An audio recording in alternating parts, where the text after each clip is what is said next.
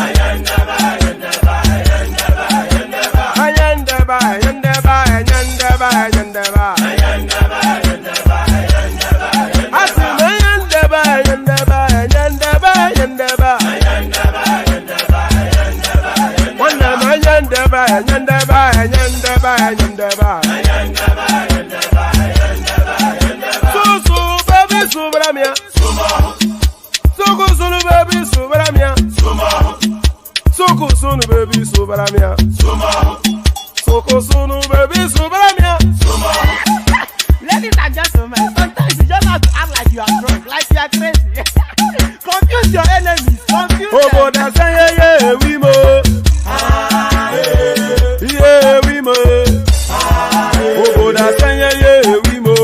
Outside ihe dị egwu ga-eme. Ọkwitara kara mi nwụrụ mmanya mi ga-akwụrụ m ụgwọ ya bebi mo. Abe Maria. Ayandaba.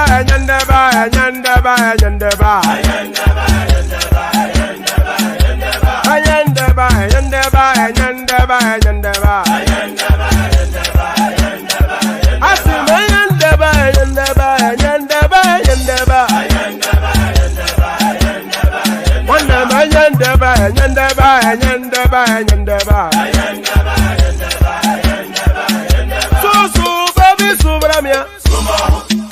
Sunu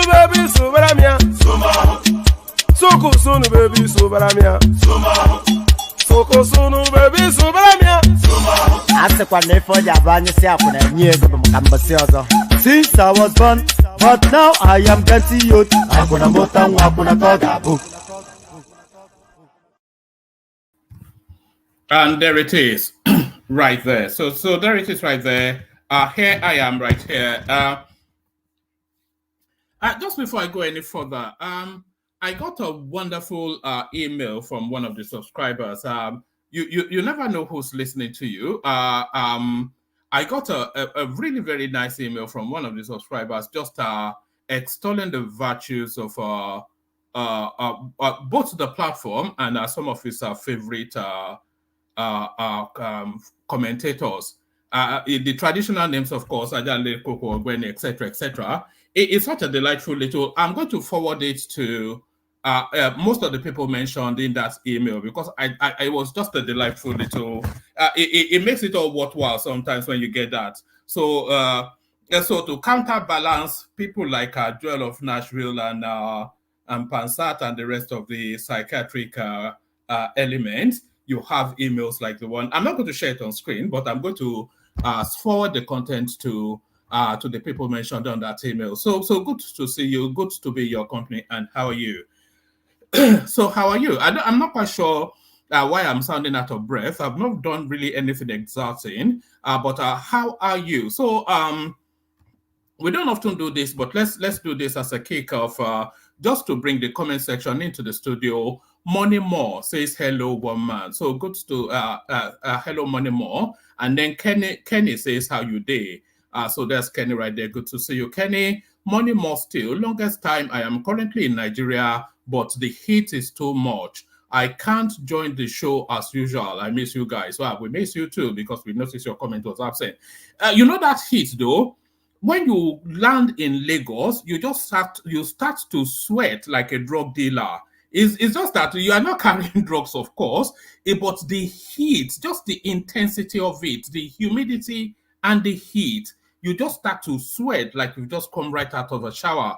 And that's Chema, of course, keeping ever steady. Good to see you, Chema. Always a delight. So, always a delight. So, the usual protocol, click on the like button just as soon as you're coming in. Subscribe if you haven't done that already. If you want to come and join us on the screen, the hyperlink that says StreamYard invites you. So, if you want to come join us on the screen, then just click on that hyperlink that says StreamYard. It should still be readily to hand. So do all those. What are we contending with today? So we're still not far away from the storyline of Better Do. The young now, they say, let the youth take over. The youth are the future of tomorrow, or however it is that the sing-along is. Well, give them an opportunity, and this is what becomes of it. So give them an opportunity, and this is what it becomes of it. She's 37, by the way, this lady.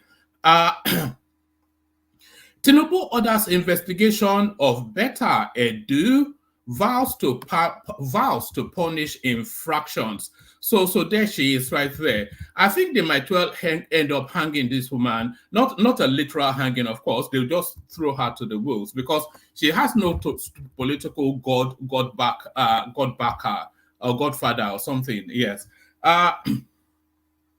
President Bola Ahmed Tinubu has let's do it again. President Bola Ahmed Tinubu has directed a thorough investigation into the indictment of the former minister, not the former, let's start entirely all over again. Tinubu orders investigation of Better Edu, orders vows to punish infractions. Okay, let's pick it from here. Maybe it reads better from here. Right. President Bola Ahmed Tinubu has directed a thorough investigation into the indictment of the Minister of Humanitarian Affairs and Poverty Alleviation, Dr. Betta Edu, in the transfer of 585 million naira grant meant for vulnerable groups in Akwa Ibom, Cross River, Ogun, and Lagos State into a private account. The president also promised to ensure that any breaches or infractions identified in the course of the investigation are decisively punished. A viral document signed by Edu and directed to the Office of the Accountant General of the Federation revealed that the minister directed the disbursement of 585 million naira approximately into one Bridget Mojisola or Oni Yelu's private account. The leaked document revealed that the money was paid into Oni Yelu's account. So this is where the story starts to get muddy, because what the accountant general told us, of course, was that the money was never released. But Edu Special Assistant on Media and Publicity Rashid Zubair had, in a statement on Friday, said the payment followed due process. Also, the minister, in a statement she posted on her Facebook page on Saturday, said the allegations were baseless, but was silent on the transfer of funds into a private account. So there's a call for her sacking, of course, as you would expect. Let's see, where do we pick it up from? Or should we just okay, let's carry. Yes. However, civil society organizations and activists called for her sacking, just as the special advisor to the president on information and strategy, Bayo Ononuga, told correspondents on Saturday that the matter was under investigation. In a statement on Sunday, the Minister of Information and National Orientation, Mohammed Idris, said the government was aware of concerns raised by the public on the alleged fraud. He said that President Tinubu had directed that a comprehensive investigation be carried out into the matter and appropriate punishment meted out. So now,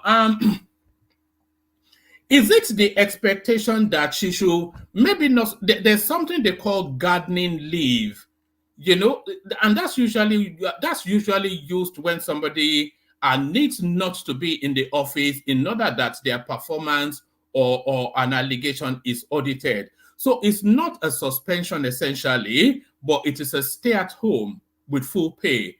So should they put her on some sort of gardening leave whilst this whole thing is being cleared up? He said President Tinubu had directed a comprehensive investigation be carried out into the matter and appropriate punishment meted out.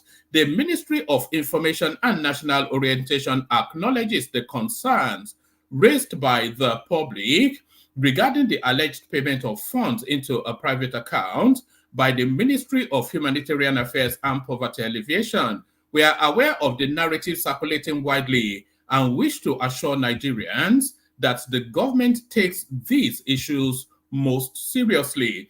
The federal government, under the leadership of President Bola Ahmed Tinubu, is transparent and accountable to the people and committed to ensuring that public funds are allocated and utilized effectively and efficiently to address the needs of Nigerians. So, in light of the recent events, the president has directed a thorough and comprehensive investigation be conducted to ascertain the accuracy and validity of the reported details. The government is determined to unravel the truth as it relates. So it goes on to give us essentially Tinubu has ordered a probe is the long and short of that long and winding road. So Tinubu has ordered a probe is the long and short of that long and winding road. But should she be maybe not suspended, but asked to stay out of the office whilst that investigation is carrying on? So that's the question. So. And by the way, the allegations continue to pour in. Betta Edu approves flight fare for staff to Kogi, a state with no airport. So this is it now. It's either I suspect she's more naive than corrupt. That's just the thing. And that is why they are saying people should have at least 3 tranches of experience before they go into that level of seniority in governance. So you should have 3 tranches of experience. So 3 solid spaces that you have had leadership roles or some sort of solid experiences before you then carry through to become a minister of state. It's naivety or corruption, and I suspect, or I hope for our sake, it's naivety. Better Edu approves flight fare for staff to Kogi, a state with no airport. So you all know where that is headed. So we can leave that at the headline. But Lekki Airport will be completed in 2 years, says Omotosho. So is this a local airport? But hopefully it will be an international airport, because the location of the airport in Lagos it doesn't work. The commissioner for but if this is coming out of Lagos State, though, then it might well be a local exercise. The commissioner for information and strategy, Gbenga Omotosho, has said that the Lekki Ekpe International, so it's an international airport, will be completed in 2 years. Omotosho, whilst addressing reporters on the second term plans of Governor Babajide Sanwo-Olu, reiterated that the Sanwo-Olu administration is committed to completing all ongoing projects and leaving a good legacy. The commissioner also said new iconic projects will be executed to give residents greater access to the dividend of democracy. The Babajide Sanwo-Olu administration is not sleeping. The governor is particularly keen on ensuring Lagosians get the best governance. This second term will be committed to complete. And by the way, this is exactly this is exactly how a governor should process his period in governance. So whichever project you start in your first term, just complete them in your second term, and then that process completes. So that's just how it should be done. So there should be no real carryovers to the next administration. So there'll still be list of things to do, but the things you started in your first term, you just complete it, and that takes off the list. So he's promising you now a new airport in Lagos. He said the Babajide Sanwo-Olu administration is not sleeping. The governor is particularly keen on ensuring Lagosians get the best governance. This second term will be committed to completing projects started in the first term and even executing new ones. The Lekki Ekpe International Airport, which will take pressure off the Murtala Mohammed International Airport, will be built and completed in the life of this administration. Government is in talks with investors, and the project is expected to be completed within 2 years. The airport will be built on about 3,500 hectares of land, accommodate about 35 aircrafts, and convey 5 million passengers yearly. Contractors have been identified, and we're talking to investors because it is not something the state can fund alone from its balance sheet. The commissioner also said the medical university proposed by the governor will be established. This is still on the drawing table, but I can assure you that it is close to the governor's heart, especially to curb the Japa syndrome, and so that Lagosians can get greater access to better to better healthcare, he added. Other iconic projects we have started include opening Ojota Link Bridge, Mercy Children Hospital, 500-bed mental health treatment and rehabilitation center will all be completed. So a new airport. I didn't know it was. I didn't even know that the state governors had the authority to build international airports. But there it is. Tom, G5 will support Tinubu in 2027. He's a seasoned administrator, and there it is right there. So that's a PDP man. That's a PDP man. That's a PDP man. That's an APC president. That's a PDP man. And that's a PDP man. So if this follows through, if this carries, because it's very easy to say that now, whilst they are looking to him for the dollars, but if this carries through to 2027, I cannot say what will stop Tinubu. But then out of all of them, actually, I think it's only Sheyi Makinde that is still wielding any real state power, but there it is right there. That's Otom. Although Otom's promises carries no weight anymore because, of course, it doesn't have the authority of state. So it does not have the authority of state. There's still plenty to go through, but I'll just give you two more. It looks as though Tinubu has signed Ruga into law. You know that Ruga that Buhari fought tooth and nail to establish? It looks as though Tinubu has signed Ruga into law. Our Supreme Court grants federal government exclusive control of all inland waterway. And this was the marquee theme around the Ruga narrative. The Supreme Court has granted the federal government total control of all waterways in the country, including the right to levy and license operators in the sector. The court, in a landmark judgment it delivered last Friday in an appeal marked XYZ, held that states lacked the constitutional right to impose levies on businesses operating in the nation's inland waterways.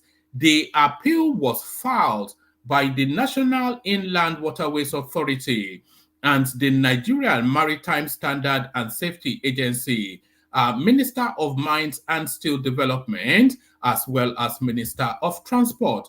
Respondent to the case were the Lagos State Waterways, the State's Commissioner for Waterfront Infrastructure Development. So this is probably going to impact on states like Lagos the most, really. It will impact on the southern. What water is there in the north? They don't even have rainfall, never mind water. So this is essentially a levy against the southern states.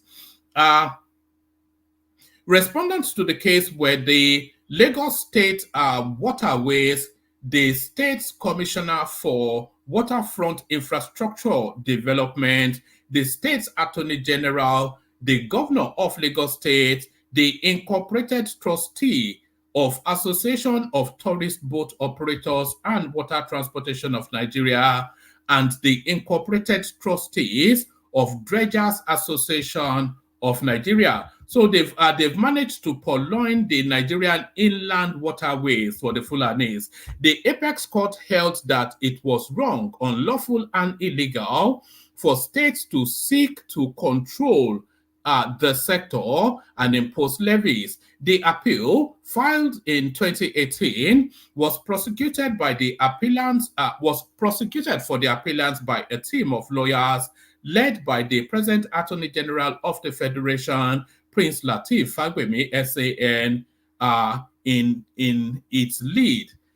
Judgment that was prepared by Justice Ayang Okoro and read by Justice Emmanuel Agim. The Supreme Court held, I'm reading you this in full because it's of some importance. Hopefully it doesn't go on and on. Pardon me.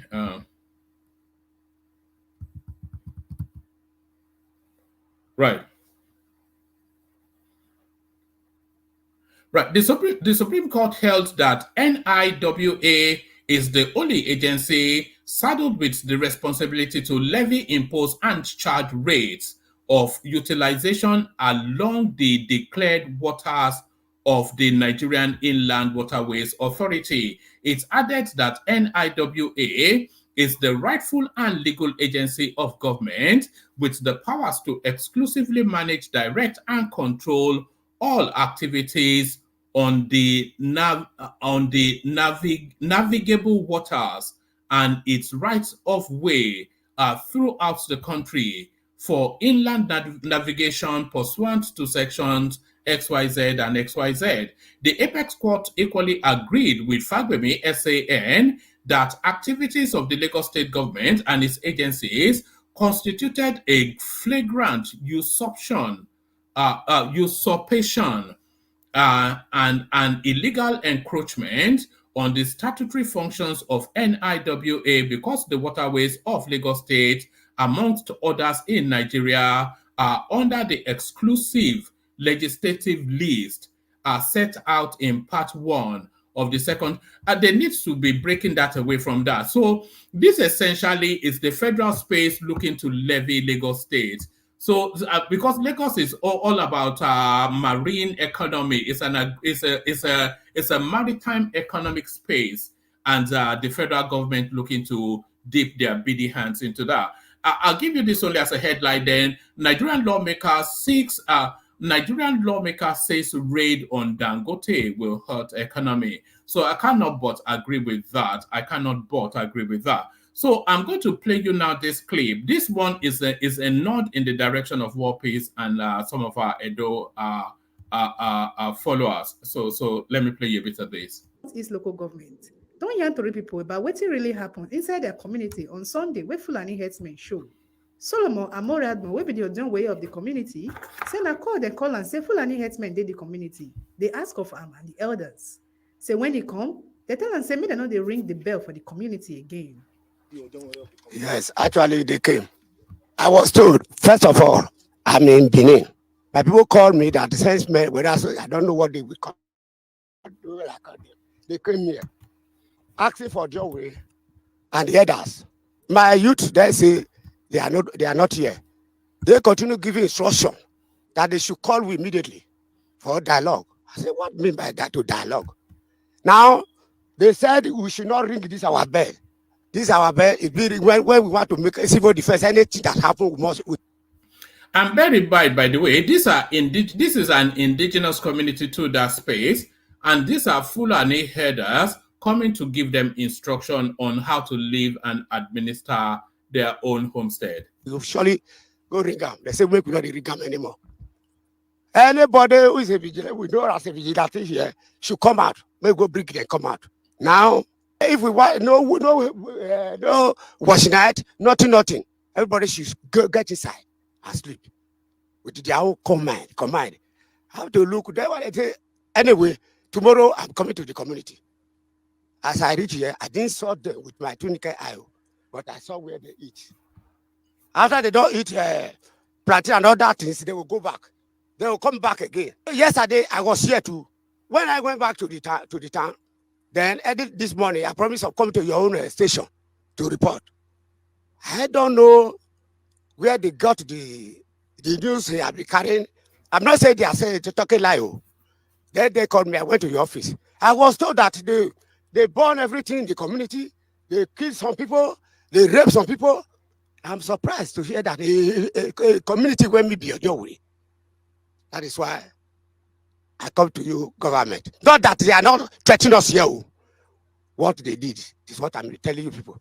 And it is what I'm saying. I didn't see any house be burned. I don't see it with my naked eye. If I see it, I'm not afraid of anybody. I go say they burn them, but I'm not seeing it. Osadebame Aigbe say the Sunday after the Fulani herdsmen come to threaten them and shoot gun for air, them go Ekeadolo police station because the instructions where the Fulani herdsmen give them make them fear, as him and some others don't pack their things come up for the community. This morning, on Sunday, when they say they come here, the way they speak, on start of Sunday, we went to Ekeadolo police station to go and give a report. That very day was so tough for this community. DPO is not around at that time. So it tells us we put a particular down. What we particular said we give our number down. This morning now, our young way call us, say CCCO, say that they come and say, okay, I have to rock on. In the morning, I day here. So when I day here in the morning, before I reach here, if you read this community now, nobody, everybody, put myself, all my property, they are not here again. Because the instruction where they give on Sunday is a stronger information. All those Fulanis, the instruction where they give, say where they come, but three come from that upside. Their leader wear camouflage. Who explains that day here? If wear camouflage, say they don't need anything. Shooting gun for this place. Where is the gun? They say, where is the vigilante for this committee? They say vigilante is not around. Where the audience? Say the other say, well, as it is now, anything shooting gun, they don't need them. Where the gun would not shoot, they say not be gun, say now knockout. The company knockout. We say, well, from now on, they don't surround this place. Before they know it, a battery come from it. There's one road, go like this. We take it, they come out. Before they know it, about 6, they come out from this place. Small time, they shoot gun, go up, pa, pa, pa. The whole committee, the whole everybody, you see all the old door locked. A lot of them begin to run. That's the function we gather. And true to when we come, when I come today, small time, go see up there. When the soldier come, I will tell them, the last house, there now, almost that time where they come, because they don't enter bush now. They if you hear now, the car will go here now.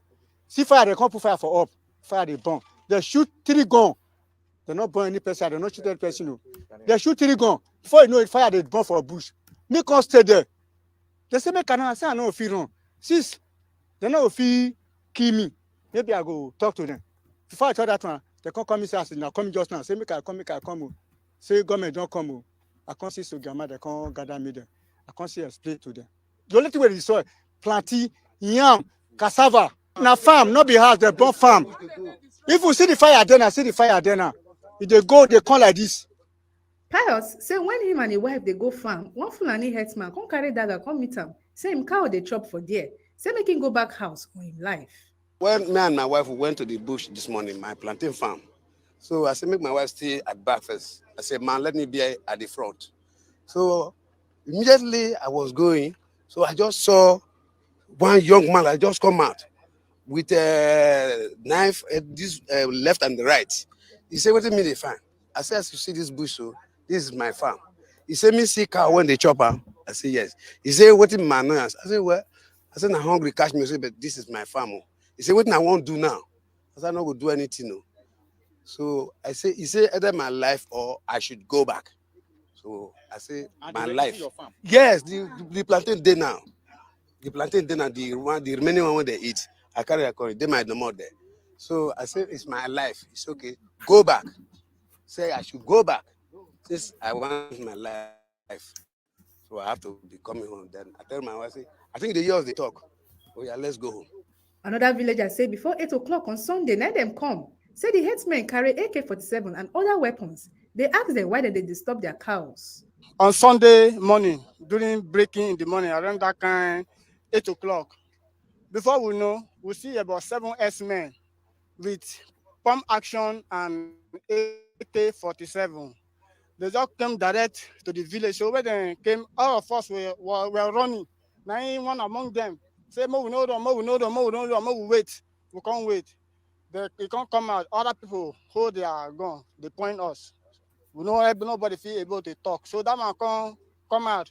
You can't say, where the vigilante of this village? We say, all the vigilante, they have traveled. We say, what about the elders? We say, all of them don't go Benin for Christmas, New Year celebration. The court talk say, now henceforth, say all those birds, where would they knock? Say, what is the meaning of that bird? Say, they don't want to hear them again. Sunana said the Fulani herdsmen cow, they chop their plants and food. Say no good. Fulani people, it goes to that, you who everybody, Fulani ide, it go up, Mama Koli, it goes to that. Fulani, what happened? Where they go? Say no, they go broching. Say no, come on. Palante to chop. Cassava is the chop. Say you, Fulani, this one is no good. This one is no good. Say what happened, this way is no good. Say my cooking, my guam. What happened? Ma de go house. You is the common. Nabi, is the common, you go sit there. Na dade anan. Ni na dade anan ina aiki anan. Shekaru da dama ba kawai ne ke ban zo anan ba. Lokacin da dun na zo shekara 2 kenan wanda abun da ya faru na zo nan ina kwana anan wuri ina zuwa ina aiki nan ko da yaushe nan nake aiki. Na tashi na tafi in tai daji in je wurin aiki. Ina dawowa ina zuwa ban kai ga isowa ba. Ina haɗu da su suna ɓanna. Su Fulani suna saran falante. Shanu na ci gari suna cin gari. Ina ce musu wannan abu da kuke yi ba kyau fa.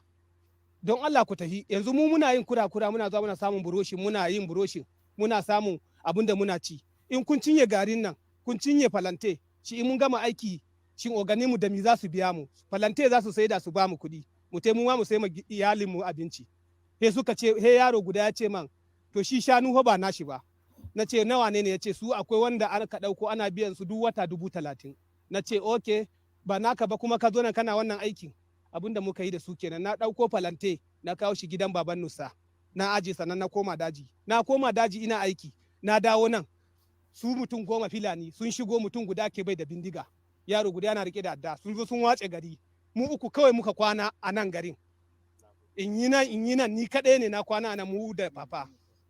Command public. No, I want you to now pay attention to the person that is in charge of policing of that space, and then see and then form your own conclusions. You know, so you've heard the backdrop. Look at the person policing that community.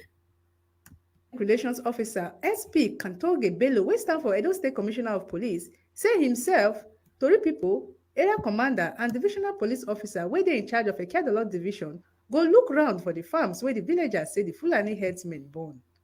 It has become necessary for the police, after receiving the reports on some print media and some online media, that Fulani herdsmen have sacked all the people in Oberen Second community of Obia Northeast local government.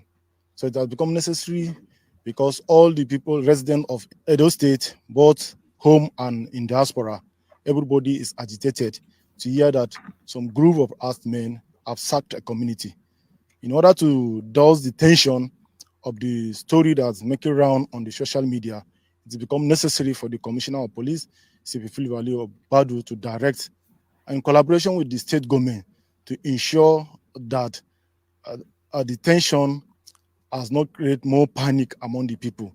So the Commissioner, in collaboration with the state government, directed we come and see with our own eye, also to inquire from the resident of the community.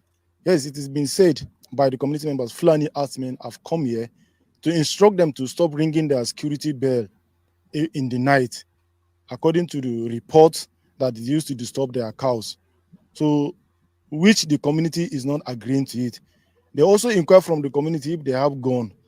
As the sound of vanguard knockout that had been used during the yellow tide period maybe created the tension among the Fulani, thinking that it is gone.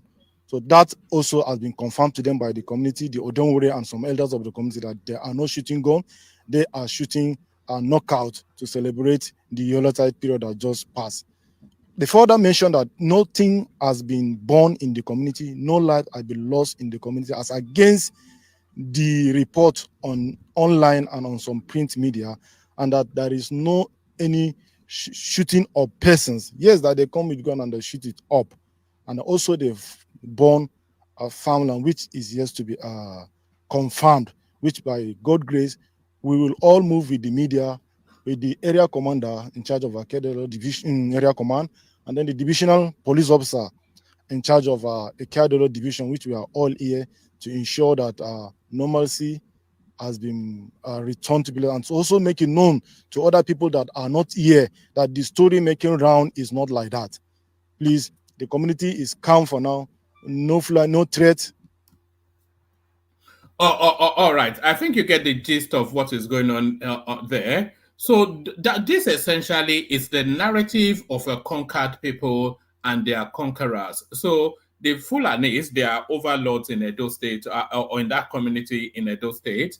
They've come now to give instructions on how their subjects are to live their lives. So this is a narrative of the conqueror and the conquered. So there it is. And if you think that is peculiar to that community, then you are living in cloud cuckoo land. This is the narrative of all of us. We are the conquered, and our overlords is the Fulanis with their AK-47. So there it is right there. They took us for cheap. The might of Nigeria. There's only one solution to this thing. We need forest rangers, which are the Amotekun Corps has to morph into a forest ranger. They have to be heavily armed, and they have to meet these people at their entry point so that they are not able to get into these communities. So they have to be heavily equipped, given sophisticated surveillance equipment and kits, so that they go into the forest and cut these people off before they make incursions into communities like this. But otherwise, you know, they are coming, they've taken the middle belt and now they are on the shores of Edo. Forget Edo, they are on the shores of Oyo, they're on the shores of your hometown. And they will start giving those instructions on how to live your life. And very soon your Oba steps down and it becomes an emir. And that has been the narrative of everything. So there it is right there. So there it is right there, the Nigerian storyline. So let me play this final clip. This one especially for Ajan Lekoko. So this is it now, the goings on in Lagos State. láti wá sí ìlú ọkọ̀ wa hàn sáwọn aláṣẹ wa ní Lagos Island. Owó ilé ti pọ̀ jù. Owó ilé ti wọ́n jù. Ìtaláwa ní gbogbo àwọn ìtaláwa ní gbogbo àwọn ìtaláwa ní gbogbo àwọn ìtaláwa ní gbogbo àwọn ìtaláwa ní gbogbo àwọn ọmọ pariwo. Ẹ jẹ́ ká jáde láti wá sí ìlú ọkọ̀ wa hàn. House rented ìlú. Ó di dandan mẹ̀kúnnù gbọdọ̀ gbélé. Gbogbo àwọn ìpínlẹ̀ ẹ̀dùn fẹ́ ṣe pàtàkì. Ó ṣe dandan fún ìgbà ẹgbẹ́ àwọn èèyàn. Ó ṣe wá ṣe pàtàkì.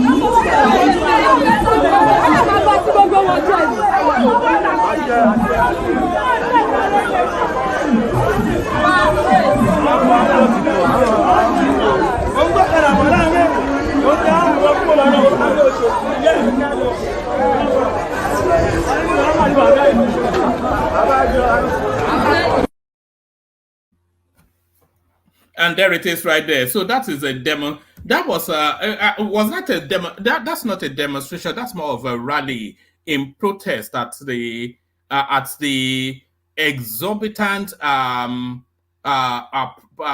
rate of rent in Lagos Island.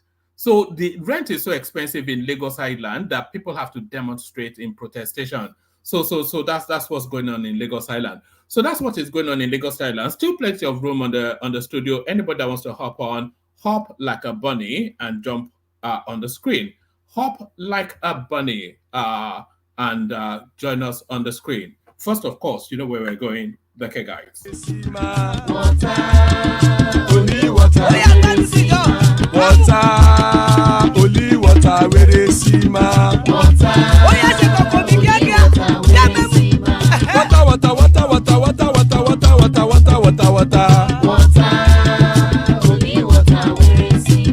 Hapa o naido.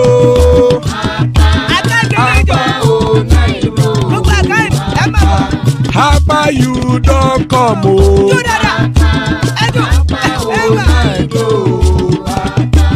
Hapa o naido.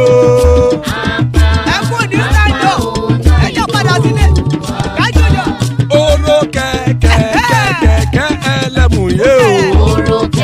Ilé sọ́dí kẹ̀kẹ́ ẹlẹ́mù rẹ o. Bobby master kẹ̀kẹ́ ẹlẹ́mù rẹ o.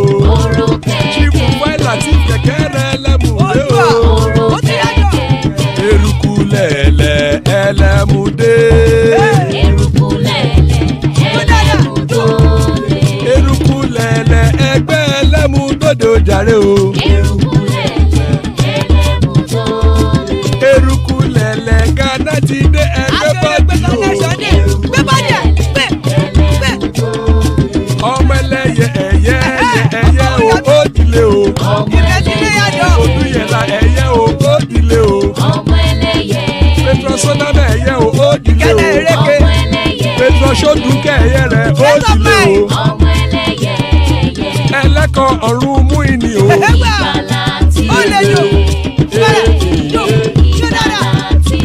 Àkùkọ ọ̀run mẹ́kọ.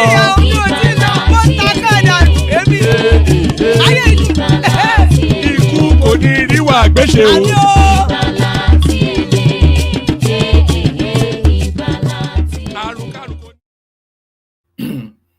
And there it is right there. Ikuko Niriwa Gbeshe, may death have nothing to do with us. So amen to that on behalf of myself.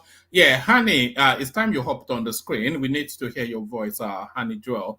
Ikuko Niriwa Gbeshe, may death have nothing to do with us. So amen to that on behalf of myself and you, my friends. So Ikuko Niriwa Gbeshe, I was going to start off with Ogbeni and his left. So Kidola joins us. I think this might well be your first time here, Kidola. War Peace in the house. Good to see you, Konnichiwa. Father of the bride, Ajanle Koko, good to see him be in your company. Solly joins us from Amsterdam. Good to see you, Solly. And then Ayo joins us from Canada. So there they are. So there they are. So let me start it off with you, Kidola. I didn't even know you had interest in Nigerian politics, Kidola. Ola. Yeah, thank you, bro. I hear you. Waiting to happen. But you see, sometimes when I speak, sometimes I go there like person there everywhere. You see, when corruption, you see, this is a community of Edo people, right? Oh, now there you won't start. You won't start from there, though. Yeah. Now that topic won't start from because now that place, that state I come from. You see, when you are weak, you will be conquered by foreigners who came by trailer into your community. You understand me? If you check some of these cows, sometimes they be on sometimes by some Benin people inside that Benin city. These cows sometimes have invested people. Some of them come from inside Benin city. You understand me? These people coming to control the indigenous have been staying there for thousands of years, telling them not to ring their bell. Now, perfect corruption when they happen for that community, even that state. You understand me? Sooner or later, they'll come invade like the way they do to Plateau State and the way they do to Benue State. That one when they first give them now to see how weak they are. You understand me? You have to understand Fulani people are very good in politics. You know, they were asking them not to ring their bell, but the one important question that they asked them was that does any of them have weapons, and they said no. So with that, they know that they are captured people. They'll start making demands that you have to start paying rent. They'll start levying them for money and foods and women. Big time. And this is the beginning of them stepping into Edo State, conquer one village one at a time. If these people refuse to fight back, I drove these people away. What I mean, drove them away far. They have to go to the Oba of Benin and complain to the Oba of Benin. Say, look, these people are in our society. They already try to tell us if we can cook plantain or we choose to cook yam. You know, sooner or later, they'll be telling them every Sunday you don't need to be in your house or be inside your house. They already be conquered already fiscally. Look at the man that was going to his farm, and the Fulani guy told him, "Go back home because my cows are busy destroying your farm." So, and the guy turned around and says, "Thank you, sir," and he took his wife by hand and they went back home. They can't do nothing. Even the policemen, they even scared themselves. You see, the police are even talking nonsense out of their mouth, and we just come to check. You see, what this man did, Buhari did, to turn them around, to overturn them, you have to fight a battle. Because this is not just about using mouth to talk. Buhari is gone. For that 8 years of Buhari, our people are being conquered spiritually, emotionally. You know, those are defeated. Their community. That and by the way, no, this is not to cast aspersions on anything about them because they're just a farming settlement. But they are defeated people. The leader of the community. Hold on. The leader of the community. You could hear the it's a case of surrender now. They said they said they were hearing noise. And they had to explain that it was bangers for Christmas. And then they told them, hold on. Good morning. One man, let me tell you the truth. That Odion way there is like a head of a village. That man have more control in his own village even than the Oba of Benin. You understand me? That man, when they say head of a village, it's like the senior man of the village. They call Odion. Odion is like a prime minister of a village, of his own people. He's already a corrupt man. He's already a man that's already been, he said knockout. Why they shooting this hotel guy? He said, oh, no, we shoot it knockout. They have to fight. Stand their ground and fight. Otherwise, the Fulani will come and massacre them. Like what they're doing in Benue now and what they're doing in Plateau State now. Somebody should come in. Yeah, thank you. I know you're trying to picture a narrative. First of all, you would have verified your video you posted. I don't know who sent you that video. I don't know his name. I was trying to get at, probably is trying to get to, maybe I've said me or some other people on this platform. Probably because I'm always on their neck on history and No, on no, this no, hype. no, no, Hold Anna. on, hold on, No, one more. no, Hold it on, wasn't. hold on. Hold on, just 1 second. It's not that video it could have been an incident in Oyo or Ogun or Benue or Onitsha. So forget that thing. Let me tell you, you This don't is know an what I'm going to. example of what is going on. So don't No, don't no, turn no, it no, no. don't turn it Hold into on, an hold on. anecdote thing. Don't turn it into an Oh, anecdote. hold on. Yeah. That video, this thing is, do you know when this thing happened? This is a very old clip, more than 7 years ago, when that Fulani stuff started in Nigeria, in Western South, in the South. I believe that the people that we chased away from Benin that went to This is no more than 7 years old though. Like, I can check the timing for you. check is old, is about 5, 6, not up. What is it long ago? Check it now. This is not new, this now. Do you know that guy that was standing at the back of that guy? That was the former vigilante head, Aruna. This Now was he on spoke. this was on the 7th of January. No, that's when they sent it to you. It's not when All it right. happened. All right. This is a very old thing now. Go verify. You would have asked I know. before. Actually, it's an old thing, but not as old as you say. It says January 2022, so It's it's not even just 2022. it's just about It's a not year even old. 2020. It's not even All 22. right, all right. Let It's me still just the tell you. Okay. Let me don't just turn tell. it into an Edo defending Yeah, yeah, something. yeah, yeah. I don't know who that's. Yeah. Don't worry about So I it. don't know who said it to you. I only wish it didn't happen in Edo. Then would have had a but No, don't turn it let me tell you into now. defending Wait. Edo. We Oh, don't want to no, do wait, that. Yeah. hold on. Because such things not happening anymore in that area because they All chase right. all this. Vigilante, but the vigilante people did a lot of good job in that area. And just vigilante in that area. I didn't say it did not happen. It happened then when that thing was going on in those areas that time, and it was really bad. But the governor put a lot of work. The vigilante group came up and to secure not only that place, Okada. I think Okada, as it was in a mess, you can't even pass through already. I think Akin was talking about it one time. You can't even pass through already. That's the boundary between Edo and Ondo. But somebody make it look like it just happened just after Christmas here, which is not good. That's just my point. Thank you. All right, let's just move from there. But at what pace?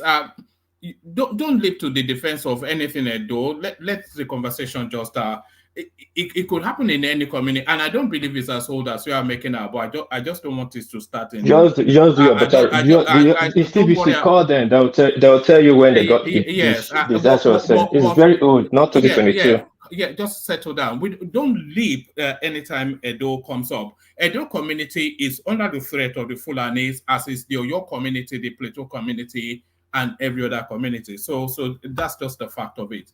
But let me just move it on because I don't want us to start in that. Let me move it on.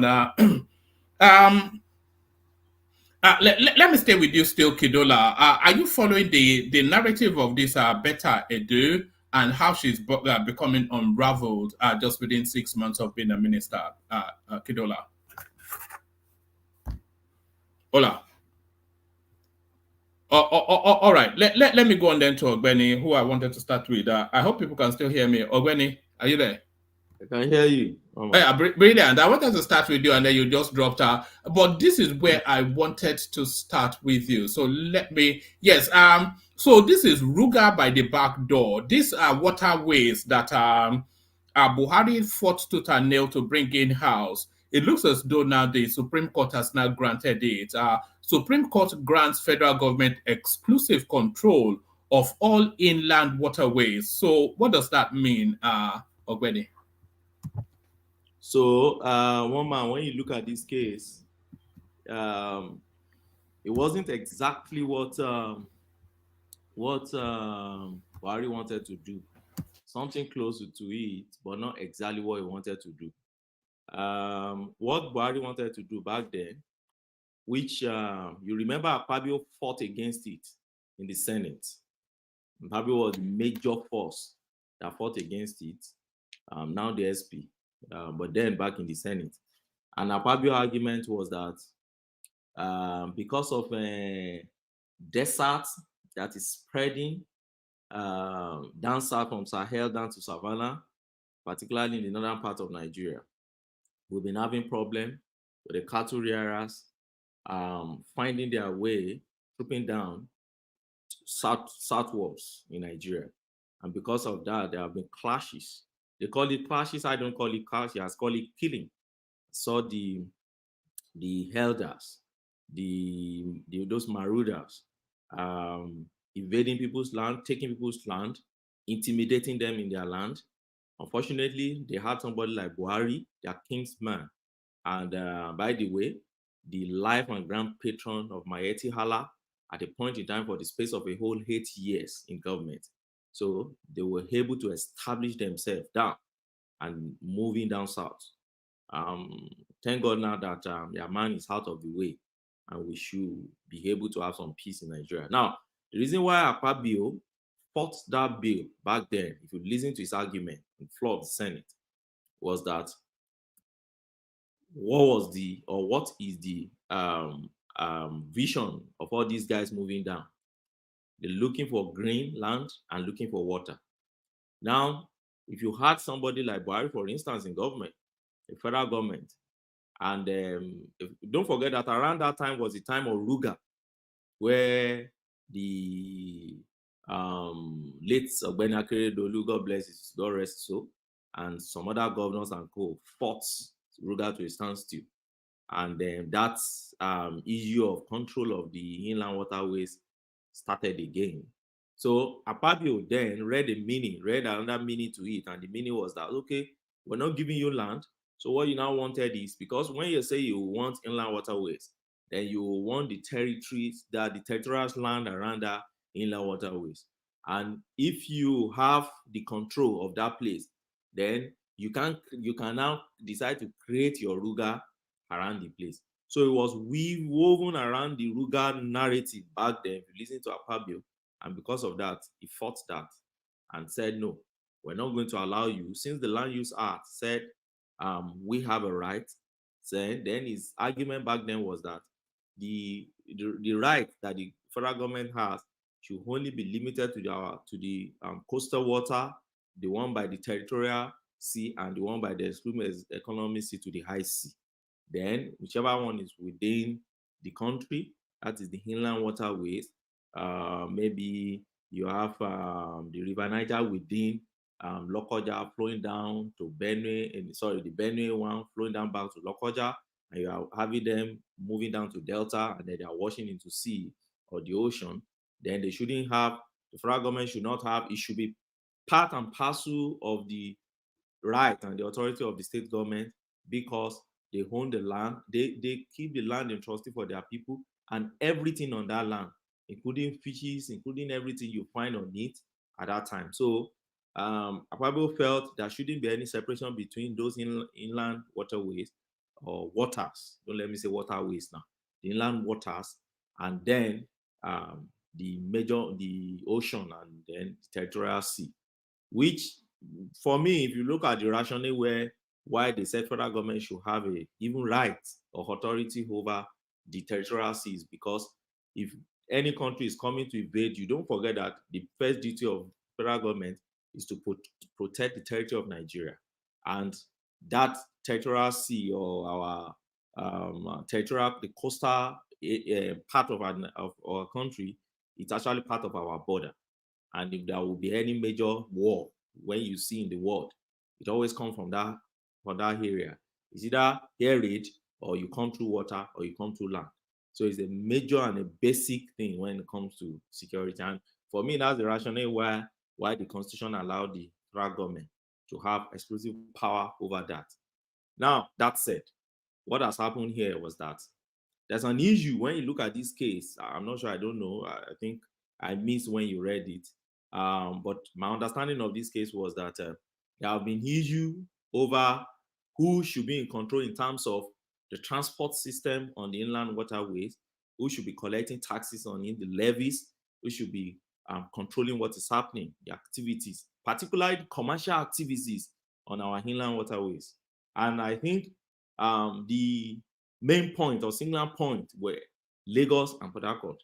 If you observe Lagos over time, yes, it was Lagos that actually fought back the most against that bill. Yeah. Yes. So really, when you look at Lagos mainly over time, not Tinubu time, but immediately after that Fashola, towards the tail end of Fashola's period, you realize that the focus of the development of infrastructure in the transport system or sector in Lagos moved or tilted somewhere towards water transportation.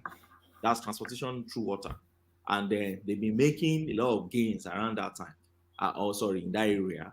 And so the federal government, for everybody levies fee, they have their fee, they will levy fee, of course. You have your boat, you put it there, they were controlling those areas and others. You want to, I don't know Lagos much, but you want to move from one point to another point on the water that is not on the IC, the water within, Lagos, then the state government. So here comes the issue. So the question you ask yourself is, should it be the federal government that should be? You see, this issue is more like you remember the time of, was it Ogunlewe who was the Minister of Transport back then? Ogunlewe and against Tinubu or something like that on where are the federal roads in Lagos and where are the state roads? Who is in charge of federal roads? Who is in charge of state roads? Who can put which of these two tiers of organs of government or levels of government can put billboards by which road? So it's more like that, what is happening here. And the Supreme Court said the federal government won, fine. But let me tell you my worries. You see, the Supreme Court should, I think, try to be very careful when it comes to, it's a court of, policy. So they don't just make judgment based on the only fact you present before them. They should, don't let me say they do. Now, they should look beyond the immediate implication of whatever decision they are making. They should look beyond that and look into the future and see what will be the implication, particularly on economic, on the country, where the federal government as of today has too much in their hands. The rail transport system, if the federal government had allowed the rail transport system to be within the residual list, which is state, or to be within the or concurrent list, which both state and federal government can do, over decades, we would have moved further than where we are today. But the federal government, head on to this thing, electricity, you're holding on to it, energy, you're holding on to it, military, you're holding on to it, even paramilitary, that many states, many countries in the world have, deregulated. You're still holding on to it, you're holding on to too much. So for me, I think the Supreme Court should look beyond that. So now, okay, you say federal government is the only one that, which inland waterways would federal government go and focus on now? So if today now they are focused only on Port Harcourt, somebody in Kogi will be telling you, oh, you have not done at home. Somebody in Lagos will be saying, oh, you have not done Lagos. You could imagine the kind of decision we're having here. Although I'm exercising a little caution here because I've not even read the... I think it's a narrative of levies, isn't it? They want to be able to levy the... and that's why Lagos State was the... If you look at the people who actually fought against it the most, it was Lagos State and Lagos State agencies. Waterways. Yes. Lagos waterways.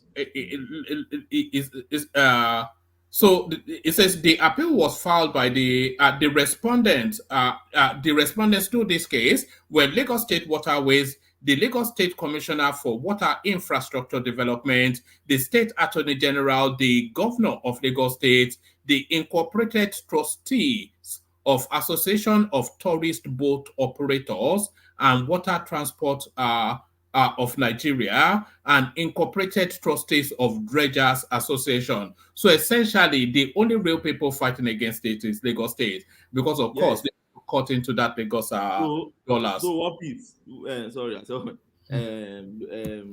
Walmart, look at it from this angle.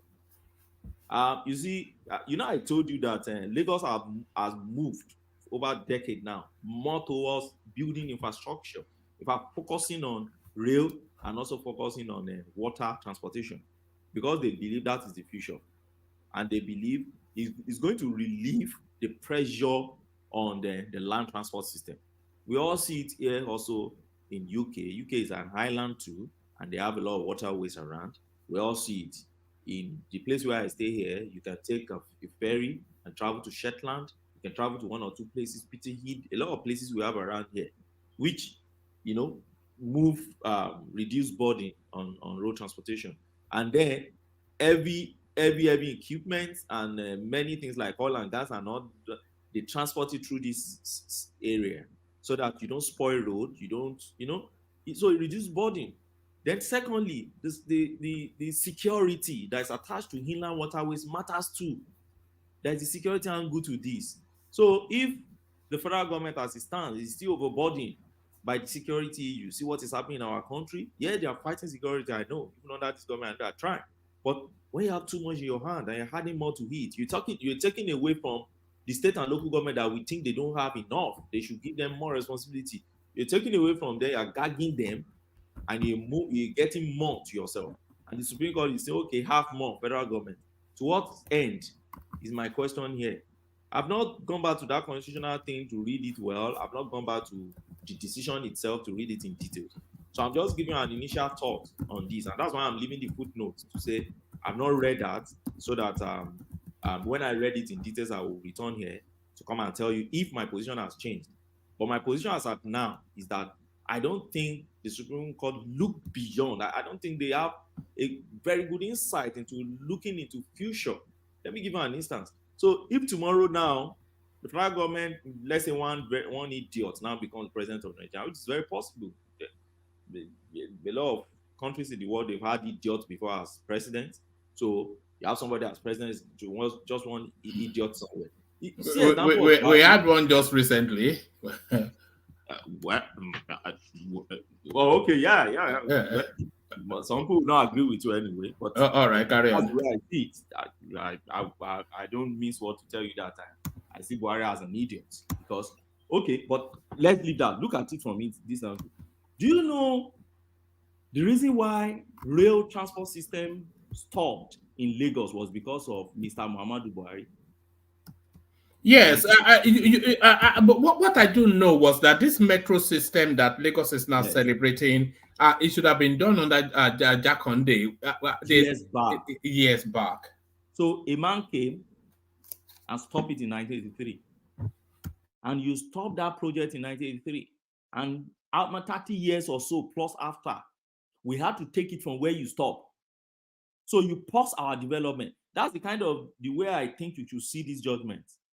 So whatever you have in that waterfront, whatever infrastructure development you have there and co, just one federal government policy can destabilize what is happening in that area. So it's beyond you're collecting levy. Yes, that's the angle is looking at it.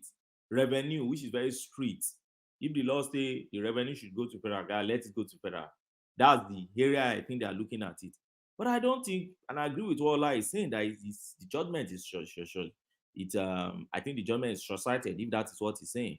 I don't think the Supreme Court look well on this. I think, but in law we always say there are mortal men like us. They are fallible. We may not see it from the angle we are seeing it. The best time for this judgment to come so that Tinubu can address it. I don't think Tinubu will allow anything that destroys the economy of Lagos State. Well, I think it's beyond that. So if you're going to notify this, you go back to National Assembly. But we have the SP there, Akpabio, who will definitely not be happy with this decision because I know Akpabio fought. Ogbeni, Yep. Can I ask you a question? Yes, please. I think they said Supreme Court decision is final. It cannot be upheld. It cannot be changed. Yes, you can't change it, but National Assembly can go back and legislate, which will supersede it again. Okay. But the funniest thing, why is it that this judgment that is very important to the country was not, people don't really know this kind of proceeding going on in the court? Why the public were not informed? Why was it only Lagos that was battling it?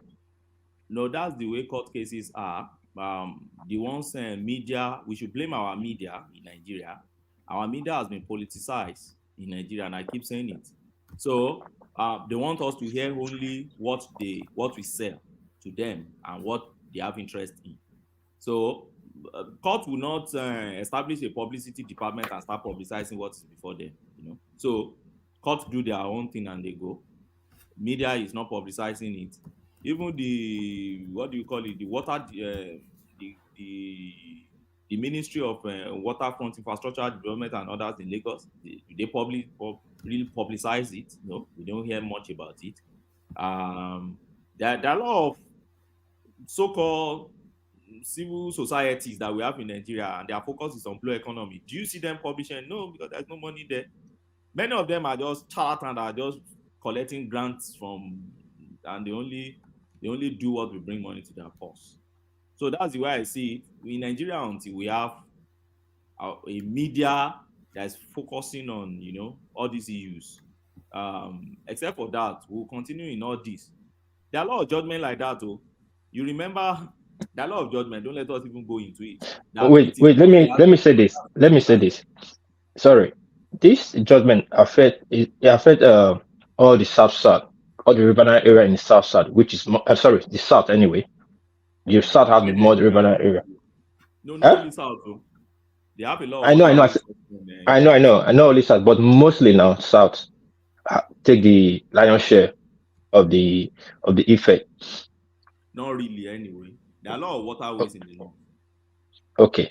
Now, why is that? Again, ask you again. Why is that? It was only Lagos challenges this with federal government in court? Why not remaining? The answer is clear now. Lagos is always leading in all these issues. And I think it probably impacts because out of all of the Lagos is the only one that has a real waterways economy. Nobody else. Yeah. The mistake we are making is for us to leave it for Lagos, because if the remaining 20 states were with Lagos, they would have more force and more push. I agree with you. But you just leave for Lagos because you think Lagos benefited, that it's not our business. No, it's going to affect everybody in the nearest future. How will it affect them in Sokoto? Not Sokoto, I'm talking about the south, from Benue, or the waterways down to Lagos. It's going to affect communities. Now we are looking at state by state. We're not looking at community by community that have waterways that by the time federal government take over, your own waterway that pass through your farm, you cannot even make use of it. By one decree they will create. And this is what same thing Obasanjo did 1970. Oh no, let's not go to Obasanjo. Just okay, make that point and then back to Ogbeni. Yeah, okay. Obasanjo made the same decree giving federal government all lands. Now they want to give them waterways. See the problem we are getting from that decree now. That's why Fulani are moving from one place to the other with their cattle. Now if they do this waterway now, that will be on that problem. Then let me just add this quickly. Why did the Attorney General pull out this case and on the grounds of they're going to review it and start all over again? He's our president here from the south. The Attorney General was actually the one legislating it. It was the one acting on behalf of as the lawyer before he became the Attorney General. So why didn't he pull the case out to buy time and notify the public? He had that. But is that not possible? No, you are the case favors the government now. So why would they pull it out? So the case favors the government. It depends on the decision of the federal government and the stage of the case. So don't forget the Attorney General will advise the government, and whatever they decide, it takes action for the government. So the Attorney General cannot just act on its own. And then here you have a conflict of interest in terms of professionalism. They brief him in a professional capacity, right, to file the case, not his personal case anyway. So he filed that case and they'll be pushing it over time. Now he's on leave from his private practice now on the side of the government, don't forget. So whatever is going on in his chambers, he must not be attending to it as at now that is an Attorney General. That's one. Two, assuming the case has been reserved for judgment, as at the time he became Attorney General, there is nothing he can really do again. Then another point I want to make here is this: there is hardly any state in Nigeria, a majority of the states you have in Nigeria, they have waterways, they have rivers. Most times, you see all these And don't make a mistake that north, there's so many waterways in the north. Don't forget that the major rivers you have down south, they all have their source from the north. All. Your river Niger that wash down to Port Harcourt comes straight from the north, right? Through Duku, down to Kanji, down to Niger, down to Lokoja, wash down to Onisha, and wash down to Port Harcourt. The other one you have on the Makurdi axis, cut and enter from Cameroon, that's not Cameroon, and enter those Kumo down, Makurdi, down, Lokoja, and down to Onisha, then down to Port Harcourt. So you cannot have all those your waterways you have in the south without the north. That is the way Nigeria is configured by nature. So don't let us make that mistake of thinking no waterways in the north. We'll all be equally impacted in this thing. So then lastly, on the point you made, I agree with you. So what the federal government can do if Tinubu is not happy with this, I don't know. I don't know his stance on this. I never saw him. He didn't speak expressly, speak against it during Buhari. Well, for a reason we all know back then. So if he's not happy with it, they should return to the National Assembly and find a way to legislate or have a legislation that should override this Supreme Court thing. They've done it before. You remember, in several cases, I'll give you just one of the examples where they've done it. When Omeya became governor of Lagos of Rivers State, and then the Supreme Court declared Amechi. After that, National Assembly went back and included a section in the provision of electoral act to say never should any court declare anybody that never contested or stood an election in Nigeria again, just to override that what they call judicial rascality. So things like this can happen in Nigeria too. We are developing our jurisprudence, but I'm not happy with the decision anymore. All right, brilliant. I've not read it in detail. All right, brilliant. Let me take you to the better Edo space, Ogbeni. Tinubu orders investigation of better Edo, vows to punish infractions. So I was just saying in the opening thing that this lady really should be put on gardening leave whilst this investigation is going on. So this is the first instance of corruption allegation against the Tinubu administration, and how he handles this sets the tone for what's to come. Woma, on this better I do, let me tell you my take. My take is, I think there is more to it that we have not heard. I can only hope that we'll be hearing more. Why am I saying this? I was around in Nigeria during Kemi Adeosun saga. I remember what happened. I remember there was a major case Kemi Adeosun was pushing. That Mobile or Jeep, one of these oil and gas companies, that eventually led to the issue of NYC certificate being exposed, and later led to her being intimidated to resign from office. And then they had their way, and then they find a way to put their own in her office, and then we all cry, we made noise.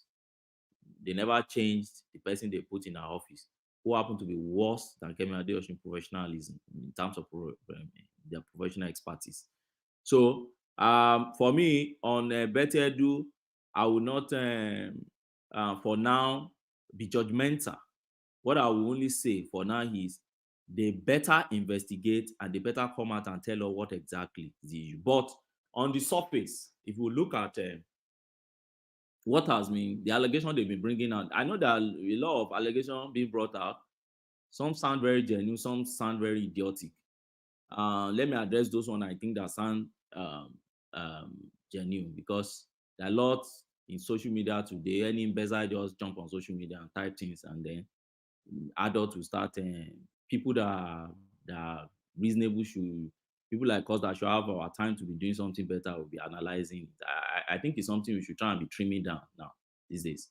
So for me, yes, I've had in my course of practice, I've had to deal with people breaching our procurement act, and in most cases, I realized that in many cases, in practice, I realized that sometimes out of sheer what do you call it now? Sheer incompetence. Sometimes out of arrogance of, oh, I have SA, well, I have civil servants around me, but I won't allow them to dictate what I'm doing. I won't allow them to teach me this job. I'll try to learn on the job. Sometimes out of ill motive, sometimes out of corruption too, and then sometimes out of the civil servant even advising you in order to fall in the system. And I know what I'm saying.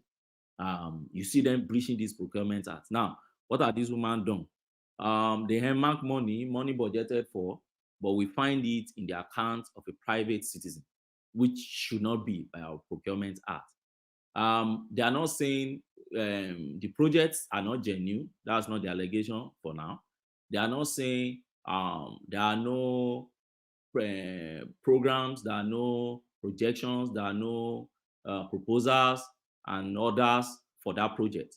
But the problem is that by our procurement act, there should be this competitive bidding and all sorts. You award the contract. Then when you award the contract, you can't have public fund transfer to the private individual. Now, what do I see here? On the surface of it, I've seen somebody who has breached a major law in Nigeria. Is in civil service. That procurement act is very key. So if that happened and the Ministry of Finance can really confirm that it happened, for me, I think Better Edu should go for it. Whether out of incompetence, whether out of her being arrogant and doesn't want the civil servant to put the civil servant are there to put her through, or the civil servants to being mischievous and then leading her to this mistake, whichever case it is, it's good for our for the sanity of our system, or to sanitize our system by having people like this to be purged out of the system. Now, where am I leading this conversation to? Where I will end it is that, you see, when people, begin to make noise of this youth thing, I'm also a youth, I'm just my 40s. I keep saying it.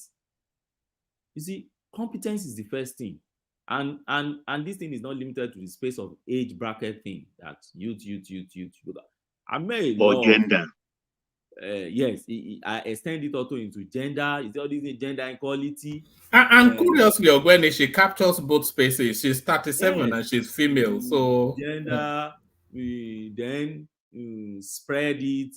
Then religion should be when you take two from this religion, you should take two also from this religion, or take somebody that has profile, first class, 10 first class, 20 certificate here. It doesn't work. I've seen it in practice. In my state alone, I know my state is compared to Nigeria, it's very microscopic. It's just 1 out of 36, right? Ekiti State, I've seen it work. Fayose is the best governor we've ever had in that state. What's the certificate he had? Polytechnic Ibadan. That's the certificate that guy had. It's better than PhD holder Fayemi who came and be doing rubbish in my state. In the person of who? You said? I said in the person of who you term the best governor in it. I beg your pardon. Seriously? Dr. Ayodele Fayose, the best in Peter the Rock. Yes. You may not like his attitude. You may think but the infrastructures he left in the state are there today. I can start counting into you. A lot of things he point to what Fayemi built. One block on the other. Point to it. You can't see any. I'm telling you, except one abandoned project, you just see somewhere and then, So that's the issue. For me, it's not by age.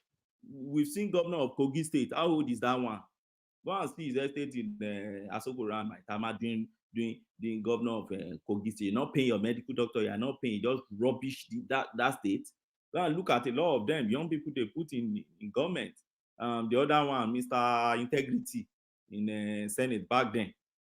Yahoo, that one from Kano. That $10 was it $10 who used as agent producer to get that one, and a lot of them. So for me, it's not about age. Yes, I know older men also who have, messed up before. Afolabi of our ID card during Obasanjo time, Tafa Balogun, those ones in there, maybe 50s, 60s. Yes. So my thesis is that it's not about age, it's not about gender, it's not about religion, it's about competence. And I think if you've not had experience before, particularly in civil service, you have no business, or don't let me say civil service, let me just say in public service. I don't think you have business in the office of a minister, because there are a whole lot you have to deal with, and you can't learn on the job. There's nothing like go and learn. If you want to learn on the job, go back to councillorship, go and learn, go back to chairmanship. Even chairmanship, you can't even learn. Go back to maybe councillorship, start to be secretary of your parapo, do your alumni association, do all these small things. You understand how to deal with human beings.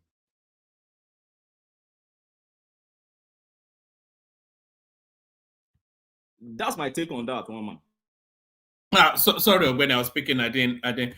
So stay with us, Ogbeni. I want to move the conversation around, but I still want to hear from you about this new airport that they're building in Lagos State. But let me kick that conversation off with Baba, who joins us. So Baba, it looks as though now within a space of 2 years, they are going to build an airport in that Lekki Epe axis. And by the way, Lagos State is long overdue for an airport. But what are you then making of this as Lagos continues to record infrastructure after infrastructure? Baba, good to see you. Yes, thank you, one man, for the pleasure of giving me the opportunity to be on your platform.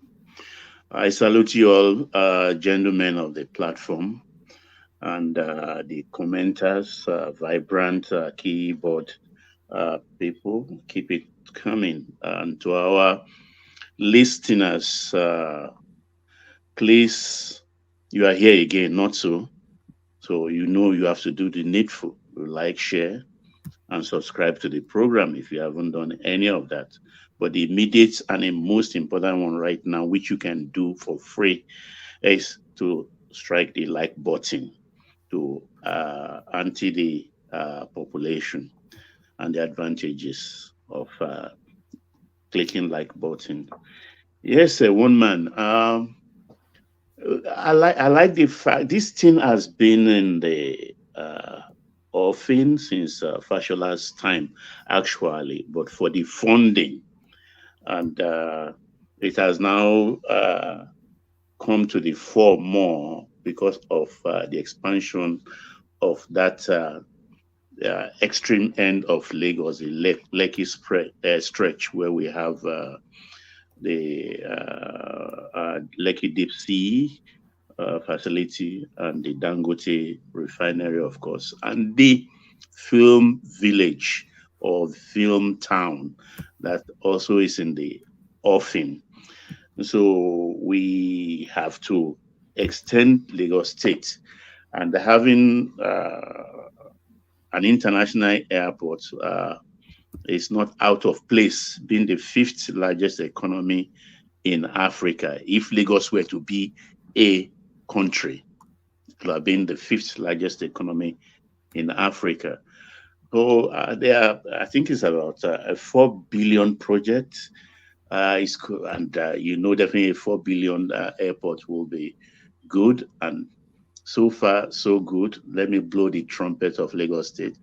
And when they are ready to splash, they are ready to splash. I've seen the design, and even the Lagos, the rail line or the metro line will be extended to that stretch, even though it's not in the original. It's going to be a PPP project, by the way. Yeah. I don't think Lagos has the budget for an airport, but I don't think they will struggle to find investors. I don't think they will struggle at all. No, they will not struggle. Don't forget, Dangote alone has about 11,000 expatriates.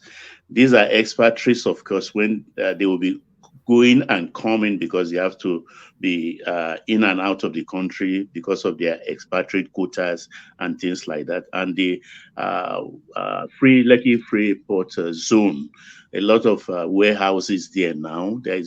And a lot of the ICT companies and they are taking warehouses there because of the depth of the beds in that free zone area, so that most of things people order can be shipped from the Nigerian ports to other African countries. It is faster and stuff like that. So those are the things that are coming up, but the funding won't be problem. I know definitely, because it's going to be viable, is going to, because of ease of traffic, because the Lagos elite who actually are customers of airlines are mostly on the island. I'm not saying yes, there's a part of me that actually speculates that is it going to ghettoize the mainland? If the elites can not have to see the mainland at all, then they don't have to address it. So if they have their own private airport in Lekki and they live in Lekki, Victoria Island, etc., then they don't really. I mean, you may not even bother to come to the mainland for weeks. What's your business there? You don't want to take you the smellies. You don't want to be associated with the smellies now. Yes, and don't forget the also the Fourth Mainland Bridge is coming too. It's all that has even already started, and that's going to ease the traffic more.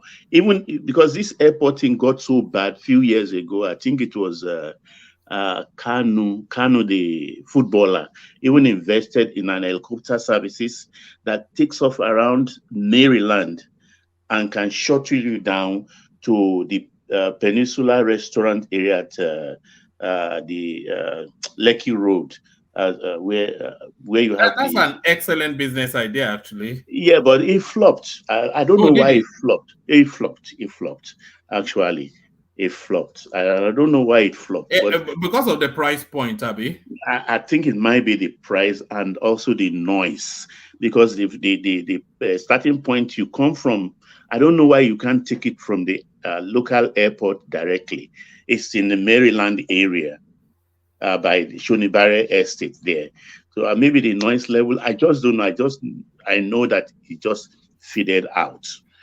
Maybe partnership problem. But the airport is going to be viable and is going to add more to the aesthetics look of Lagos state. So I think it's a state where every governor should emulate, actually, because they all have money. They all take money every month. It's a clever way to manage the traffic in Lagos, because a lot of the traffic in that Ikeja, Oregon, Maryland, or Jota, there's two traffic hubs there. The traffic hub that goes through into Lagos Ibadan Expressway. So there's that hub, and then there's the hub that comes from the airport into the city. So if they can remove that, then it will ease the traffic a little bit. It will ease the traffic. The only fear I have is that before they complete it, I hope they must have expanded the roads that leads in, coming in from Ikorodu down to Egbin into what's this place called before getting to Ekpe. That road need to be really expanded into maybe four lanes on each side because of the Dangote traffic, the trailer. That's another thing. If about 90 trailers ply that road every day, that road has to be properly made and tolled, because for nothing like a free lunch anymore anywhere. And I think anything worth doing is worth doing well. If we have to pay to use the road, so be it. Because in Nigeria generally, we have about federal government has, I think, 33,000 roads, federal roads, and every government that come, rather than maintain those roads, they want to 32,000 kilometers of federal roads. Every government that comes in, rather than maintain those roads you meet, so that we can continue to enjoy and use them without this nonsense we are seeing all over the place. They want to build new one. What are the ones you meet? It doesn't really matter. You can resurface it, put your signboard there. I, Governor so and so did it. We will understand. But they always want new projects. So these are the things that is very wrong with the federal roads. And people are even advocating right now that, look, give every road, take your hands off these roads. Let every state own their roads and their own space so that they can develop at their own pace. So that's another issue with the National Assembly right now. So Lagos State, actually, they are showing the way. And this rent thing you just show on the side, I want to comment on. Yes. Let me play it again, just for the benefit of people who may not. It's only about 50 seconds. Let me play it just for. This is the reality, though. The way Lagos is going now, the whole of Lagos will be an elite space. láti wá sí èrò ọkọ̀ wa hàn sáwọn aláṣẹ wa ní Lagos Island. owó ilé ti pọ̀ jù, owó ilé ti wọ́n jù. ìtaláwa ní gbogbo àwọn ìtaláwa ní gbogbo àwọn ìtaláwa ní gbogbo àwọn ìtaláwa ní gbogbo àwọn ìtaláwa ní gbogbo àwọn ọmọ pariwo. ẹ jẹ́ ká jáde láti wá sí èrò ọkọ̀ wa hàn. house rented ìlú ó di dandan mẹ̀kúnnù gbọdọ̀ gbé. gbogbo àwọn ìpínlẹ̀ ìgbẹ́ ṣe pàtàkì. ó ṣe lọ́dọ̀ sí ìgbẹ́ ìgbẹ́ àwọn ẹ̀dá ó ṣe wá ṣe pàtàkì.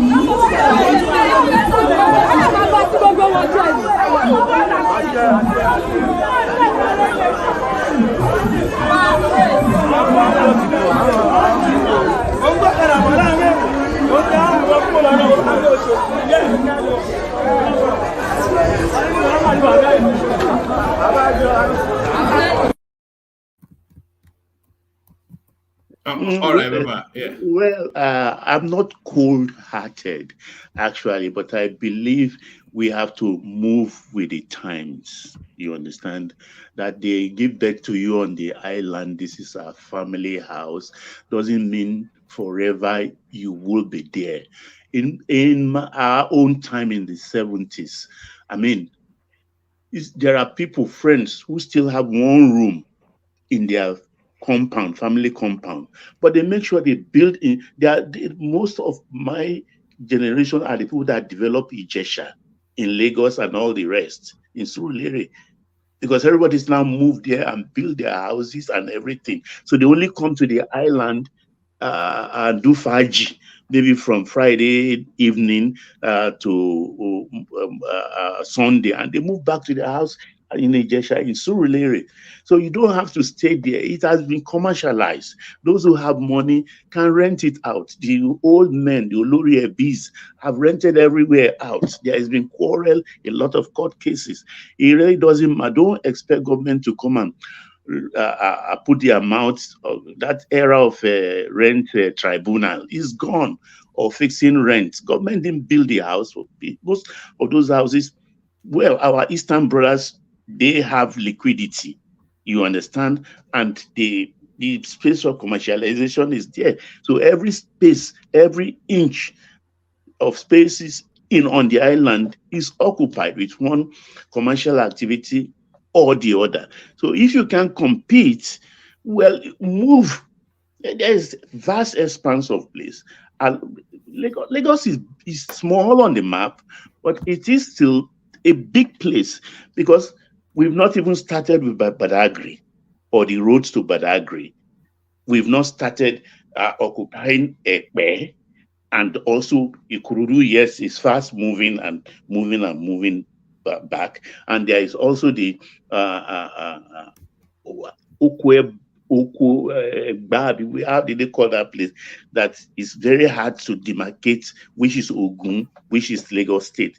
So there is still land. Let us all move and spread. It's all for development. Wherever we go, you develop the land. There will be markets. There will be new activities. Companies will come in to attend to your needs. Those people, those places in the initial stages will be cheaper. They will be cheaper in the sense, because if the house you build, no matter if it's palatial, no matter how much, because I think people who engage in real estate. They said the pricing or the best price is number one location, number two location, number three location, number four location. It's about location, location, location. So if island is the best for your business and you can afford it, then redirect yourself and go elsewhere. Your family house will still remain your family house, but those who can afford it are there occupying it. And let the government also responsibly build a lot of housing estates in the mold of what Jakonde did previously to help our people. If they can, but I think also they are building some, but the cost is just too much. It's not in the fashion Jakonde did his own. There is a Lagos mortgage company. You have to go and take mortgage. You have to pay. But for you to take mortgage, you have to have steady job. How many people have? Most people now in Nigeria are self-employed, doing one thing or the other. So a lot of people cannot meet the criteria. So they are not even having a share of that. You find out it is still the elites that will acquire 10 in different names, their children, grandchildren, and they will still be giving it out to these people at exorbitant prices. This is where the problem actually lies right now. But then you can't grumble. If you are beaten, you are beaten. If you can afford, well, go work hard. If not, then move back deep inside where rents are very cheap. That is my own take. All right, brilliant. Let me take you to one more space, and then That Beka Edo thing, I really want to talk about it because we talked about it yesterday. All right. Go there. So Tinubu now are reading the Riot Act. Yeah, because I've had more insight in it, and like I said yesterday, we all talk about youth, and many of them are in this government right now. A sizable proportion of them. And look at the first one that is coming up. We don't know how many that will be in the offing, we will discover. But this young lady, I'm a little bit taken aback. Well, she's been a commissioner before. She's not new to controversies. She had good education, well educated, well exposed. How could she allow herself to be so brazen? You can be brazen in your business because you are the CEO, but when it comes to government, you don't do it. No matter the level of people you have as your godmother, godfather, it doesn't work like that in government. Rules are rules, and rules are made to be obeyed. Because I read the memo and I thought the PAMSEC was involved in signing the memo. She signed that memo alone.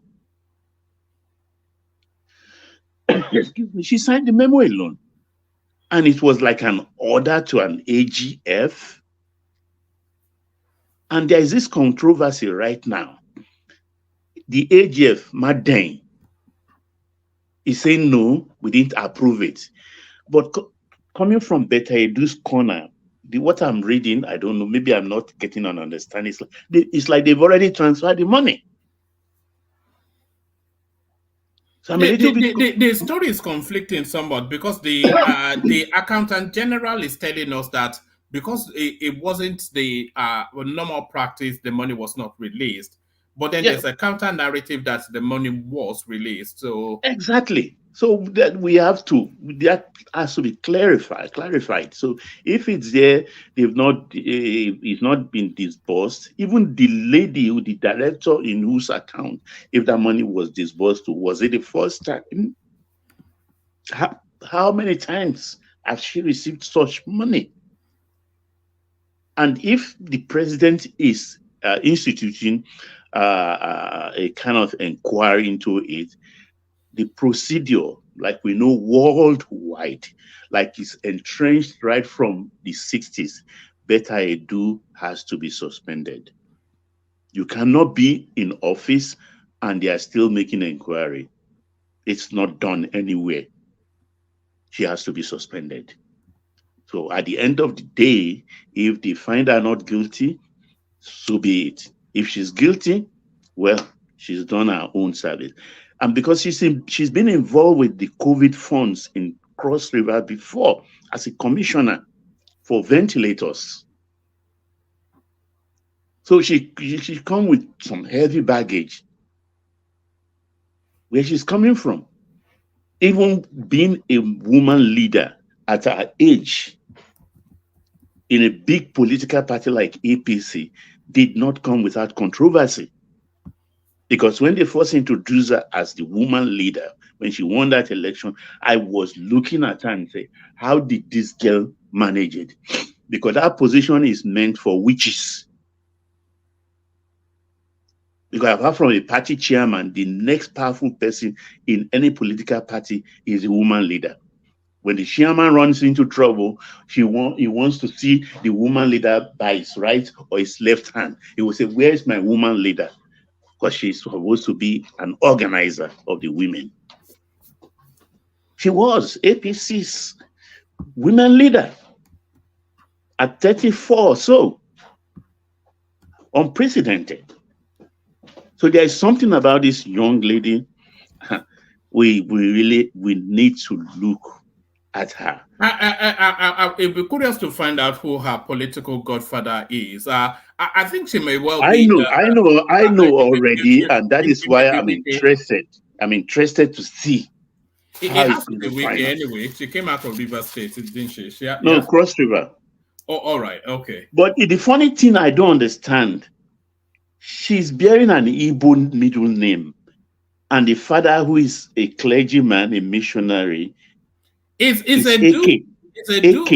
Is it a marriage name? Is it a? Did she marry? Yeah. She's married. I think she has 3 children. Edu is a family name in Ekpe, but I hear the husband is from Cross River. So I don't know whether Cross Riverians bear Edu, but I know there is a big Lagos family from Ekpe who bears Edu. They own one of the big, I think, they are into insurance. They own a lot of, I think one of the biggest. Baba, I have come across somebody whose last name was Edu, but not the Yoruba. Like America. EDU, right? Yeah, but not Yoruba. Because they said the husband is a cross Riverian, but her own maiden name is Eke, E-K-E, and she has a middle name, Boom or something like that. I can't remember, but it's Shimua Boom or something is her middle name. So there's something about the lady I don't understand, but she has to go on suspension. It's a procedure, standard anywhere in the world. Thank you. All right, brilliant. Excellent. Thank you, Baba. So thank you, Baba. So let's go on from you, Baba. Let's hear from Joel, because it's been a while since we heard from him. Joel. But thank you for the opportunity. Are you guys hearing me very well? Not very well, but we never hear you very well. We don't miss you, Joel. We don't miss you. Who the talk? They only the talk. We don't miss you. I know. Is it Happy New Year? Have we seen you this year? Is it Happy New Year? No, it has been a year. So far, it has been a year of mixed feelings. In fact, toward the twilight of last year, my in-law, Katie, gone. Coming into also with the plateau killing. And I had that right now, even though right now Amotekos are on the run. Who told you But, that? When did you get that one? The Joel, Shah? Yeah, I mean the news is out there. It's on Punch newspaper. I read about it this morning. Woman, good evening to everybody. Morning, evening, afternoon, wherever you may be listening from. Joel of Nashville. One man show. Woman, it has been a horrible experience with your principal, Tinubu, and his cabinet. Starting from the budget. The budget is not people friendly. It's not people, it's not fixated on the people. We are back to the normal way of budgeting and padding in our government circle. And which brings me to the question, what is it that Tinubu is bringing differently to the table? Because you see, elections are over, like we say. Now it's time to question and interrogate those in power. And you all would agree with me that this is not what we voted for. I mean, even if you voted for APC, at the back of your mind, if you're sincere to yourself, as long as you have humanity in you, you would know that this government is not doing what it ought to do. One man, let me just give you an example. Let me just give you just a rough example. Between the presidency, the vice president,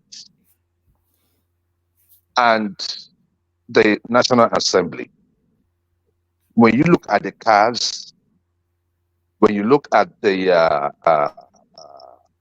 building of or rebuilding or whatever of Palacios mansions for the VP, when you accumulate that money, then you start looking at what is in this budget, where all of a sudden our senators or House of Assembly are trying to tell us they are now readers. They are very, very good readers. So now we have to build them a library with over 15 billion.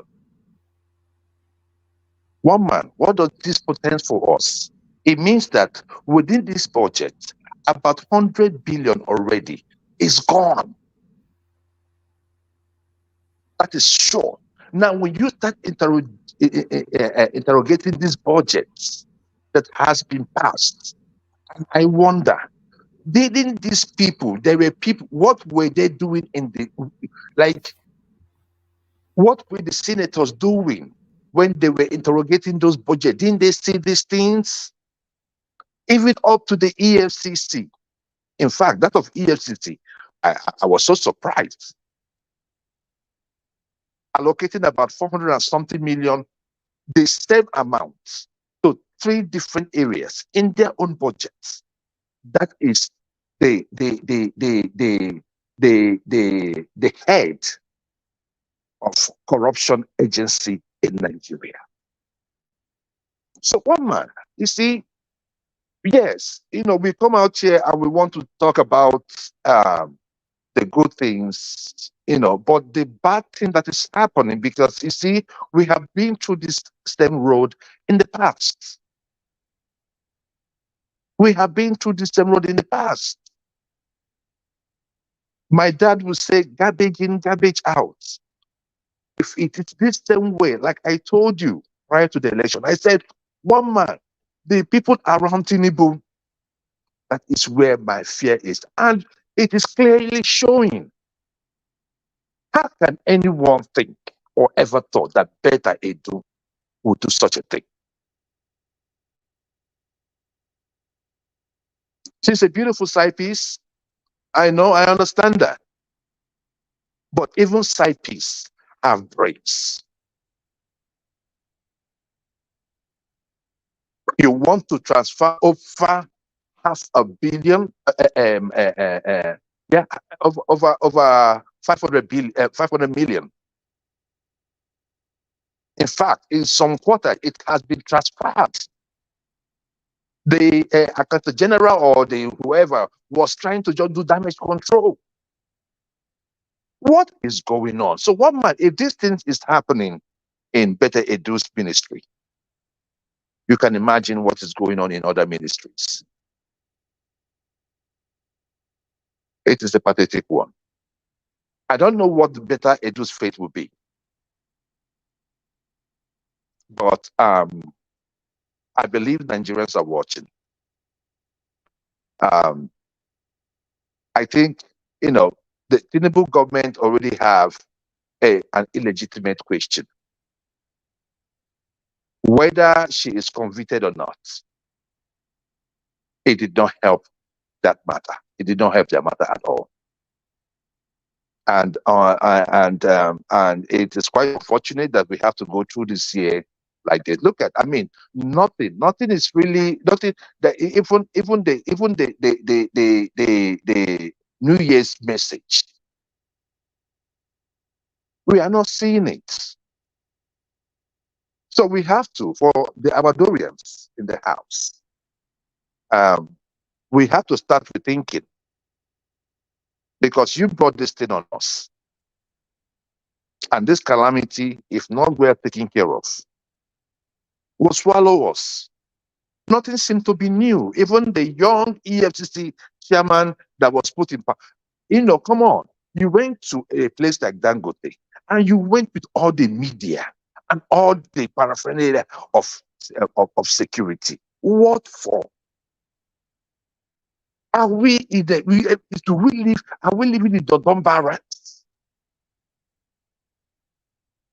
So one man, look, I am trying to see something like different. And I'm not seeing it. Just quite unfortunate. This is not just being me, being an opposition. This is just me being frank. All right, let me show you something different. A new airport proposed for Lagos to be completed in 2 years. Yeah, do you think this is about time? It's going to be in that Lekki axis rather. What is you? It's a good development, considering the population of Lagos. I've known many times where I had to, take Okada because I was missing my flights. So I believe that I don't know how they're going to do it. If it's just going to be a local airport. No, it's an international airport with a capacity for 5 million per annum. It's to complement, not to replace the Murita model. The MMA. Okay, which is good.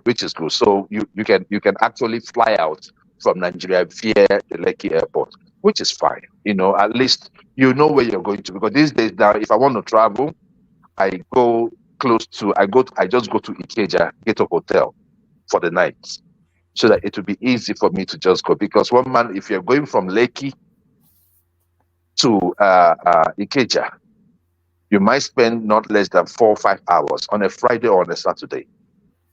It is that bad. So this particular project is going to really help, reduce the traffic of people heading towards Ikeja, while the growing population within the VI, in fact, within the island, they're moving towards the Lekki Ebe side. Now we now have an alternative. So no matter what, it's not going to be that bad. So I think it's a good one. It's a good one. All right, let me take you to this. Joel. Yes. Joel, why is your governor not building such a project in your state? Look, you say I no, told no. You before. But to be fair, they are building water fountains now. They are building water fountains and. Oh, okay. And federal government will take and over street it lights, too. and street lights, water fountain and street lights. One man. Sorry, I think this airport approval is not only for Lagos State alone, international airport. I think Buhari gave a license to it, but other few states, like 3 other few states. Do you know that? I don't know that, but I don't expect any other states to do it outside of Lagos. You don't know Peseki is building international airport in Benin. You don't know Benin has international airport. Internationally, are you joking? International airport in Benin. What sort of? Obviously, you are making full of yourself international platform. It's a cargo. We saw what happened in sorry, we're hearing a lot of background noise from you. We saw what happened in whichever state, was it Jigawa State, where the guy went and built an airfield, and it's building an airfield in. It's not what he's building. I'm talking about the license given to them. That's what I'm talking about. Buhari issued international anyway. What they issued in Benin is an international cargo airline airport, and it's being built around started building around Auchi area. If you don't know, you have to ask. You have to just make little research, and you will know. A cargo airport. That's just an airfield now. That's not Cargo anything. International Airport. All right. Okay. I don't know. I don't know about that, but. Well, my problem with the airports being built in Nigeria is that I think that the license to build airports should be taken away from the state governors, because it has turned out to be white elephants projects littered everywhere. All these airports we are building, you have one in Anambra, you have one in Delta, you have one in Imo State. When you look at the distance between these three airports, you'll be asking, what is strategic about building any of these airports? And we have limited airlines to fly these routes. International cargo airports, they have is not the one which has built in Imo State. How many planes have flown out of that place? So I think we have to be more strategic, when it comes to building of airports, and building of all of this, because it does make, I believe, if you can build an airport with about over 30 billion, I believe an inland rail system would be more beneficial than building, an elephant project like an airport. I mean, in any of these states, because when you look at the amount of money that they put in building these airports, you'll be wondering, at the end of the day, you have one flight coming in a day. After 5 o'clock, the airport closes. Is that one airport? What is there? So No, a lot of them are actually airfields, which you will say that is probably necessary for moving of heavy goods and heavy equipment.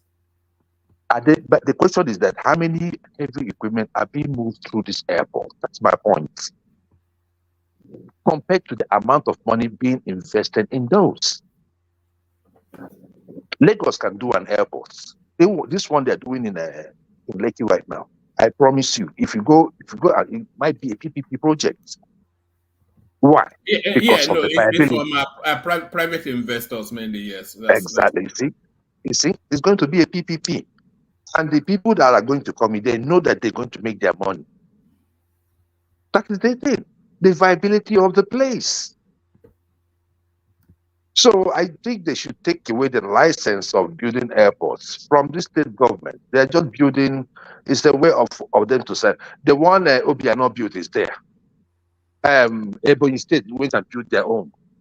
So these two airports, in fact, some of the fittings are falling off. These are airports that cost billions to build. If they diverted that money and built something like a rail system, an inland rail system, I believe it will open up their place more. But let me just, because they don't have the purpose of building those projects. It's not for its viability. It's not because of its viability. It's because of what they can get from it. And this they can get whatever it is they are getting from any other project. I think it's more a vanity. I think it's vanity projects. They call them vanity projects. Keeping up with the Joneses, sort of. If they wanted to build rail track, they'll still do the same looting there. So it's not so much the looting. One might you be surprised? Probably it's harder to do such deal with the Chinese. Who builds the airport? Is it not the Chinese? No, some of them are. I know that of Ebonyi State was not built by the Chinese. It was because it was like if you look at his works talking about Umahi, the university, you will see it's almost the same kind of. He has an idea of what buildings should be like, and those designs were done by him. He even said it.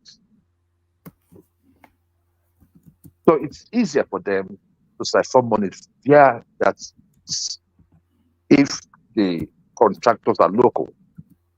But if they have to engage an international entity, the money might be exposed, because those companies have to report to their country. So those are public documents. So I congratulate Lagos for the airport, and hoping that other places in Nigeria would invest in things in systems that would really benefit theirs, a transportation system that would really benefit them, other than investing in white elephant projects. All right, brilliant. All right, thank you, Joel. So thank you, Joel.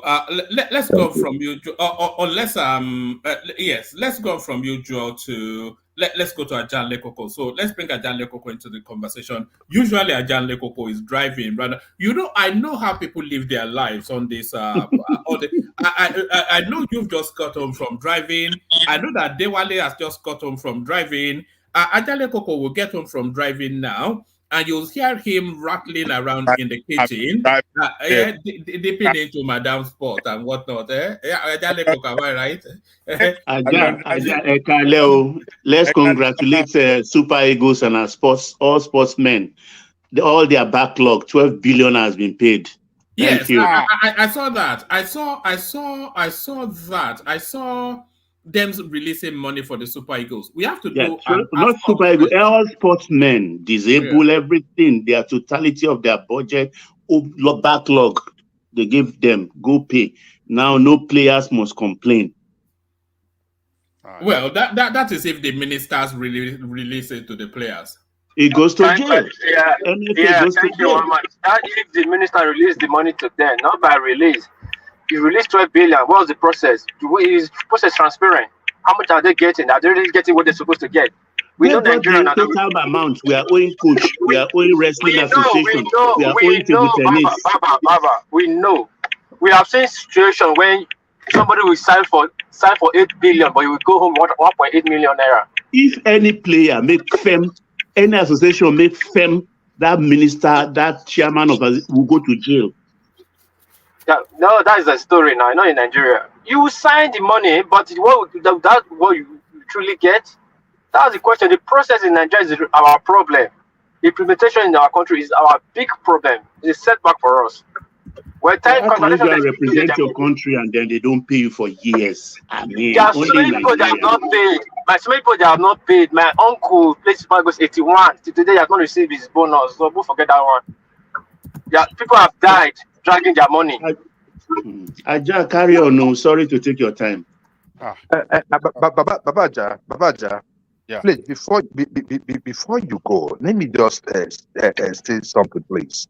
One man, look, Tinubu should try as much as possible and make sure that law guaranteeing the federal government to have total control of our federal inland. You mean the Ruga law? The Ruga law. Please.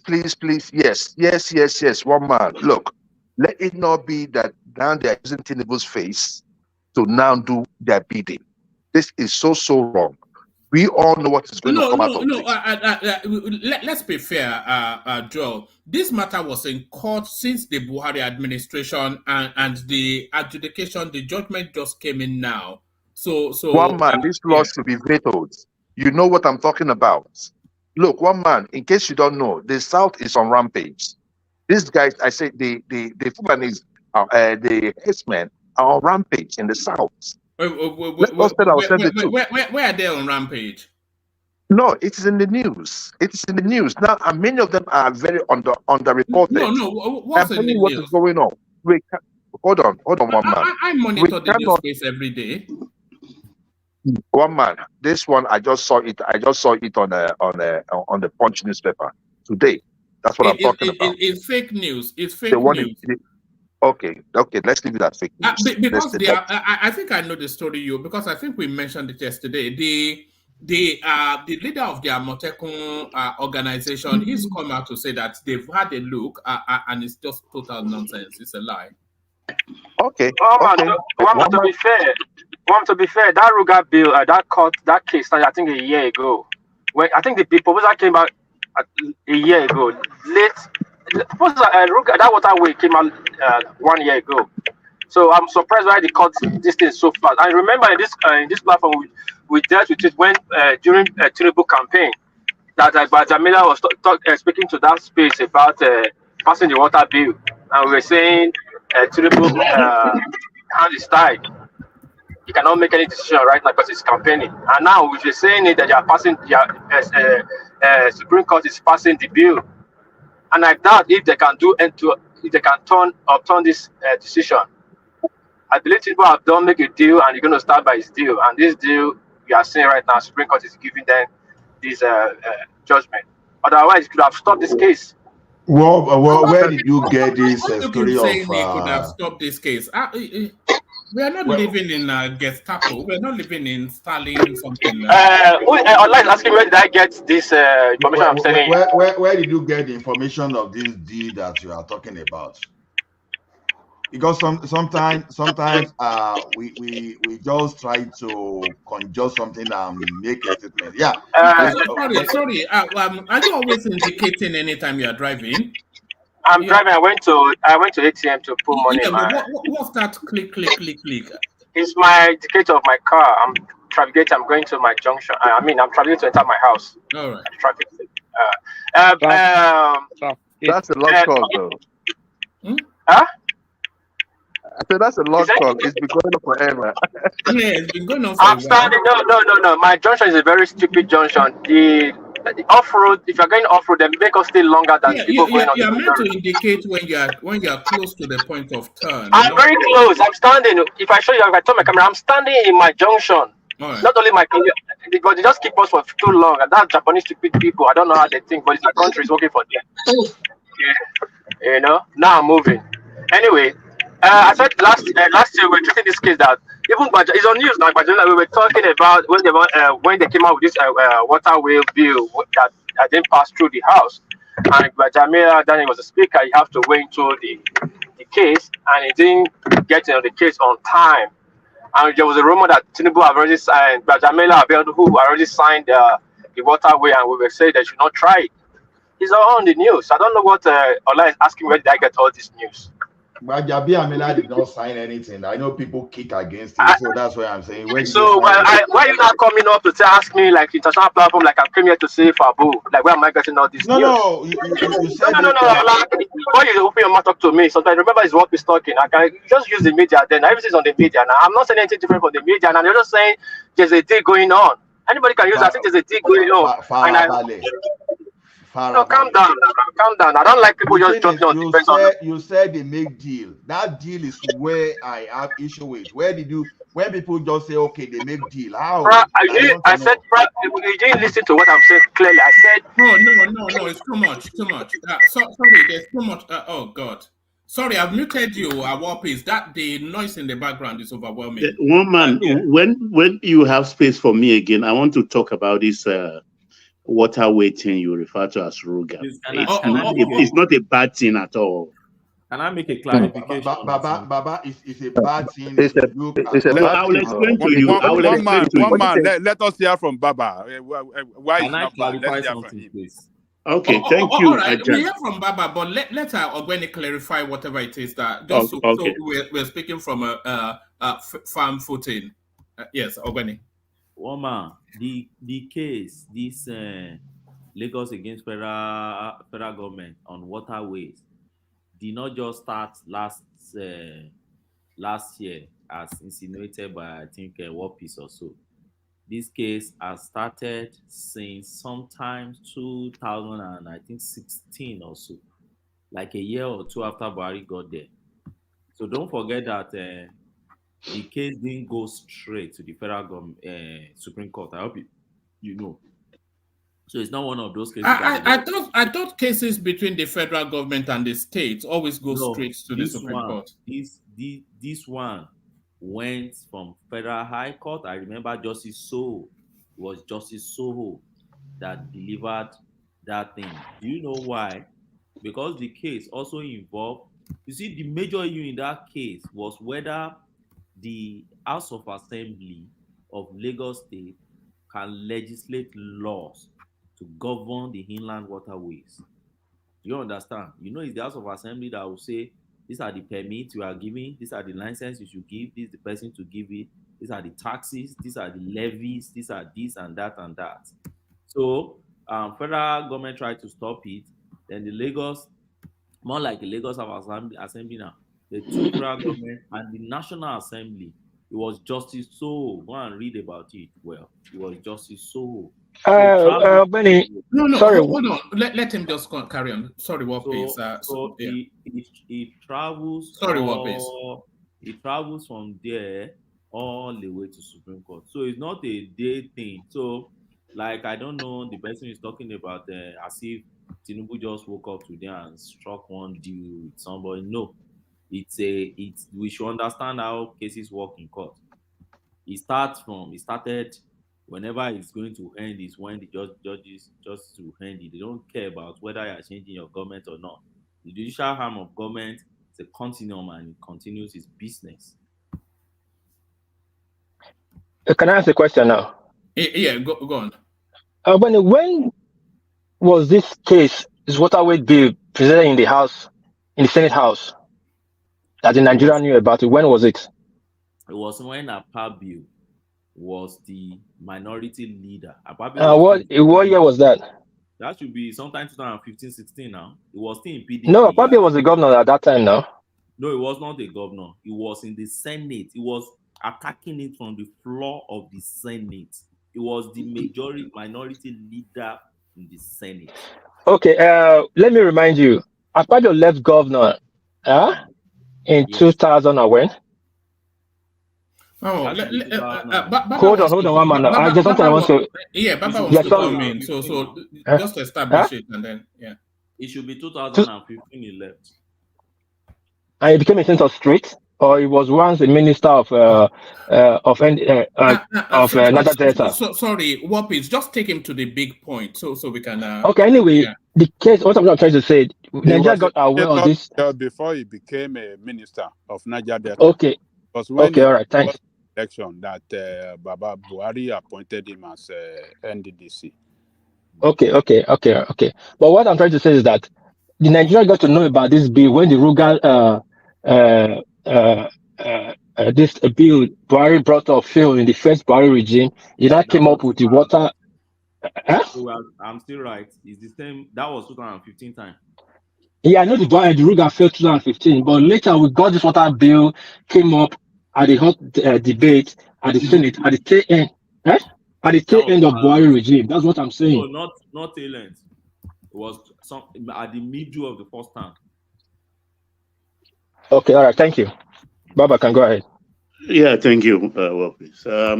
Gentlemen, what we are going into blue economy, and I don't want us to mistake a river with our village streams and small lakes.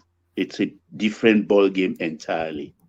When it comes to the rivers, all the rivers we have, I don't know how many, but they all take their source from River Benue and River Niger. Those are the two major rivers that split along the line until down to the delta. Famous, we have the Lagos Badagry up to Porto Novo. We have the Ethiopia, we have the Benin River, Escravos Channel, Lagos Lagoon, and Oguta Lake, Non River, and all. These are what this case is as captured. For the blue economy to thrive, the federal government needs to take charge of these inland waterways. It portends no security danger for our people. It's about economy. Most of these rivers are not deep enough. I think the deepest, the one with the biggest depth of all is Ethiopia River, because it serves the oil industry, their barges. So the purpose of these things actually are so we can ferry internally without any vessel or canoe size or anything go into the ocean itself to go round to come to Calabar or to come to anywhere. We have to use the inland waterway. And one thing we must realize also, the fishing on these rivers are not regulated.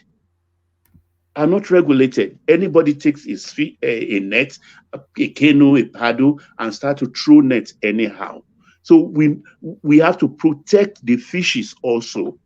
Here we are, both in Canada, in America. You just don't go and carry your hook and start fishing in any river. You may be arrested. There is in some areas there are regulated fishing, maybe over weekend from so and so time, and they have to measure your fishes. We have to allow our fishes to grow to maturity. Even in the bigger one, the ocean lines and things like that, the nets are measured. They have gauges.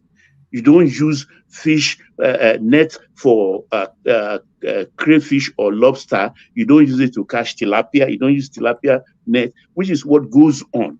It's about preserving our inland waterways. And of course, they are looking ahead about development. I'm not sure that I'm not sure there's that level of altruism going on there. But we'll get there one day. No, So we have to prepare grounds. Yeah, but what people are actually looking, because that all these laudable things you said, they can also be done under the purview of the state space. I think it's more of a money grab. Because No, one man. Don't forget that these rivers, they flow, even some of them, into several states. They flow into several states. It's not a one state thing. Can I say something? Yeah, go ahead, Benny, please. Okay. It's not completely correct that the what you can call major rivers, so to speak, that we have in Nigeria, that they are just river Benue, river Niger. Yeah, it depends on our understanding of No, these I said rivers. those are the sources of the major ones. We have the flow down from that source down to the Niger Delta. That's what I meant. Yes, I agree, because I remember one man saying, "Oh, which waterway do they have in Sokoto back then?" And I said, "No, don't look at it from there." Arugungu is there now. Yeah, even Rima. There is one very massive river. I just posted it to one man from the private chat. If you can play it, you see that very massive river there, and a lot of economic activities, going on And one man, why should he say that when people die every day from boat accidents? On those rivers. But they are I'm sure they have some sort of water settlement, but it's a predominantly arid area, isn't it? No, you're underrating them. They have their own economy. You've forgotten Ejakanu. That's river, you see. Ejakanu. That river. That's a river in Sokoto that you think is just everything desert. Exactly, that's it. Look at the badge. And you even see the bank. You can't see it. You see it. Massive river. But there are you see all those things on the river. That's Sokoto. That's the half. That's in the northwest. The state cannot dredge these rivers. Yeah, this is not south, though. This is the north. So many times when an average southerner talk, I think we need to go and have an experience of what Nigeria is. Yeah, that's why this platform is so good. Yeah, we have this idea of, it's desert in the north and it's everywhere. No. Rain in the south. It's not like that. It's not Sea River now in Sokoto. That's the heart of where you call desert. So that's the way I see it. But Baba, yes, sir. Apart from the economic angle that you're looking at it, people are looking and rightly so. The security perspective is where people are looking at there, and I agree with them. You see, in legislation, there's something they call covering the feed. It's a principle in law. Say that again, please. Covering the feed. Covering the peak. You cover the field like football field. Field, okay. Covering the field. So this is how it happens. So if the interland waterways you use are, let's say, in the current legislative list, which means that both state government and the federal government can legislate on it. So the rule of covering the field comes in, meaning that Whichever state government feel that it is important to their probably security or economic realities of their states, then they make laws to regulate it. And whichever states now neglect such important sector, the federal government makes law to legislate that and regulate it at that time. But the moment the state wakes up and say, oh, now I want to take up my responsibility, then the federal government hands off immediately. So it's still, around that principle of covering the field, that the federal government can take over when the state is lacking, when the state feel, okay, it is time now, the federal government should answer. I think to that extent, if that is what is playing around that thing, this EU, people may not really complain as such. But where you want their inland waterways, because water is a source of life. So when the fear of Nigeria, don't forget, it's not coming only from it's coming from our experience in the past. And I've given an example of Buhari stopping major projects in the south. Yes, we all know military government, we all know, but don't forget the federal government is still very powerful today. They can still stop any project that you have. Yeah. That's where I'm coming from. It's about security too, but you are looking at the security from a different angle. But this river, they flow apart from the lakes. The lakes are static, just come into one area. But the rivers that flows actually at times they traverse several states. Yes. And so to take for peradventure, two states started fighting, and the other one kind of stemmed the flow of the of one river from this side to the other side. I don't know how to say it, but there's a possibility. But when there is a central control, you understand, the laws are one. Like you lawyers say, codified. This is the use of this water. And to take care of it, cleaning, dredging, and everything. Yeah, go ahead, sir. You see, this law, let me tell you in simple terms what this law has done. This law, as it stands now, has increased. When you look at it from an economy angle, this law now has increased, has automatically increased federal government revenue and decreased state government revenue at a point where everybody is saying, let there be more revenue from state government. It's a money grab now, isn't it, Ogweni? Or is it not? Don't they go to Abuja to claim money every month? But the point where we are saying, don't pay too much reliance on them. But now we're having more for the federal. I don't think it's too good for us. No, I look more in taking care of it, because when you have to dredge these things, they're expensive, because most of these states, they encourage dredging of sand. And at times when you are trafficking, you are navigating, you have to get the depth. Every river has a chart. Every river has a chart with NPA. They sell the chart for you to traverse from, let's say,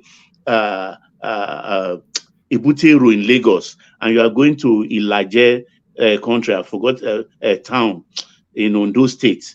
You have to buy the chart and look so that you can know where where it is low, where it is high, and also the tide, everything. So it has to be centrally controlled. If not, Baba.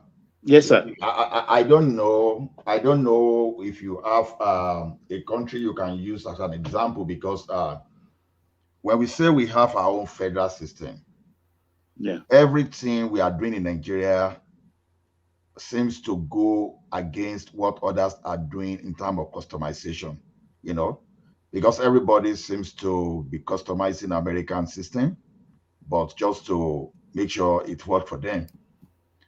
Already we've seen how the federal government is making us going backward when they make attempts to take over everything. And now they are just like restricting Lagos State now from moving forward. It's like a case of, okay, I want to grow. Oh, you cannot grow. Because what the federal government has responsibility for already, they are not doing fine. And they want more. Then that's the economic angle of it. But now, when you want to look at the political and the survivor of each federating unit of that country, you will see that we can only pray that Buhari should never happen to Nigeria again. You know, when a person like me was worried there that, oh, Atiku will have even been worse because what happened under Buhari will have continued. Imagine Buhari with this power. You know, this guy, they started from trying to repeat the Land Use Act for whatever reason, trying to fix what was never broken. You understand? You started wondering the motive. All of a sudden, you started hearing Ruga. When Ruga did not work, the next thing, waterway bill, water resources. See, the federal government is the only person that have that capacity to dredge. I beg to disagree, because you've not given the state the responsibility. And it's on record in that country that the best infrastructure achieved since 1960. When you go to education and some other part of the infrastructure we have in that country, we achieved that when the federating units were taking their destiny on their palm. So what the federal government has managed to do over time is to drag everyone backward. Oh, I want to be. I would like to become the best state with education. They will say no, you can't do that.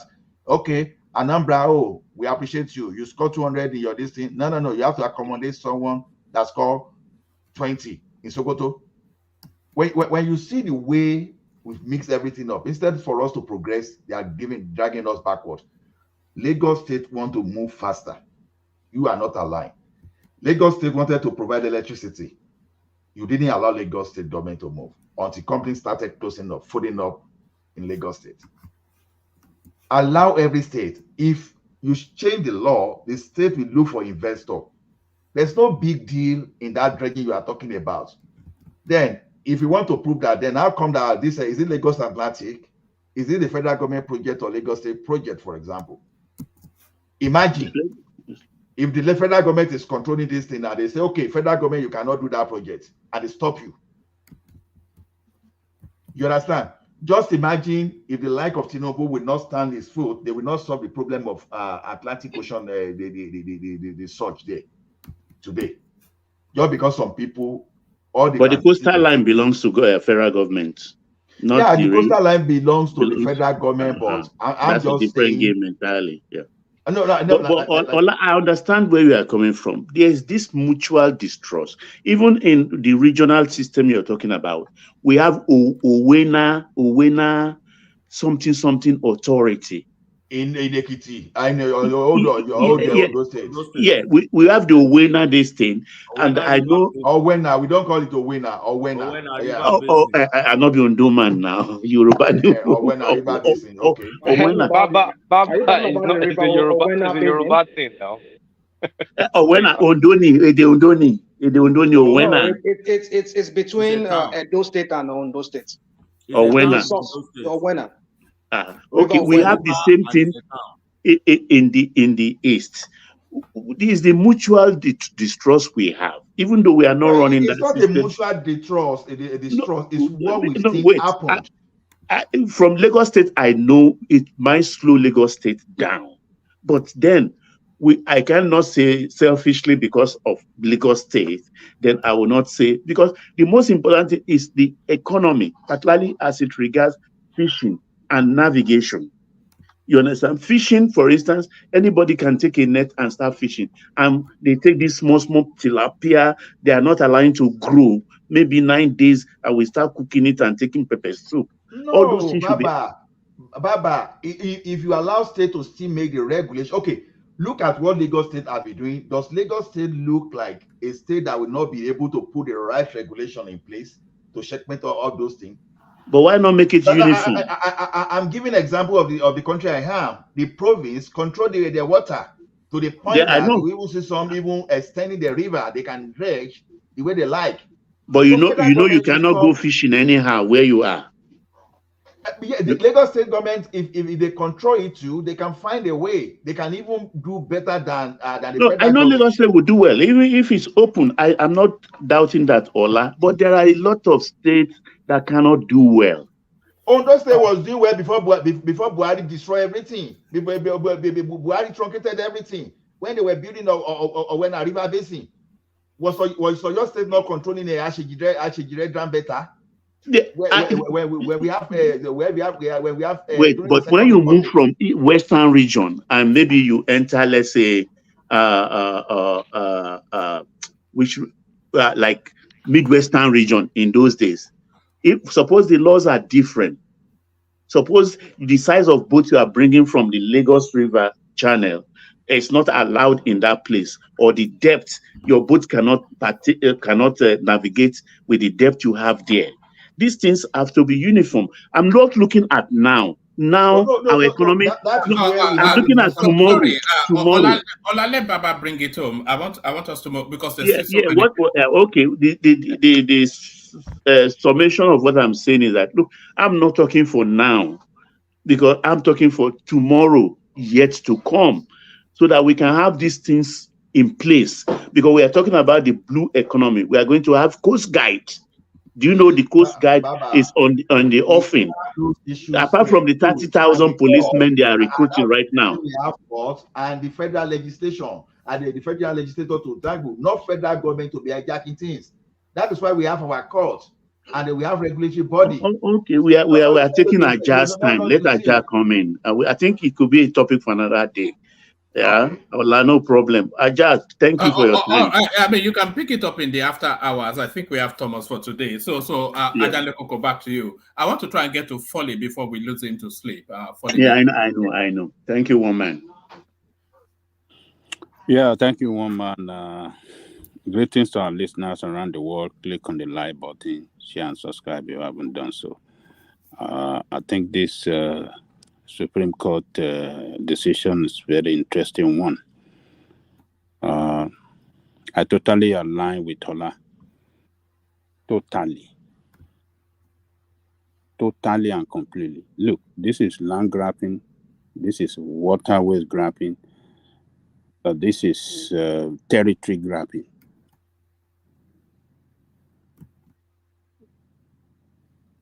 Centralization of resources. It doesn't make things work well for the country. All that federal government even control now, all the aspects of our life that federal government control, infrastructure, security, they couldn't even manage it well.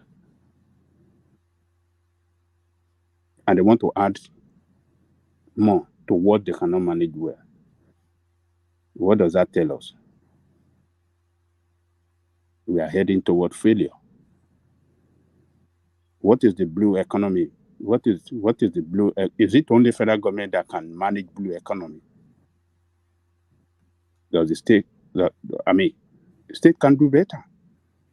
They are given the opportunity and the chance to do it. Federal government has failed in many ramifications in that country.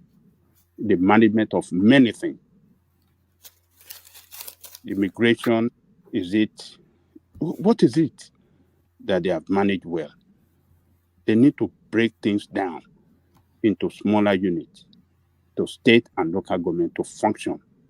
That is when we can have better management of our resources. So this decision, I don't see anything, to me, I don't see anything good in this grabbing of the waterways and control of this thing. I think it's going to set back. Are you glad that this judgment is coming in under a Tinubu administration, so they can legislate it to obscurity? Yes, that is the next step that they have to take. So I'm sorry, but why do you guys have high hopes that Tinubu will push for legislating this? Has Tinubu shown any sign since he's since he's been running the government of changing the status quo in anything? Of restructuring? Yes. Yeah, let me give you this paragraph, and then Ajale Koko pick it up. It says the respondents to the case were Lagos State Waterways, the State Commissioner for Waterfront Infrastructure Development, the State Attorney General, the Governor of Lagos State, the Incorporated Trustees of Association of Tourist Boat Operators and Water Transport of Nigeria, and the Incorporated Trustees of Dredgers Associations of Nigeria. So this law, it especially pushes against the Lagos economy, which is trying to commercialize its coastlines, not even trying to, which is aggressively actually commercializing its waterways. And this law, they essentially seek to take ownership of that, and that's the fight back. And anything that diminishes the economy of Lagos State, you have the expectation that Tinubu would fight that. Well, I think I don't support it. I don't agree with it. It's going to cause a very serious setback to the development of many state economy. Revenue that state can make on this waterway will be lost to the federal government. I don't. This is a complete. It's not. This is not good for state economy and development of the country as a whole.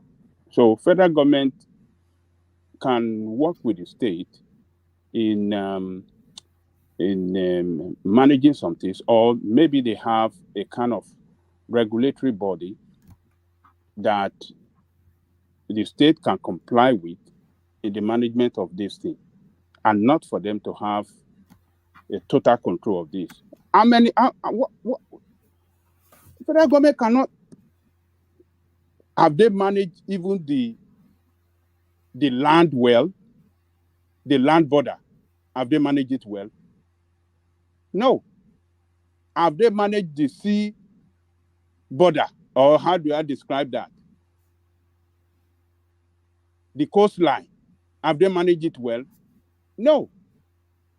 We're experiencing a serious looting of our crude oil. Does it not pass through the sea? Are they not the one in charge? What is it that even the air? Is it not recently that they? I mean, what can I say? I mean, what am I trying to say? We have seen several reports, several videos when some helicopter are landing in Safara, picking up gold and taking it away. What is it that the federal government has managed well for that country? They should release this thing to the state. I think that is the way forward. So it's going to be very good that, I mean, for Tinubu, we have been saying that country cannot have progress if you don't restructure it. That is the only way out. You have to restructure that country economically, politically, security-wise. Everything must be restructured. Power must be given to the people. Restructuring Nigeria is giving the power to the people to control, to take charge of their country and make it work for themselves and the country as a whole. But this situation when federal government want to arrogate so much power to themselves, power that they cannot even manage well, but only just to terrorize and, molest and, bully states. It should discontinue. They shouldn't. Well, I hope that I believe. Now, I'm not just hoping. I believe some of our senators from the South will come out with a new a bill to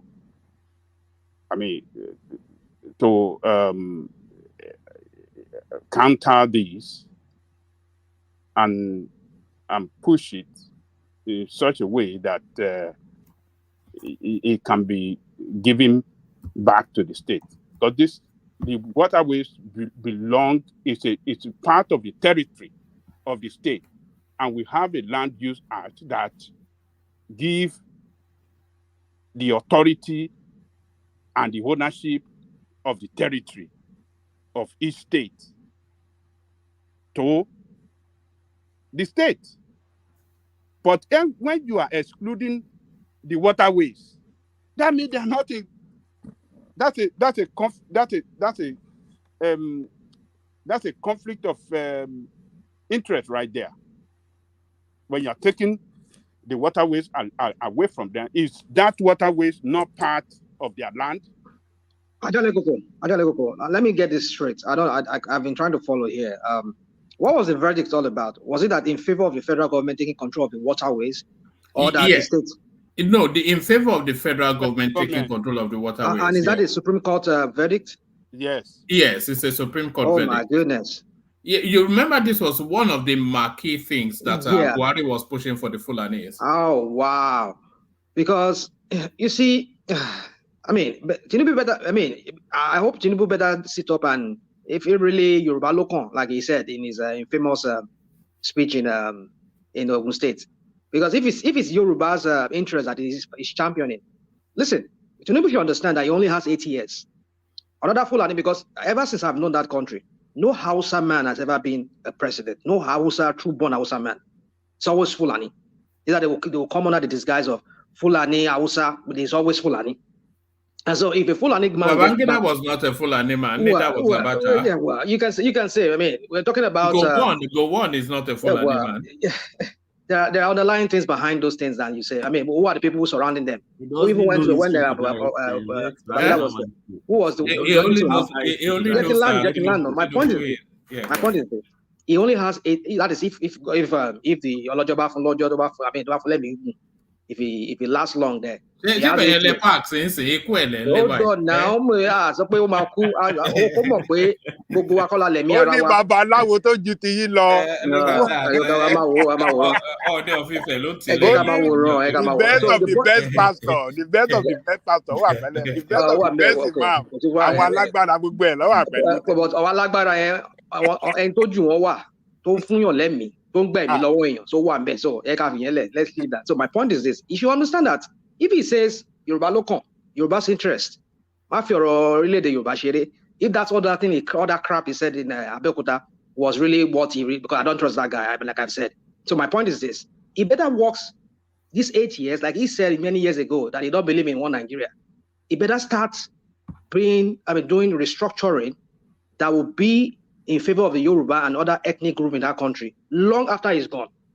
Because if he fails this opportunity, or now Hausa man gets, not Fulani man gets in there, he will exploit this this judgment to start creating that Ruga or colonies that they've been wanting to. It's an agenda. It's an agenda. I don't know if people are seeing it that way. That's how I'm reading it. So if the Supreme Court has ruled, and this cannot be changed, except maybe by an act of the of the National Assembly again, maybe they have to go redo the whole thing, the land use act again. Rational mind. It's not just act of National Assembly. We need a constitutional amendment.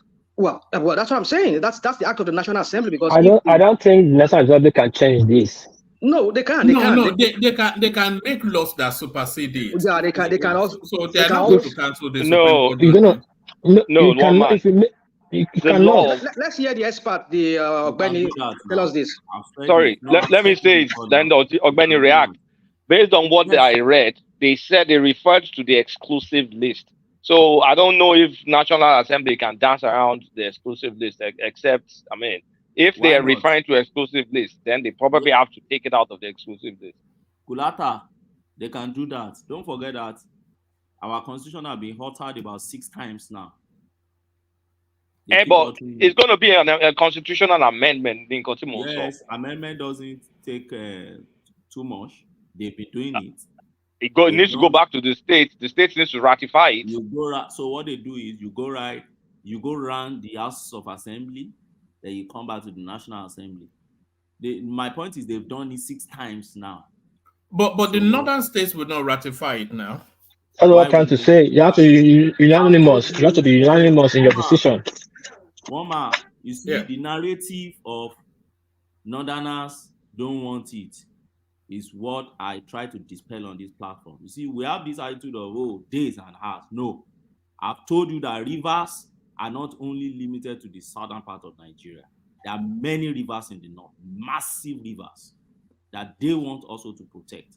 Kebbi state government back then was one but Ogbeni, why didn't we have any Northerner kicking against this when Babangida, when Buhari was pushing Kebbi state, for instance. Kebbi kicked against it. Bagudu kicked against it throughout. Who else kicked against? You know, it was, hold on, Ogbeni. You know, it was the entire South that stood up. The entire governors of the South. Against the river. How many governors? How many governors in the north that stood up against? You mean against the river thing or Ruga? Which one are you saying? Yeah, against this. No. It was Ruga. No.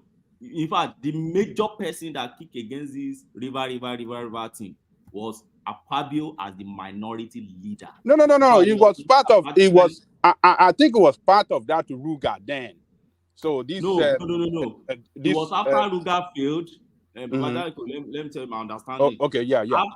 After Ruga failed, right? This bill has even been there over time, but they dusted it and started promoting it. And Akpabio brought it out as a majority leader to kill that bill. And his narrative back then, whether political statement or not, was that, oh, you're not going to have Ruga through the back door.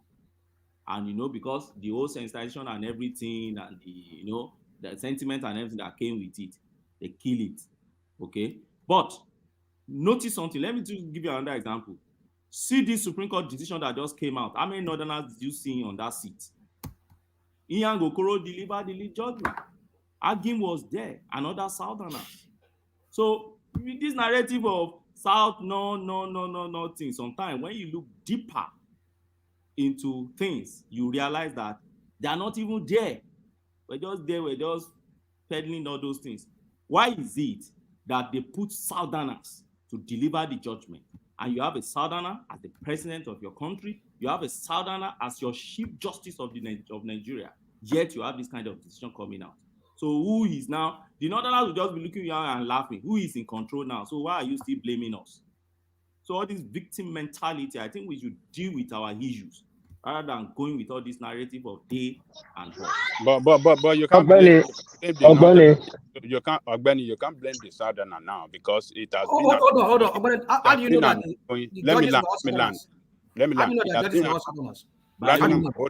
It's here on the screen. Hold on. But you just make my point for me. Can I? Let me tell. No. Let Ajale Koko land this point, then come after him. Yeah.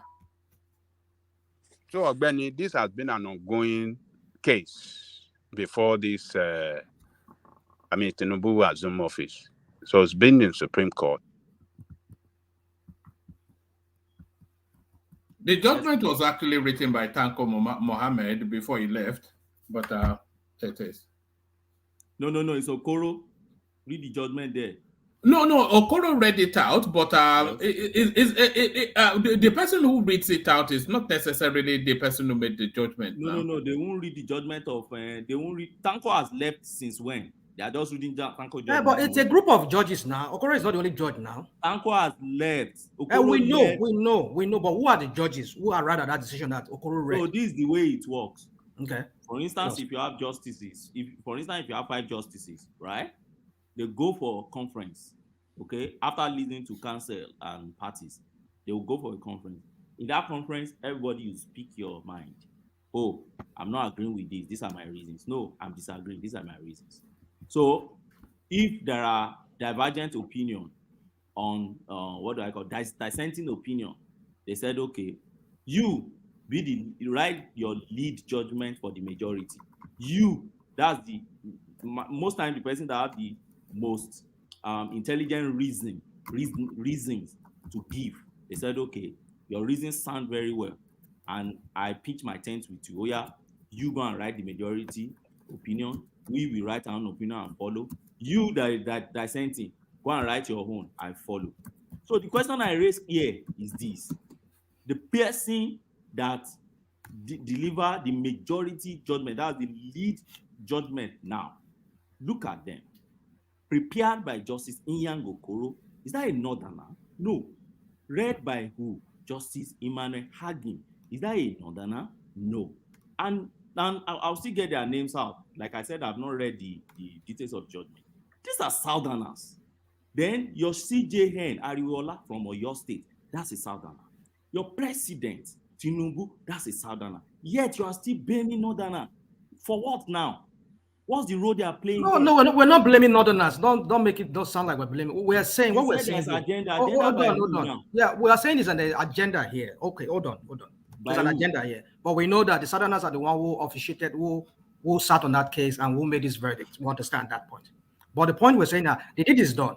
Now, how can we undo it? Let's leave about this finger pointing, being emotional, whatever. That agenda is by who? Can you answer that? Wale, Joe. I mean, Wale. We're not talking about that. Wale, look at that. Jackie, land pointy. Let's stop. Oh God, can I say something real quick, please? Carry on. That's not me. No, carry on. I'm listening to you. Ogbening. Now, the point I'm trying to make, let's forget this finger pointing. We are the one who made the verdict. So how do we move forward there? Because I read the Fulanis. They are very strategic in their plan. Forget this whole crap we're seeing going on in the north. They've silenced the real native of that area, which are the Hausas. Now you hear of Hausa Fulani. I don't know what even that crap even means. It's just like me marrying a Fulani man now. I'm a woman. My children claim to be Fulani. I'm a Yoruba man. I mean, no, you're a Yoruba because your father is a Yoruba. That's how I would tell him. But we know how the gimmick. But the point I'm trying to say is that these people, they are planning light years ahead of us. It's a game. Because invariably, if Tinubu does not do something, I mean, when the life throws lemon at you, you make lemonade with it. Okay, fine. This is lemon now. How can Tinubu turn these things to such a way whereby we would not, what we fear might happen in the future, if somebody who's from that stock, from that ethnicity gets in there and wants to we know what these people they do whenever they are there. The full, and especially with the Buhari that just left. So how can this be prevented from happening whereby your land will be given to people because they say they want to graze their cattle, because they want to have access to water. And you, who is a native of that land, you can't even have access to that land. Foreigners will be brought into your land. And you know how that changes demographics with time. So my point is, does these people see this happening in the future? What can we do to prevent this? That's what we should be discussing about. Because I fear what is going on. We're seeing going on in North already. I fear that South will be the next. I mean, like we've been hearing these stories. So how do we go from this point that these people will not have supremacy over the people who are original inhabitants of that land? Rational mind, I've answered that question before. And my answer is that Supreme Court decision is final until you have the people changing it. How do you have people changing it? You have your representative there. How many of them are spoken against it now? That's the first question. Now, if they have not spoken against it, how many Nigerians from their constituency are calling the attention of their rep and senators to it, to speak against it? Go and watch out. When you go back to that same Senate, you realize that some northerners will be the one that will be speaking against this thing. Particularly watch out for Kebbi and Sokoto states. And I keep saying it. You see, for instance, NTA Parliament, how many of us here on this platform do actually watch that station? I watch it a lot. It's always on my system. You see those northerners being vibrant and speak against things like this.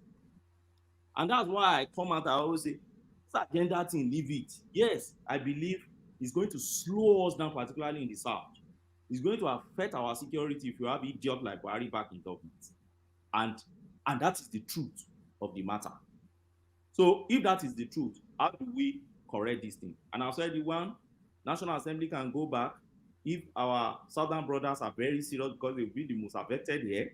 If they are very serious, they should be the one to vanguard to lead this thing to correction. How do you correct it? They should study that judgment very well. They can return that judgment to the same Supreme Court to tell them you've reached Parikuriam, change this thing. They can change it. If they don't do that, National Assembly kickstart immediately constitutional amendment, and you lobby all House of Assembly. After all, Tinubu find a way to control Fubara at a point in time to change things. He still had those governors in his pocket or in his control to an extent, find those governors and the House of Assemblymen to change things and change these laws. You may not change it completely. Probably for any state governments that want to allow federal government to partake in contract or infrastructure that has to do with their inland waterway, do it as it pleases you. Ogbeni, can you educate me how this takeover of inland waterways got to do with Ruga, Fulani, supremacy? I'm a little bit confused. Can you simple, break it down for me? Okay, so it's simple. This is insinuation. First and foremost, I don't believe in people sitting there saying agenda. I've said it. They put the ball in your court. You refuse to kick it. Yes, you don't take responsibility for bad decision you are making, and you are pointing accusing finger to those who are not in government. That's an act of irresponsibility as far as I'm concerned. I will not buy that. Now, but this is the insinuation, or insinuation as that when Buhari was there. This was the insinuation because the Northerners were in government back then, and this was the insinuation the President SP and Senate President created and made us to believe. Now, when you say you have water, don't forget, when you say waterway, it's not only about water, sir. It's about water and the land around the water. Don't forget, that's where you must start with. So, for instance, in law, when you say land law, under land law, sir, you have land, you have things on the land and the things under the land. For instance, in Nigeria now, when you're talking of oil and gas, there's no way you will talk of oil and gas, solid minerals and all those liquid minerals that we have without talking of land law. Because they are all attached. They're already determined. There are resources that are attached to land. Same with water. So when you talk about water, so it's more like you have our Land Use Act that gives land in the state to governors, and they can control. They can decide to give federal government part if they want, and they decide not to give federal government. So when Ruga came, Ruga was like a federal project to be able, that's the insinuation, to be able to have Fulanis implanted in all states in Nigeria. Because the moment you have this portion and you say it is the federal area, for instance, in Ado-Ekiti, you now say this is the federal area, governor cannot even control that place again. So it becomes a federal thing. So idiot like Buhari now cannot have his people there. They can go there, keep people in the town, and then dodge back. And then when people are coming, they have soldiers to protect them. They say, no, they are federal government people because that's federal government land. Just the same way you have embassies. You have Nigerian embassies in the UK. UK cannot just invade that Nigerian embassy because it's an extension of Nigeria, okay, but existing in UK. So whatever laws that is going on in that is applicable in Nigeria is applicable within that Abuja house in London. So exactly like that. So it becomes a territory of the federal government that they can have. So when they brought Ruga, it was like people said, "Oh, you now want to implant because your Ruga failed. You wanted land now." You now want okay, to wait. The way I understood Ruga is this: in an area. No, let me just say my own explanation because we have to get this thing in this proper perspective. Every state government donates land to the cattle rearers. I don't want to use the Fulani words, any cattle rearers. So that when they bring cattle from the north, that is the place they put all the cattle. Then people with the feeds will be supplying feeds there. They don't have to roam around the town again as we have it presently. Am I correct, sir? Yeah, so, you are correct, but don't forget that they don't only bring cattle, they settle there too. It's become a settlement. I agree with that. Let me say something, so Baba. Become a settlement where they provide water, they provide security, they provide everything.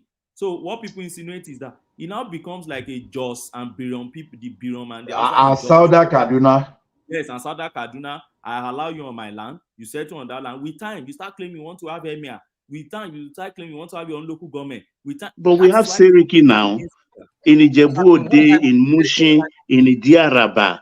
We have these people. This is an insidious way of getting of penetrating. You see, it become more institutionalized. Hold on. It's a shame. It's a shame. Baba just said that we have Seriki in Jebu and this like supposed to be right. Oh, don't we have Igwe Ndigbo But Abi Obi Ndigbo of his solo? That is wrong too. That is wrong too. It's wrong too. No. Why is it wrong? What's wrong with it? Yeah, but I think the other day in Lagos, let me what's wrong with it. The other day in Lagos, that will be that mixed statement. What happened? They banished all the non-titlement of Indigbos in Lagos. Because for the fact that Allah doesn't mean it's okay, for the fact that it's okay doesn't mean it's right. That's how it comes in. No. There's a large community of us of Igbo people in. Doesn't matter, one man. It doesn't matter. Do you see? They should not have the. No. You can't. You cannot. You cannot. Just for example, now there's a large settlement of Korean in Japan, and I said there's king of Korean in Japan because they have large settlement. No, it's not. You must be under the traditional constitution of that country. Yeah, but they are. Though. It's not a threat to it. It's a pulling together. This is the problem. The problem we have. We think we are too educated. We think we are too educated. We start focusing on our own problem. No, just leave it to the conversation. Hold on. Yes. Hold on. Let me land this. Yeah. It's like traditionally, you can never do it traditionally. You cannot have two head of two community leader in a state, in a community. Forget you are someone saying that you are 100. That's why if anything happens to you, go to the community leader and report your case. You cannot, because I have 50 of my people living here, then I have my leader. No. I think it's wrong. World Peace is right. You cannot. I agree with World Peace too. But when it started, what were we looking at? What are we looking at when it started? It started one day. Do you know in Benin we changed the guy that tried it? He went to Lagos to make apology. We changed the hierarchy of what? He was chased and he was there's a lot of Sarikis in Benin. I don't let no Sariki in Benin. Why must I stop all this nonsense? We saw one being turban. They even looked like I said there's no Sariki in Benin. Stop that. The guy was chased and the guy made a public announcement. Stop it. I don't want to get away from this. We saw him when he was being welcomed at the airport. One man. You can be sued for this. You can be sued for this. This is libel. The guy had made a public announcement. Let me even say something. Hold on. He's going to sue one man. No. Ajali Koko, not me. He can be sued for this. Federal government, a person can sue for because the guy went to he went to Lagos, went to newspaper. The author they gave him, and he did it. He went to make an announcement, apologize to the Traditional Council of Benin. The one that listen. Hold on, Allah. The illegal guy that tried it in Benin. Do you know he's in court? Do you know he's in jail? All right, go and take care of that child for a moment and come back. One thing I want to add is this. See, what is not good is not good. So if you can have Seriki Fulani in Lagos, why can't I have for Bale Ekiti in Lagos too? We can start replicating all those stuff. The thing is this, if we go back to our territory, because this is where we start messing our traditional rulers up. I keep saying that in that we need to go back to our constitution and give these traditional rulers role, and we have to protect those institutions. Just imagine a situation whereby you are having some kind of traditional group that is trying to rival the crown of England. How does it sound? So why the Welsh, of course, are kicking against Charles. Any of the Windsor being Prince of Wales. Do you know that? No, you understand? Am I wrong, woman? So why do you want to? Why do you want to have the traditional title that is alien to a particular group? So you are coming to my state and you want to have your traditional title. No, it should not. You see, when you find yourself in a place, blend to that place, whatever they are doing there. Don't just say you want to have your kind of a traditional title there. I can decide to have Bale of Ekiti, or those who have their own Bale, Ikale Bale. Let everybody be having their own Bale. So you know why I asked this question? You know why? Hold on, Baba. I think Prince wanted to come into that space, and we've not heard from Prince yet. Prince, did you said you disagreed? Oh yeah, well, man, yeah, you can hear me. Yeah, we can hear you. Yeah, I was gonna say, I mean, if they have Cherokee or whatever the title of the leader of the group that reside in another part of the country, that they are, I guess, call them strangers or foreigners. I don't think there's anything wrong with it. I mean, as long as and obviously that Cherokee, for example, will not have power over the Oba, let's say, in that community or that place. I don't think that person would. It's okay for people. People should be allowed to organize and have their own leadership within their own community if they have the population or if they feel it should be so, as they see fit, right? Um, yeah, to me, I don't see anything wrong with it. I think it's okay because, I mean, obviously, I mean, maybe down the line, depending on how large the population becomes, they can have influence in that area and be calling shots. But trying to restrict people because Praise Daddy. hold on, trying to restrict people. You go on, just go on. I want to interject if you want me, if you allow me, I interject you. No, let him land because okay, it's open date. Yeah, all go right. on. So now, Praise Daddy, it's because I don't no disrespect here. I'm just trying to say something. It's because maybe you've not really lived within the Nigerian space to understand these ethnic thing, how highly charged it is. I'll give you like somebody who has lived in the north, like the Fulanis. Anywhere they have settlements, they have their serikis, they have their heads, to the point whereby the head of that clan, of that, okay, let me give an example, like the Bagis in Niger State, in Abuja, in Nasarawa. The Fulanis have their own Seriki. I've been in a situation whereby the Serikis of the Fulanis is well regarded, even more than the Bagis. I forgot what they call them. They call them. That is the head of the Bagis clans. Now they wedge more power and they bring this Islam into it again. I've been in a situation whereby I've seen them where they do a real big festival that rivals that of even the Baggies. Now that's on one side. Now what I'm saying here is this: is that like we all live abroad, we have the Nigerian community. Every year they nominate chairman. They can have a chairman to represent their interest, but not to have a titled traditional ruler. Because in the north, Seriki means a lot. It's more like a ballet like our own ballet. And you know, when we have ballet in the Yoruba land, they are subjects. They're like dukes and kings. Like the Oba is the king, and the ballet is like a duke. And now it wedges authority over people. People go to him for whatever issue going on in the community. But his own people.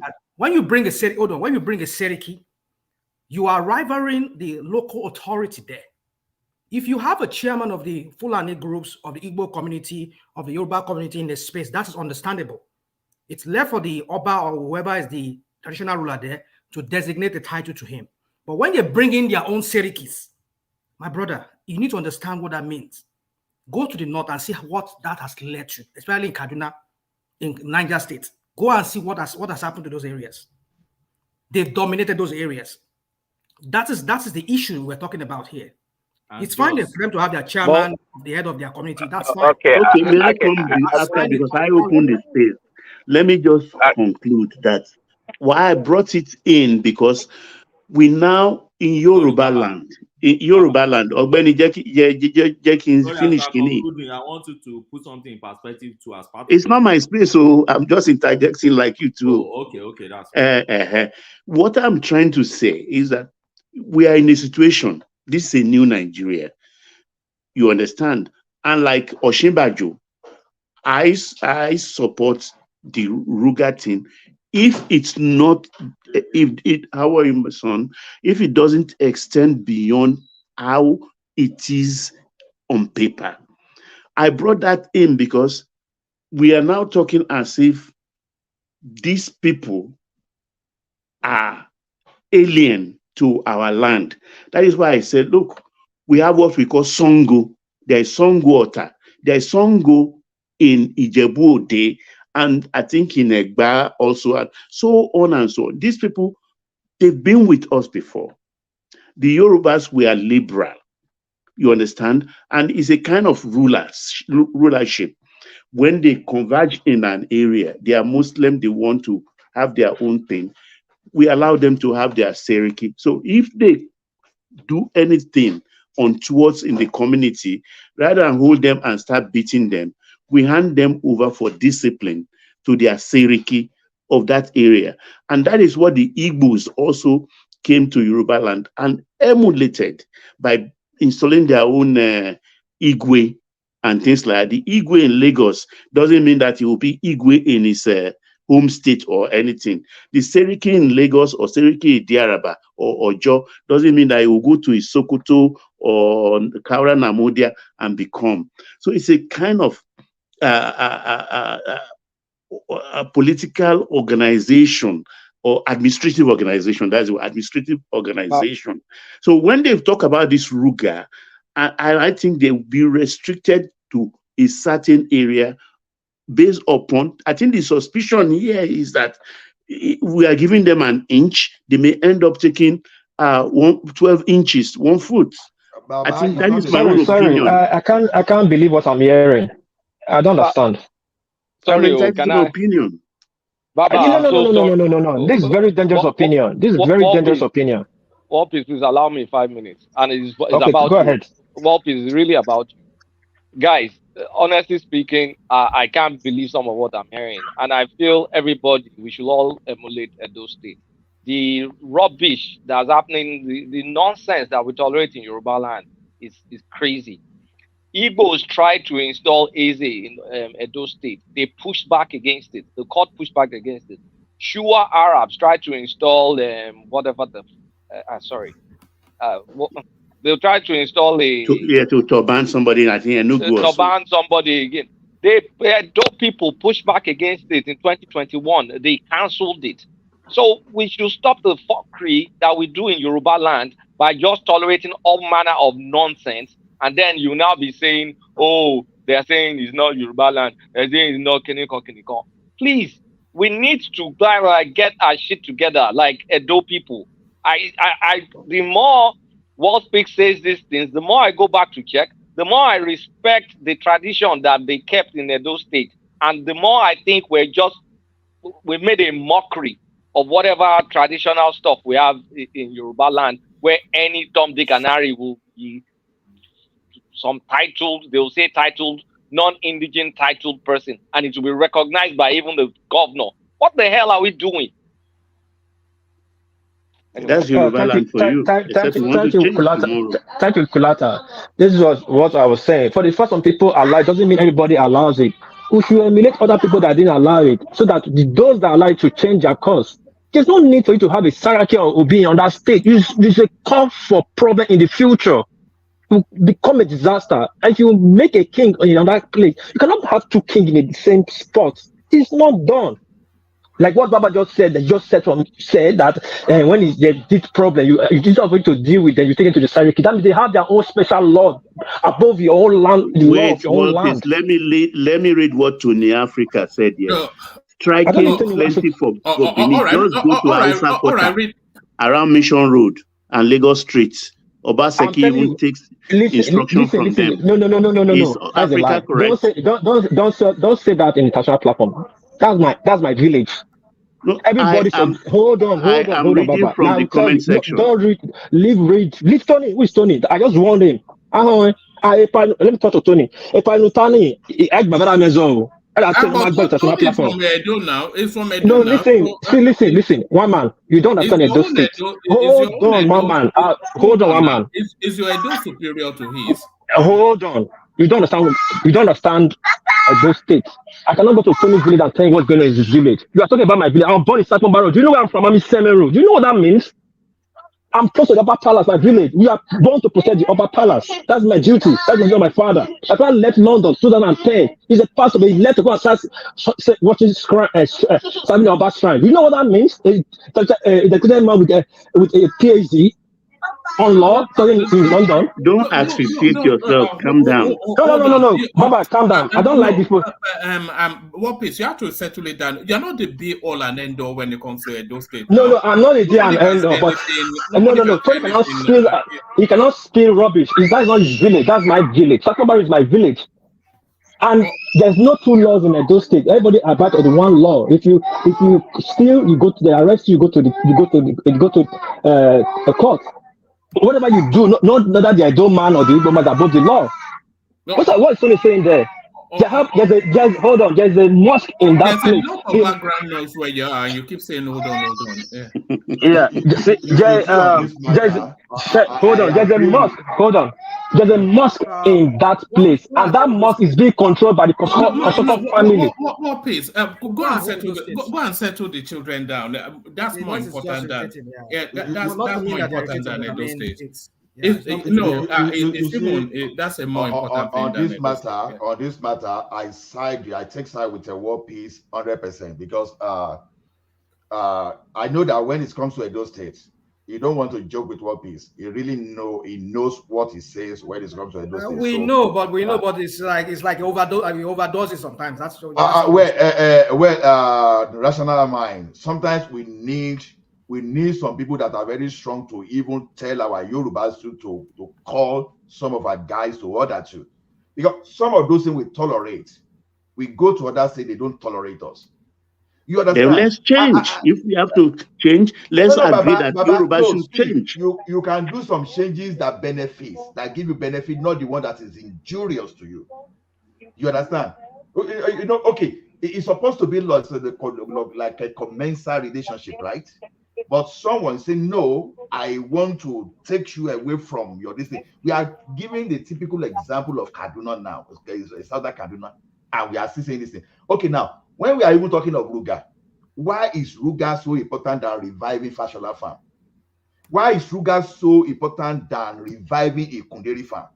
How come that Ruga? How come that since the day Adam was created, that a nomadic Fulani business is the only thing that we just have to take care of Nigeria, as if that's the only part of our economy that we should see our land. Because they have political capital. That's the reason why the agenda is exactly settled. No. Can I say something real quick? Apostle, can I say something real quick? Good evening, everyone. Good evening, BT. Kulata, how are you doing? I had to come up because I heard what you just said. We conservative Yorubas have been saying this for years now. You liberals, with your welcoming nature, it's our nature to it. And I've been saying that for years. And I'm glad that you're finally coming to my side of the divide here. Hopefully you can bring more people from that delusional field to be more reasonable and see things the way I've been saying for years on this platform. It's not been beneficial.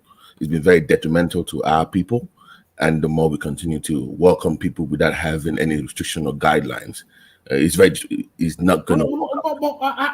How has it been detrimental to our space, BT? One man, where do I start? Where do you want me? Okay, let me list the positives, and maybe you want to counter with it with the negatives. What positive? One man. No, if it's mutual, where if I can go somewhere else and do the same thing, then you have a point to make. But if I am always the one that have to always welcome everybody, I always have to be very liberal in my own viewpoints. But that's a choice, though. That's a choice of the people. That's a choice. It's only the best of these people that make it to the West. No, Babati, is it in our nature now for the Yoruba community to install an Oba? We revert the institution, so it's not in our nature actually to say Oba of Enugu. Hold on. Let me finish. The point sorry, Babati, to that point. That's the Yoruba people's problem, because we're not used to doing that. Okay, but if we allow people to come in a large number, like the Igbos or the Hausa in our space, and they have a large population, and they would like to have a leadership from their own community to represent them, I don't think it's a bad thing. After all, keep in mind, you let them in already. Oh, so God. they should be able to organize. Prince, please. Back the way it's supposed to work is when our traditional still has some influence. If you have a large population of a different tribe or different people in the kingdom, the king, they will have what we call ashoju, right? Ashoju is what they have. That's the highest they could go. That can talk to the king. He has access to the king on behalf of his people, but he's not crowned in somebody else's land. But he has access on behalf of his people. So the highest he could go is what we call ashoju, a representative. But to now give them some kind of title on somebody else's land should not be allowed. Should never. Yorubas don't do it. Okay, so if you already have a process or a system in place, then how come you allowed it in the first place? That is a mystery. Let me ask this: if that Eze or that Seriki, if it was a chairman, if the designation was just chairman, would that satisfy you? Yeah, no. Like I said, I showed you that it has access to whoever is ruling that place for anything that they want, anything to resolve any issues. But you don't, because once you make him, you remember what happened in Ibadan, in Oyo State, years ago when they had that clash about somebody being, was it the one of the kings, the Fulani, whatever issue they had over there? The argument the people were making was that he is their leader, that because I think the Kabiyesi over there, the Bale summoned the people to come for a meeting or something over land dispute years ago. And they were like, no, we don't, we have our own head here. We have our own king. Thank you. I wanted to say that. That is the problem. When somebody has that, the people that follow them will make them feel like they're bigger than even the guy's palace is even bigger than the one that was there. How can you have a foreign king in your own land that his palace is even bigger than the royal throne in that land? That means within years he's going to start having more influence than people there. And that's what has happened in Yoruba land. Yeah, that is why War Peace is correct. It's correct in the sense that they did not allow the footing of such a thing to happen in their own land. Prince. Okay. Prince, no. We allowed it. We have a system in place and we allowed it. So it's our fault. Wait, that's my own argument that we shouldn't allow that. So I always get frustrated on this platform when Yorubas come and talk about it's in our nature, we cannot help ourselves. That's who we are. That's what bothers me. Like, what do you mean that's who we are? You can always modify your position when you see when reality hits you in the face. Yeah, but BT, it has benefited the Western space more. Nobody. No, you're missing my point. Oh. You know, this is my point. You must always gatekeep to an extent. You can have people come into your land, but you must always make sure that it does not. Yeah, but other areas that have put in those restrictive measures have not benefited as much as this.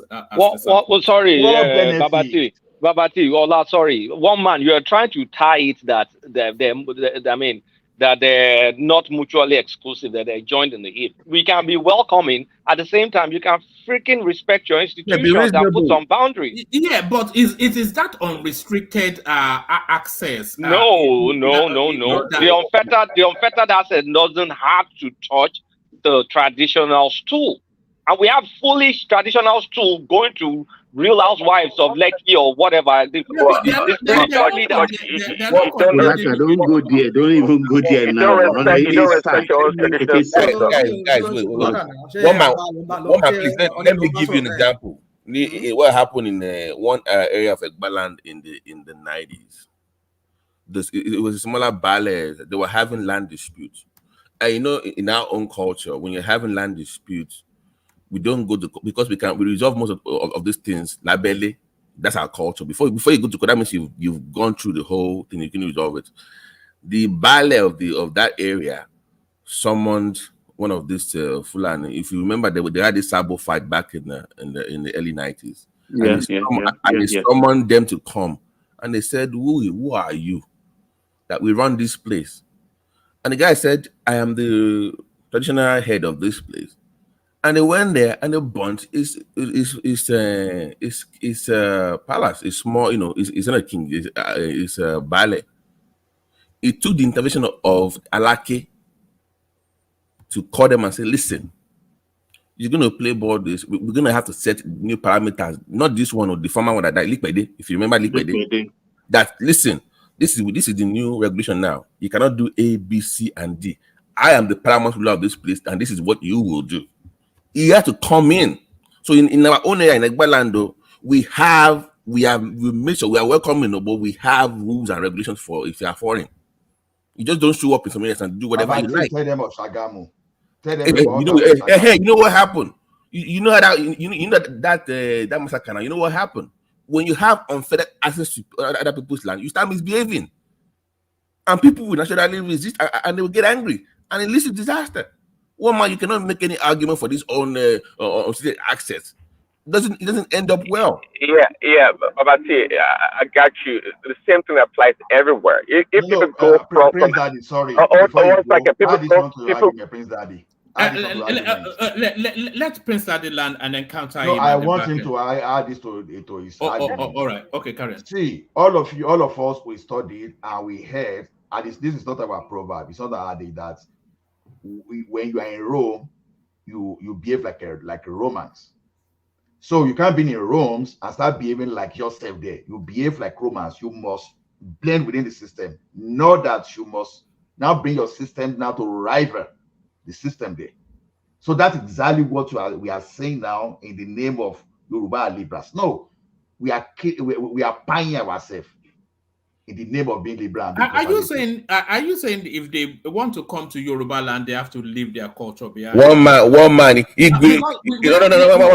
Wait. Even in America, they have bases. One man, wait. In Canada, they have bases. In the UK, they have bases. So in UK, one man, our culture is to be polygamous in nature. Why are you not practicing polygamy in England? Because what has that got to do with what I said? No, you said they should leave their culture. It's our culture to be polygamous. One man. Igwe of Egbaland. Sure, Yahweh. No, we've had that issue before. No, they do it as Eze of Ijemo, Eze of Ijemo, Eze of Bagura, Eze of Itoku. I'm telling you that we in Egba, we always laugh at people in Lagos. You have people in Lagos, but you people are too slow. See, because in some places on Egba, you don't allow all this nonsense. You don't allow it. You can do your business and live your life, but when we don't mess with our own things. So we revere our rulers in our own part of Yoruba land. I don't know about Lagos, whatever it is. I think this is just an offshoot of the elections. It's not. No. It's been boiling for so long. It's been boiling. It's an undercurrent, one man. It's been there. What the incidents they say in Ababati and the other happened in the 90s. So we're talking about 30 years ago or more. And it's still happening.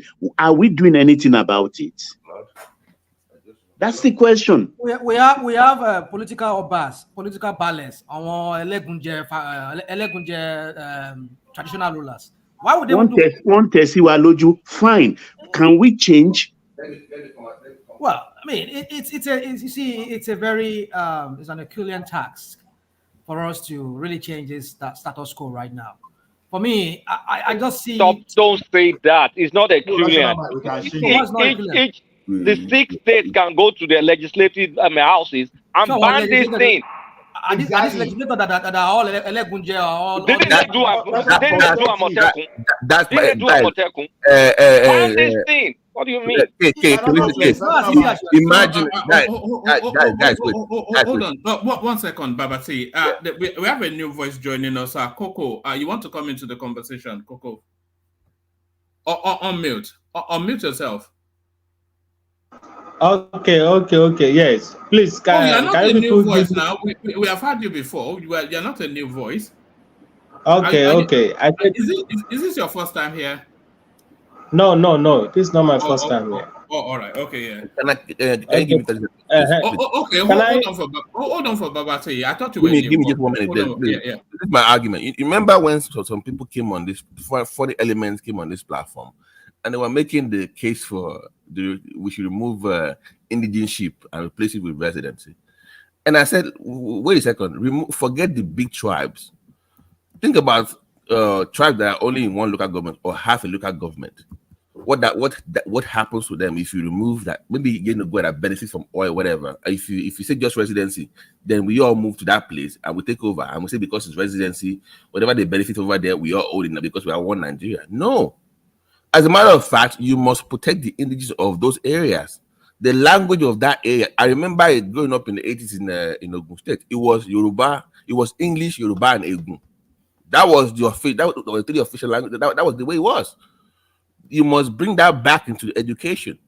They must speak Yoruba for anything official has to have Yoruba format in it. You must make sure that if you are moving to an area, if I come to America, I come to Lagos, why can't you speak the language over there? You must learn the language to live there.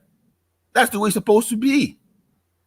Learn the freaking language. If you cannot speak it, get the fuck out. Thank you. Look at what happened in Shagamu that I asked you to say, 1999. Shagamu, where they were doing the Oro Festival, and this Hausa woman dared them and went out there in the name of saying, okay, you want to behave the way you like in another man's land. You see the clashes there? You understand? Because you wanted your own to be thrown. So can a Yoruba man just go to the north and go and try something against the things there? And you all know the story. You will turn to Suya. They will Suyanize you. Let's keep it in mind. It said that the Fulanis and we can say the Igbos also, they are quite hegemonistic.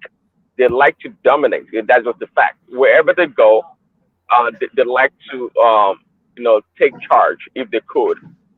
If you can say the same for the Hausa people or the Kanuri people and other tribes, then that is fine. But I say that those two tribes especially, they like to really take over, to put it mildly. So, but if we have a system in place in the Yoruba land and we're not following the system, again, that would be our problem. Really, quite frankly, that'd be our problem. And we can't project that. We can't project because the Yorubas wouldn't do it. It shouldn't stop them from doing it. That would be our problem because that's our way of life. But if they want to do it, well, they should do it reasonably according to the law. If you follow the law, but if not, okay, it is what it is. It is our duty to start reminding our people now that we've done something wrong, and we should reverse the thing we did wrong. So there's no need of pleading for sustaining what we did wrong in the past. We just have to change. Like what Kulata said, it doesn't take the states, the southwestern state to outlaw all this rubbish. You understand? We just have to. The Hausa people, they behave like us. See, some people went through the back door, they overthrew the traditional ruler and they installed theirs there. They were just like us, just liberal. Oh, let us allow them. They allowed them, and we all know the story today. You understand? You know what it means that a tribe that is just less than maybe 9 million of the population, probably that 9 million is even inflated. You are now controlling a population of around 30 million or more people. They even hear your name more than that. They were trying to replicate everything across the country, and we're saying, no, let us take them in the name of Ruga. When we have you see, when our system was functioning, we used to have our own cattle. Enila, we call it Enila then, that were breeding from Fashola farm, Ikunderi farm, and all those things. So why can't we revive that? That's what we want to do, is to give settlement. And we were even there during our life that even their life patron was telling us about the route, the grazing route that never existed. You understand? All those signals should tell you the evil intentions of these people against. So when you look at the tribe generally now, Yorubas are the only one accepting nonsense, and we are even trying to justify nonsense. This thing we have to stop, because this is existential thing. We should just understand. If our forefathers, if they've not fought for us, probably there will be nothing. There will be nobody like Ola today. Maybe Fajuyine will have even be out of existence. So they will have been maybe we will be. So so maybe today I will be bearing Fatai instead of Fajuyi. It sounds like a Mukhtar anyway, doesn't it? So Ola, can I add something? Ola, can I add something? Ola. You see, some people might, I just sat down here, I was just wondering, some people might think that why we're becoming so bigoted. Hey, don't get me wrong. Wait, stop. Don't make that next statement. Stop using the wrong word. What do you mean bigoted? We're talking about traditional institutions to respect it, and then you're using the word bigotry. What the hell is that? Kulata, I was having the same sense that Rational was saying. What are we talking more than to protect our traditional institutions? And then you're saying some fuckery. Hear me out. I'm saying what I'm saying. I'm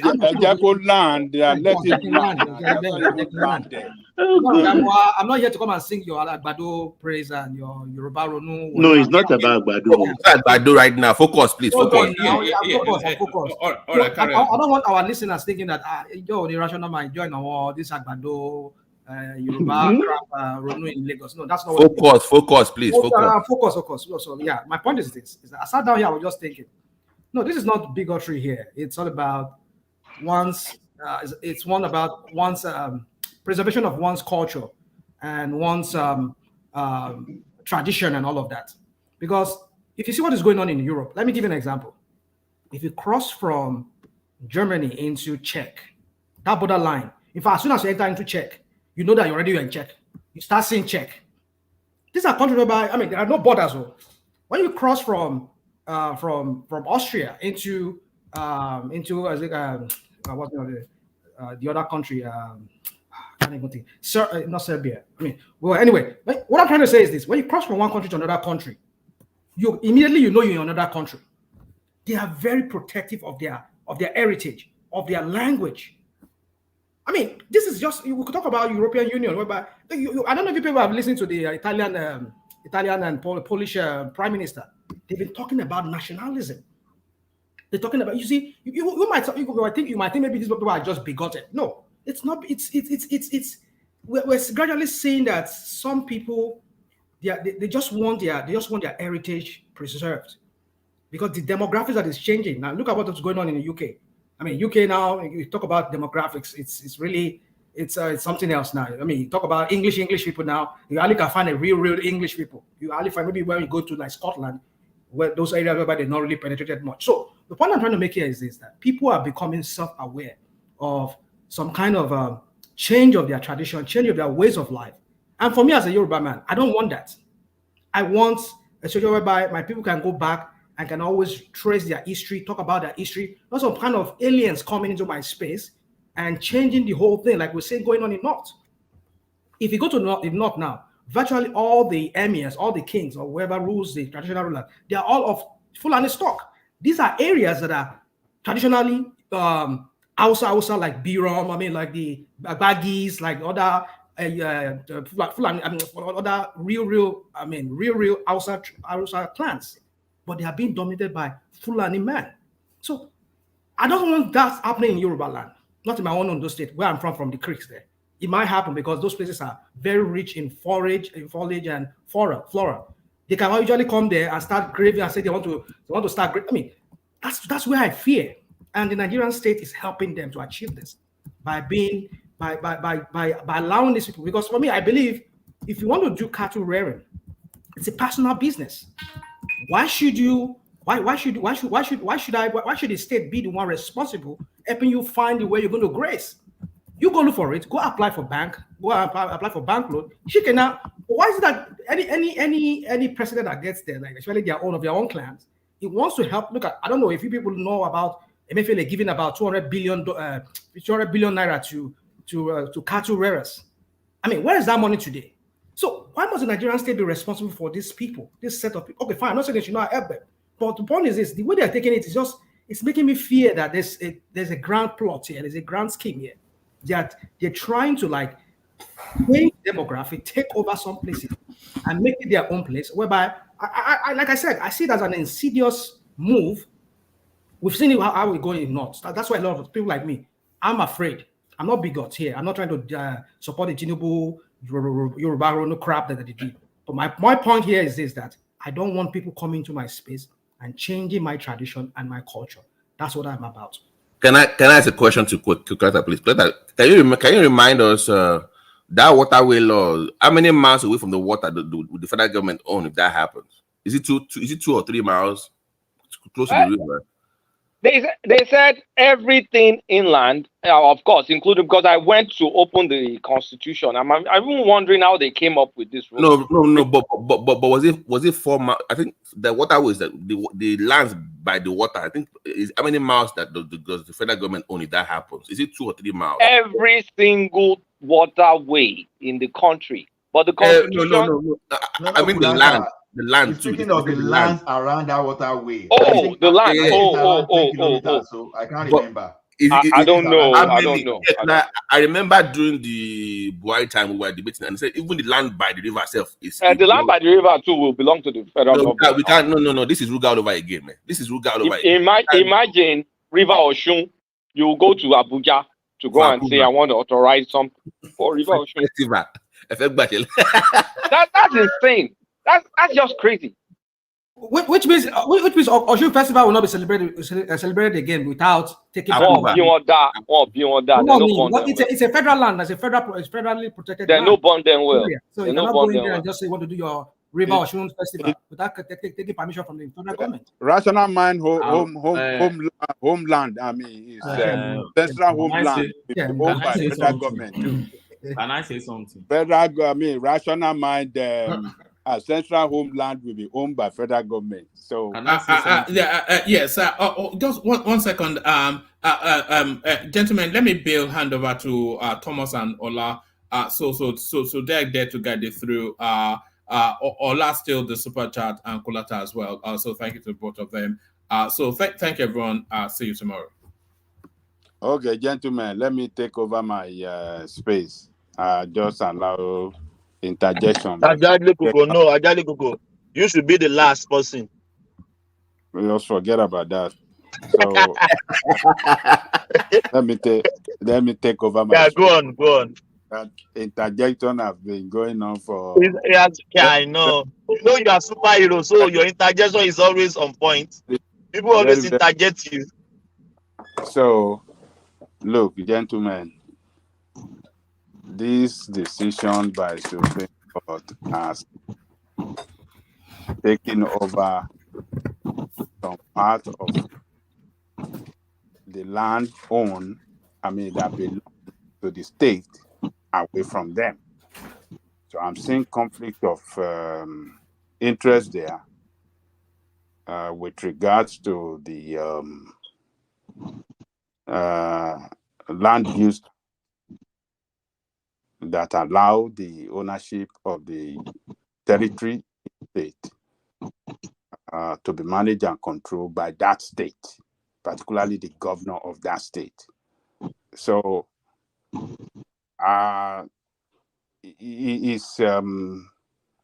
this mentality and effort by the federal government to centralize and control everything in Nigeria, I think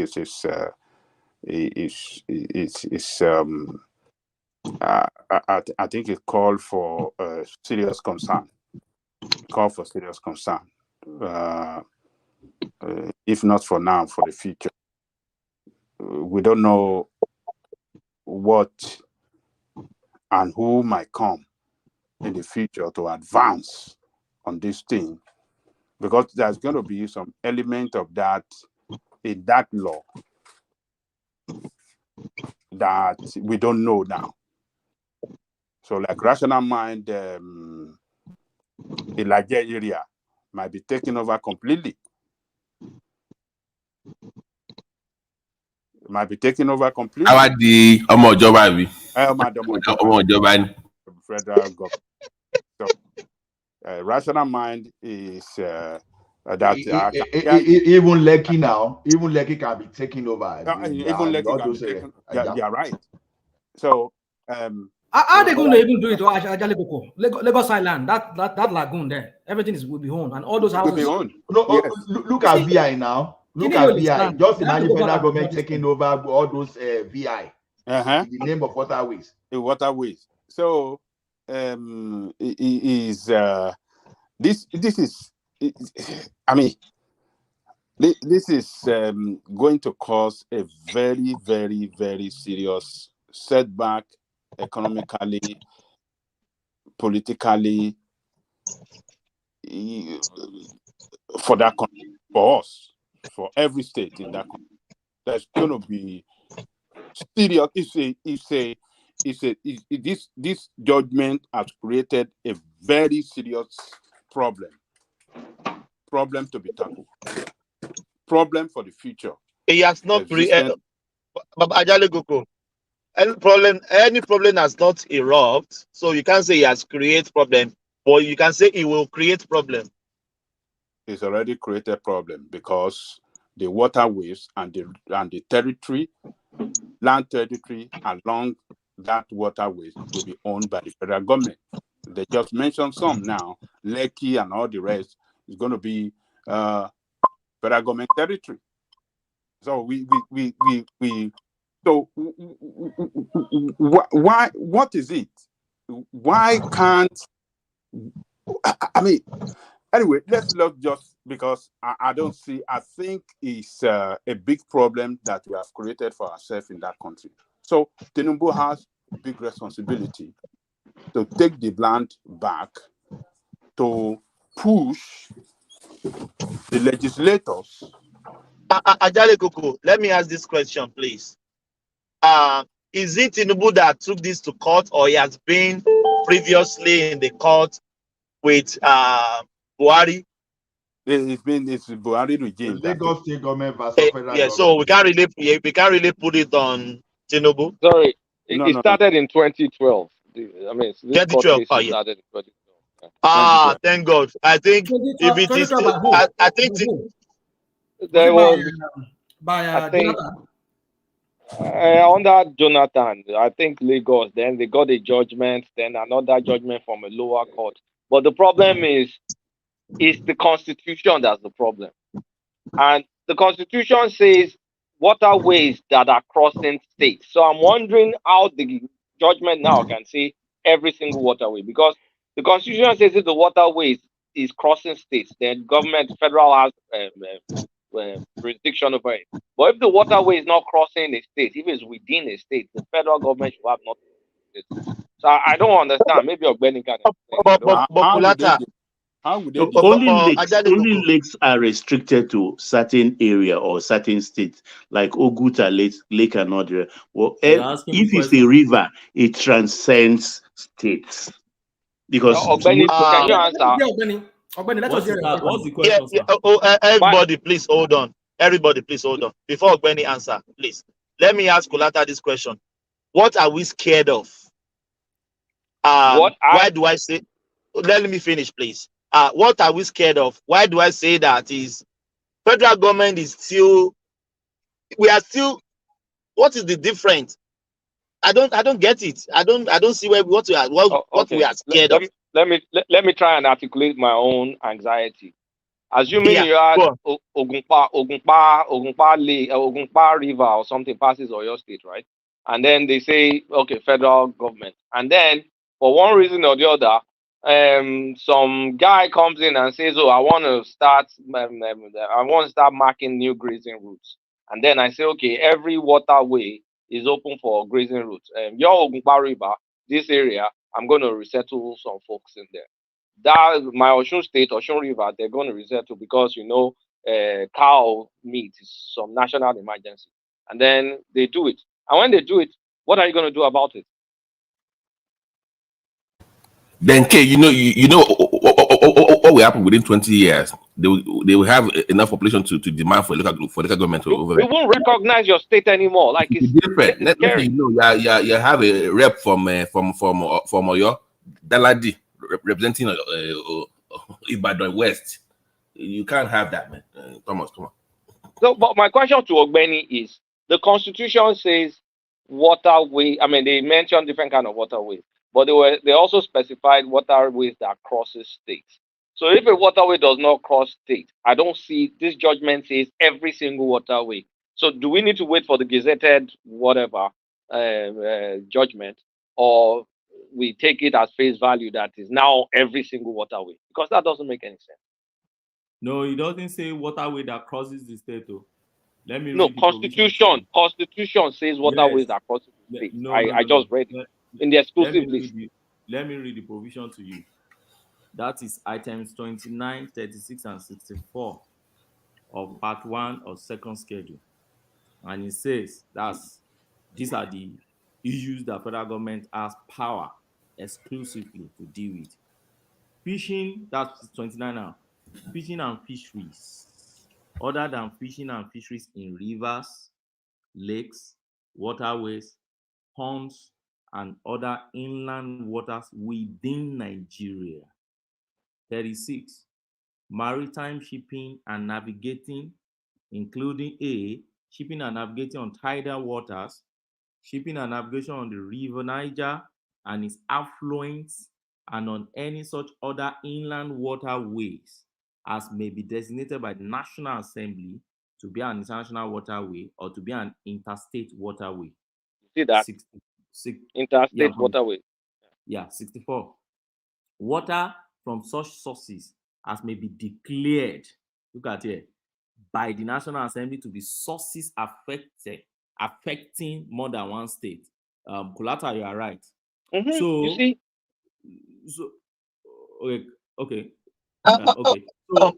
Ogbeni, in a short review, please. Can you just tell me what is? I won't lie. I just joined you guys. I came late from work, night duties, so I just came in. I don't really know even what is the judgment about. Just in a simple sentence. So now, first and foremost, none of us have seen the details of the judgment, right? But from the excerpts that we have seen, and don't forget this case, they've been battling this case since 2016-17 upward. It started from the Federal High Court. So you can easily go back to the decision of Federal High Court and see what the Supreme Court has probably affirmed now. But we have not read. I have not, and I'm not sure anybody on this platform have read the decision of the Supreme Court. Now, if you want to understand what exactly is the issue here, so the issue here is simple. Lagos State government has interest in developing infrastructures on waterways, on the waters within their state. They know quite all right that the waters within the coastal line, and then the territorial waters, and then the one on the exclusive economic zone belong to the federal government. They are not fighting on that. They've been doing things on it, but they are getting permission of federal government to do it. But the one within the states, okay, like you have Ogunpa River, Osun River, this river, and others, and all those rivers within Lagos, within the states, they've been doing infrastructures on it, putting flying boat, putting yacht, and they've been gaining resources and revenue and everything from it. So at a point in time, federal government has started challenging their power over this water and everything, on the fact that if you go back to the Constitution, that item 29, 36, 64 that I just read to you now, that it donates the power to the federal government, okay, to legislate on whatever activities that will be going on those areas. That your rivers, right? Don't let me say river, your interstate waterways now. That is waterways that cut across one state to the other, so that states should not do it. So it became a serious issue. But Lagos State government, being state that is always very proactive, so they approached the court to determine and answer that question, whether that powers belong to federal government or them, or belongs to two of them. At the federal court, the federal court answered it in affirmative and said no, not belong to the federal government. They went to Court of Appeal. The Court of Appeal reversed their decision and said it should be for federal government. Now, Supreme Court has just delivered the decision now that it is federal government and not state government that has exclusive legislative power to determine activities and levy and collect money also on whatever is happening on interland rivers, that the rivers that cut from one state to another, any activities that is going on there. Now, what are these activities and what is the implication of this government? And lakes too. tell you which I've said before, my initial understanding is this. That item 29 exempt fishing and fisheries. So he said fishing and fisheries other than fishing and fisheries in rivers, lake, and others. So the state government still have power over fishing and fisheries in their rivers, in their lakes, in their waterways, their ponds, and other inland waters that lies within Nigeria. But beyond that, now, when it comes to maritime shipping and navigation, okay, maybe you want to put canoe to move from one state to another, you want to do all those things, you want to put infrastructure on this thing that involve what I can call maritime transportation, which is even major focus in Lagos too. Then they said it is only federal government that has power to do that. Now, the issue I have is this, and which I've not read, I've not seen the judgment, is the item 64 that says water from such sources as may be declared by the National Assembly to be sources affecting more than one state. The issue I have seriously with that now is that one is too general. So the federal government can wake up today and say no. The activities you're going to have, like somebody mentioned Ogunpa, for instance, say, why are you having that activities? It's part of the sources that we have declared to be that of federal government. So you can't have such activities that you're having on it. Now, connect it to Ruga. Why people are connecting it to Ruga? Simplicity, everybody can say, okay, federal government is just looking for more revenue. But this is the reason why people are linking into Ruga. You see, people are not talking in vacuum. Sorry for cutting you. So that is my problem. That's why I was asking you earlier on. Why are we connecting this to Ruga? That's what I'm getting to now. Yeah. Please, can you just, I don't get it. Because I think that is what gives people the anxious. I don't know. Yes. So sorry, Ogbeni, to your submission, please. Can you clarify the lands by those water bodies? Did they set some? Is it 3 miles by the river that belongs to the Fed? I'm trying to clarify something here. No, in law, you see, river is actually land. No. I mean, because the initial one that they put forth had some kind of law that says a mile by the river belongs to the federal government. So I'm trying to clarify. This nautical mile, yeah. land and everything. Yeah. Well, I don't know. I've not read. Like I said, I've not read this judgment. I've not read the judgment. I don't. So it's not. My point is that the way I see it, it's not only about the river, but the land by the river also affected. That is what. Let me tell you the area that was, because I just opened the federal high court decision now. See the area in Lagos, because for people that know Lagos very well, I don't really know Lagos as much like that. But for people that know Lagos will understand this when I read.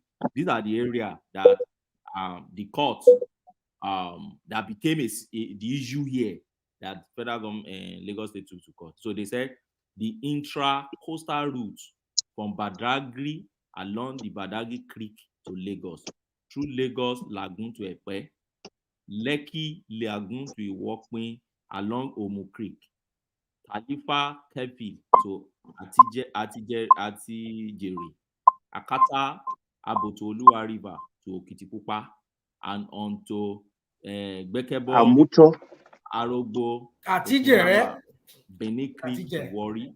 Also, the canal running from Araromi through Ayetoro, Imelumo to Benin River, and from Ayetoro through Mahin Lagoon to Igbokoda. So those are the areas that are an issue and they took to court. If you look at it, you see it cut across Lagos, some part of Edo, some Lagos to Ogun, some Lagos to even Ondo State, and then what else? Benin Creek. Okay, so that's why. Wait. You mean Ogun River too? Ogun River, what man? Then Ogun is there, and I read Ogun now. Wọ́n tètè kó wa lẹ́rú.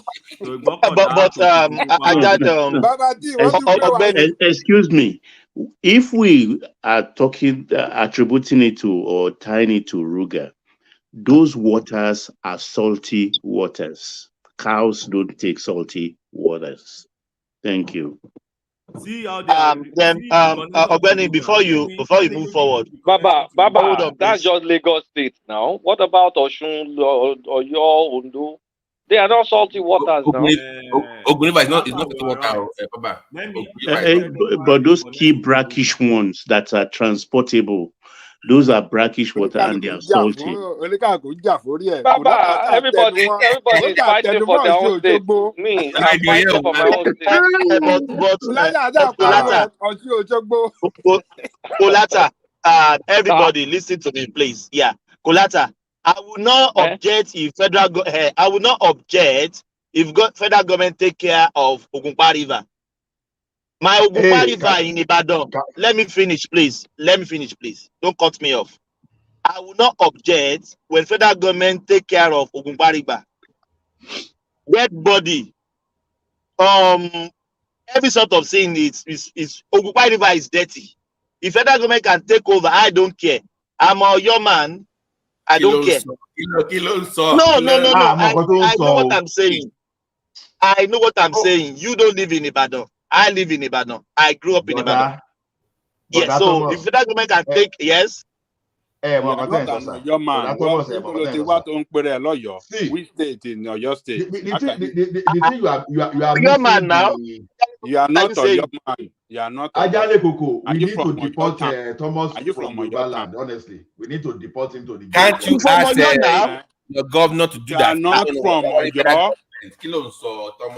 Believe in God, Thomas. So. Yeah. What was this man saying? Another Afonjali lady. This Emeka is not an Igbo. Are you saying I'm not your Yoruba now again? What are you saying? You are from Isenyi. You are not from Oyo. You should distinguish between Oyo and Isenyi. What is if I'm from Isenyi? Where is under? Isenyi is under Oyo now. What are you saying? It's Oyo State now. It's Oyo State now.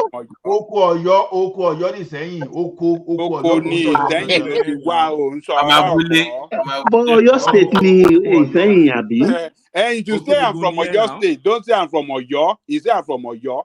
And what all they claim I'm from Oyo are from the people. What's the difference? Indigene. They are different. It's different too. They are different. You better not buy Isenyi. What are you talking about? You are not your man now. You are just from Oyo State. You are just from Oyo State. You are not your man. Don't claim. Will you tell me where I am from?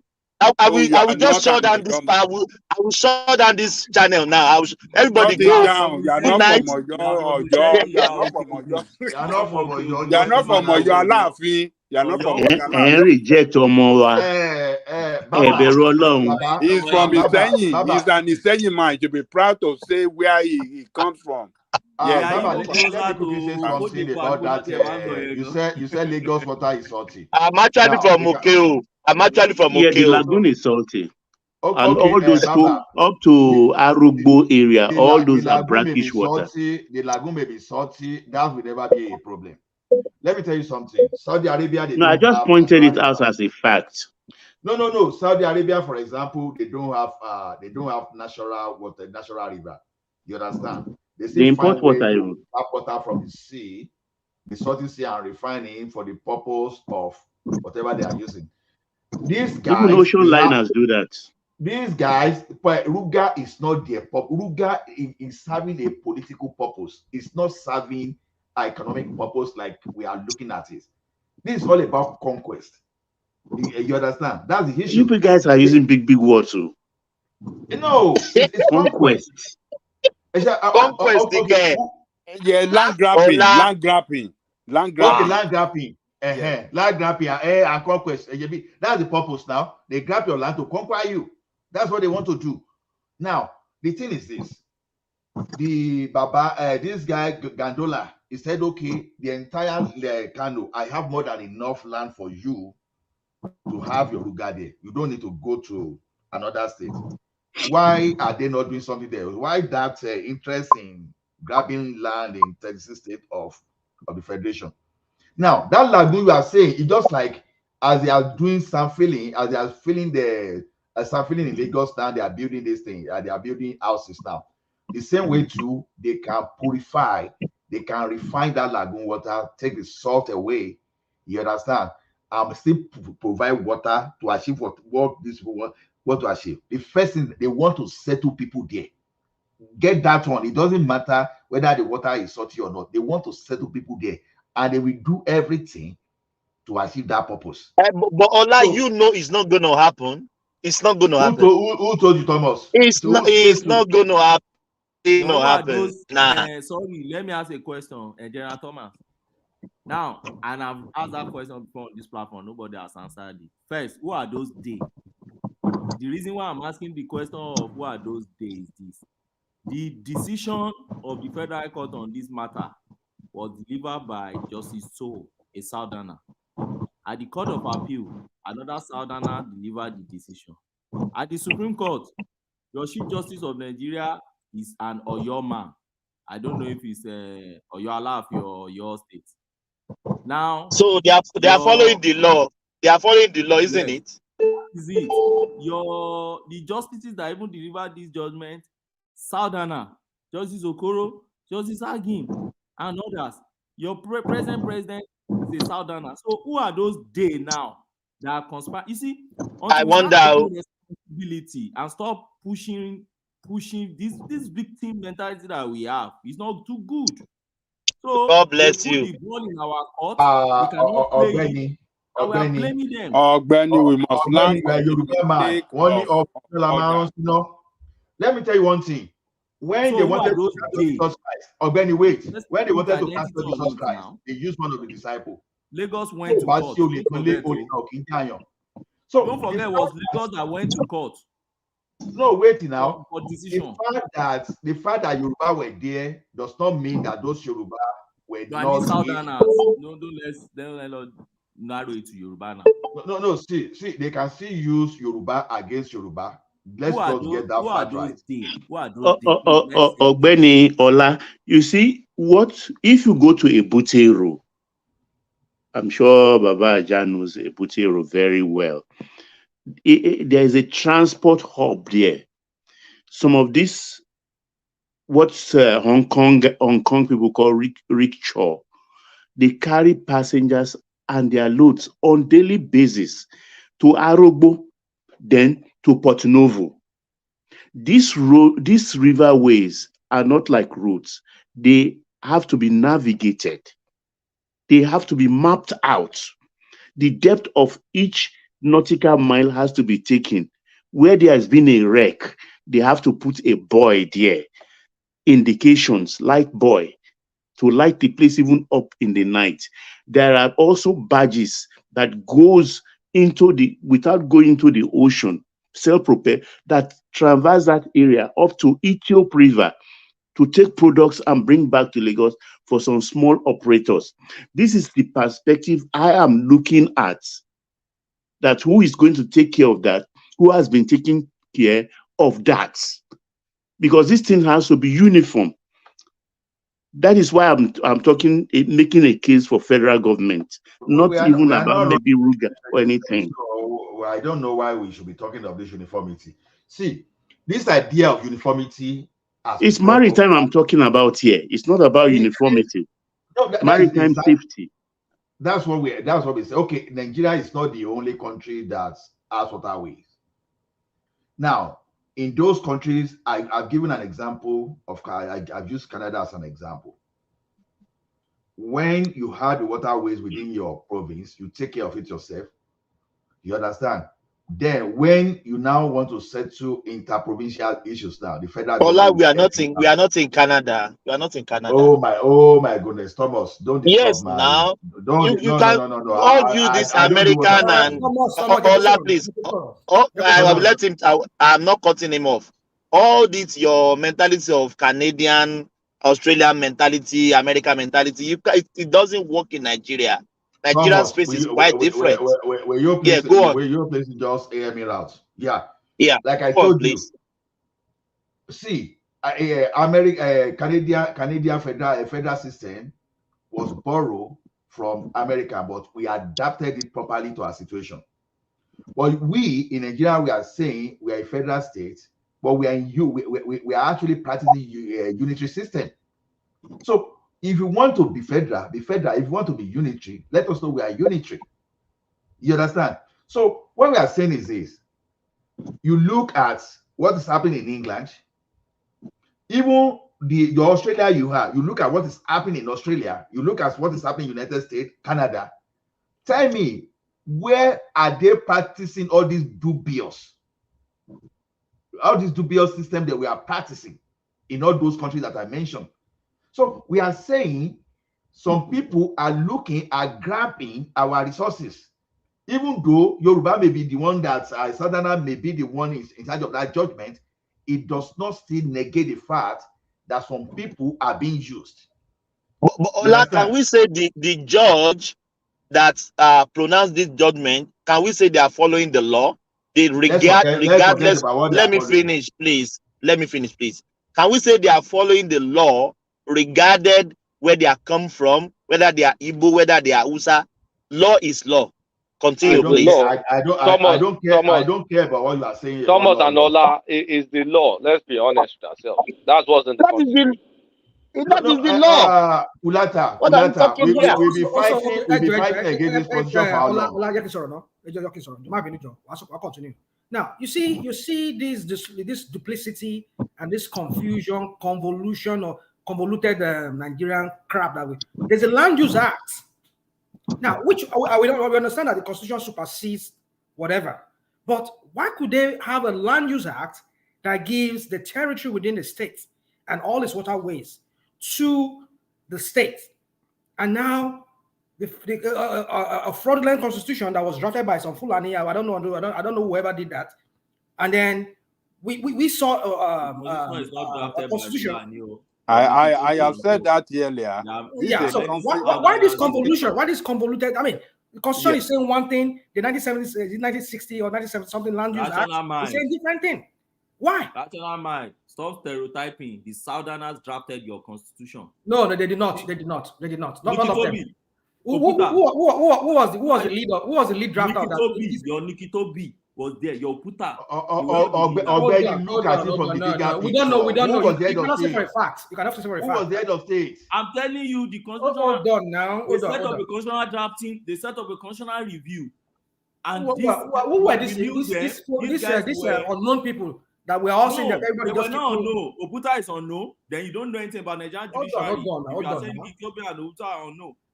These were men of great. Who was the chairman? Who was the chairman of the constitution drafter? It's not like Professor. I just said Shukudi for Oputa was there. I know, but who was the chairman? There. I've named him here before now. Who was the chairman? Who was the coordinator? Here before. Many Southerner, majorly Southerner. No. Who was the coordinator? Who coordinated? Nikitobi.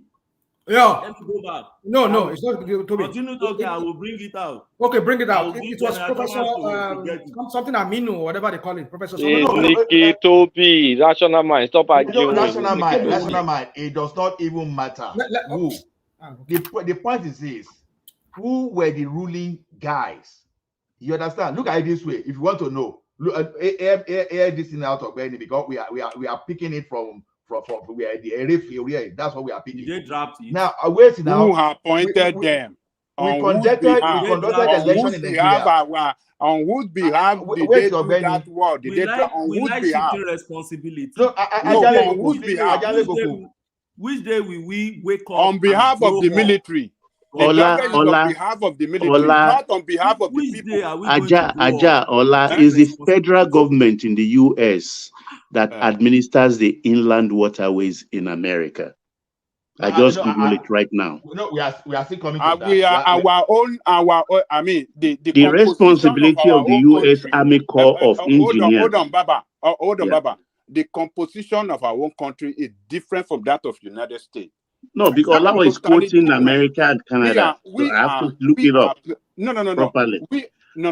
We are ethnic people, and what brought us together, and when we were brought together, the agreement we reached and the constitution written that brought us together as one country has been broken and never respected anymore. Has been, driven away, written off. And that is what is causing the problem we have in that country today. So United States as a country, the way they came together, the union that form United States, and the agreement signed is being kept to up to today. That's why we still have the United States. But in our own country, what brought us together, the agreement that brought us together, is not being kept to. It's been threw away into the dustbin, and that is why we are having this problem. See, Baba, you are missing up what is happening in America. You are missing this now. For example, now who controls River Montana now? It's so easy. Let me read it for you. Can I read it for you? No, Baba, you are missing it up. I understand what you are reading. I'm not missing it. It is very clear what I'm reading. So, Farabale, let me read it for education for everybody. It's not clear now. It's not clear. Let Baba read it. One voice now. Let him read, please. Let me read it. Please. The responsibility of the U.S. Army Corps of Engineers is to facilitate the safe, reliable, and economically efficient movement of vessels, and it does so by constructing and maintaining navigation channels and harbors and regulating water levels on inland waterways. This is what I've been saying. Okay, Baba. Let me read this one for you. The state of Montana owns the waters within the state on behalf of its citizens. How does that stand? Well, that is conflicting actually to what I'm saying here. This is, I Google it. No. It's I Google the one I'm reading tonight. I can post it here. Baba, we are mixing it up. I'm not mixing it up. What did you Google? What did you Google and find out? I Google who governs the inland waterways in the US. That's what I Googled. You are missing up the security and the owners of the waterways. I just gave an example. The state of Montana owns the waters within the state on behalf of the citizen. It's on the same Google too. So the thing is this, when you look at it in details, because I know exactly what I'm saying, I said in Canada too, when it comes to intercoastal, the federal government maintains that. But when you look at that water within the state, it belongs to the province. It belongs to the province. The waters in state of America belong to the state. But who administer intercoastal? The U.S. military, because that's a security issue. But the economic issue is the state. That's what I say. I don't have problem for the federal government to put Navy on Ashijire, all those stuff. But who is the owner of Ashijire Dam? Who is the owner of Lagos State Lagoon? That's what we are talking about. Federal government want to be the owner at the same time, be overseeing the security. So two different things entirely. So the thing is this, it's the same way we are using Google. I've Googled it, so I know that anything we speak here is always can be fact checked. So I know exactly what I'm talking about. So I still insist that in that league or in that Nigeria, you have to understand the history behind our situation. If we are all if we are all the same now, let's assume that we are just like a Britain people, that we are all palm color or whatever they call it. You understand? We understand. But we have a situation whereby a group of people want to dominate others. Is that happening? Is that happening in America? No. Is that happening somewhere else? No. But even in Canada, there was a time too that the Quebec people, they were trying to cause some kind of funny thing, that to the point that the government of Canada started this. It happened that they were deporting people from Quebec back to France until they resolved the issue. And you see that within Canada today, they respect the Quebec, the Quebec space. That's why they speak French there. They maintain their culture. They do their things the way. In the same Canada we have, British Columbia, they are importing crude oil from Saudi Arabia. Quebec, okay, in Nigeria, are states allowed to license vessels? Are states allowed to license vessels? Are they allowed to license pilots? That's different thing, Baba. That's a different thing. I'm talking about the administration generally. We are talking about suspicion. Baba, you didn't listen to what Adalekoko said earlier. Adalekoko said that our composition, you need to factor. I don't know whoever gives us judgment. These are whatever they call them, maybe Southern people. I don't understand. I don't know what they are doing. I'm not relying on the judgment or anything. What I'm saying is that the waterways are not roads. Okay, we understand, but there's an economy around that. Now, let me give an example. In some little towns that I've lived around here across the United States, I don't want to tag to anyone, but I'll just mention some. I used to live in a place where, on a state line of 2 states, that's between Washington and Oregon. And so each of those, they have this huge, this river. It's called the Columbia River. It straddles between up to Idaho, up to, I think, even to like Montana.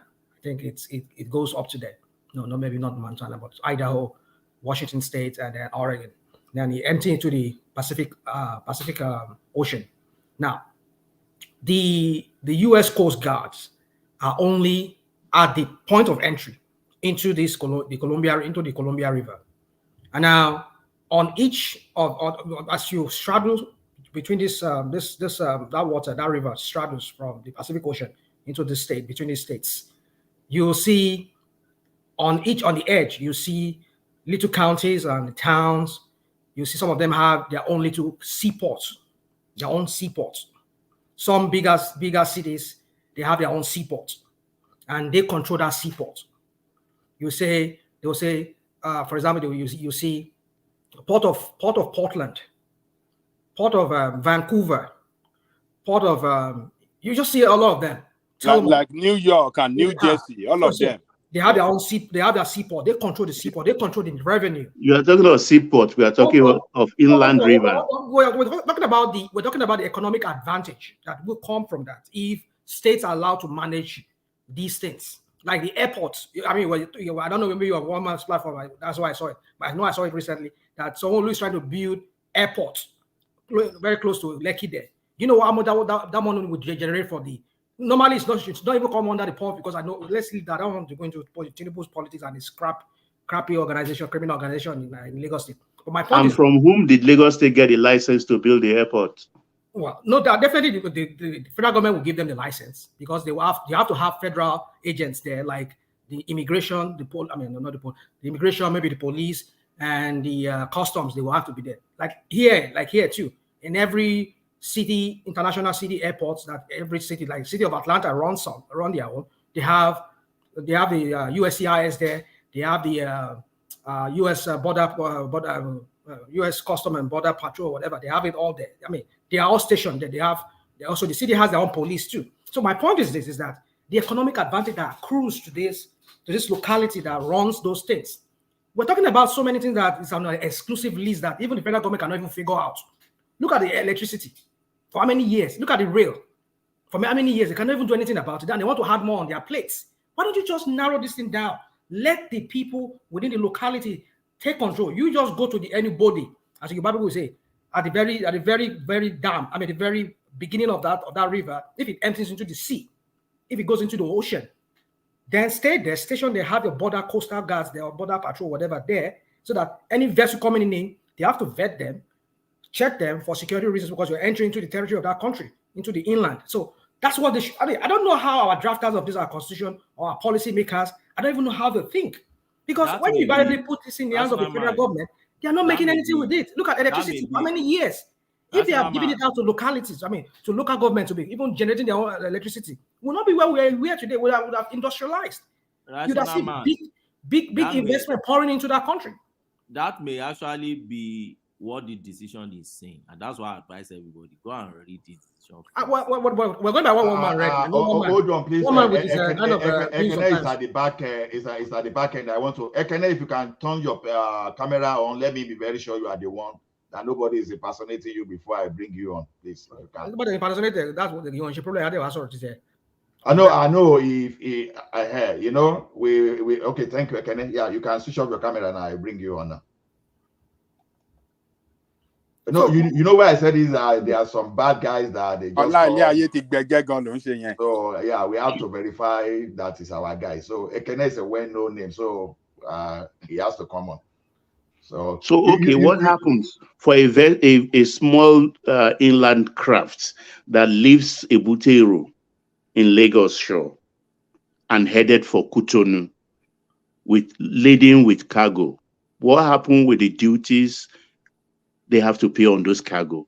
Or how do we mitigate against arms smuggling? or drug can you repeat smuggling. that? Can you repeat that? I didn't catch that. Sorry, please. There is a lot of transportation going on in Ebutero in Lagos. Ebutero is when you come down from the Akata Bridge, though that water area. I know Ebutero. Just go on. That is exactly. There are two main traffic there. One goes through Badagry Creek to Porto Novo.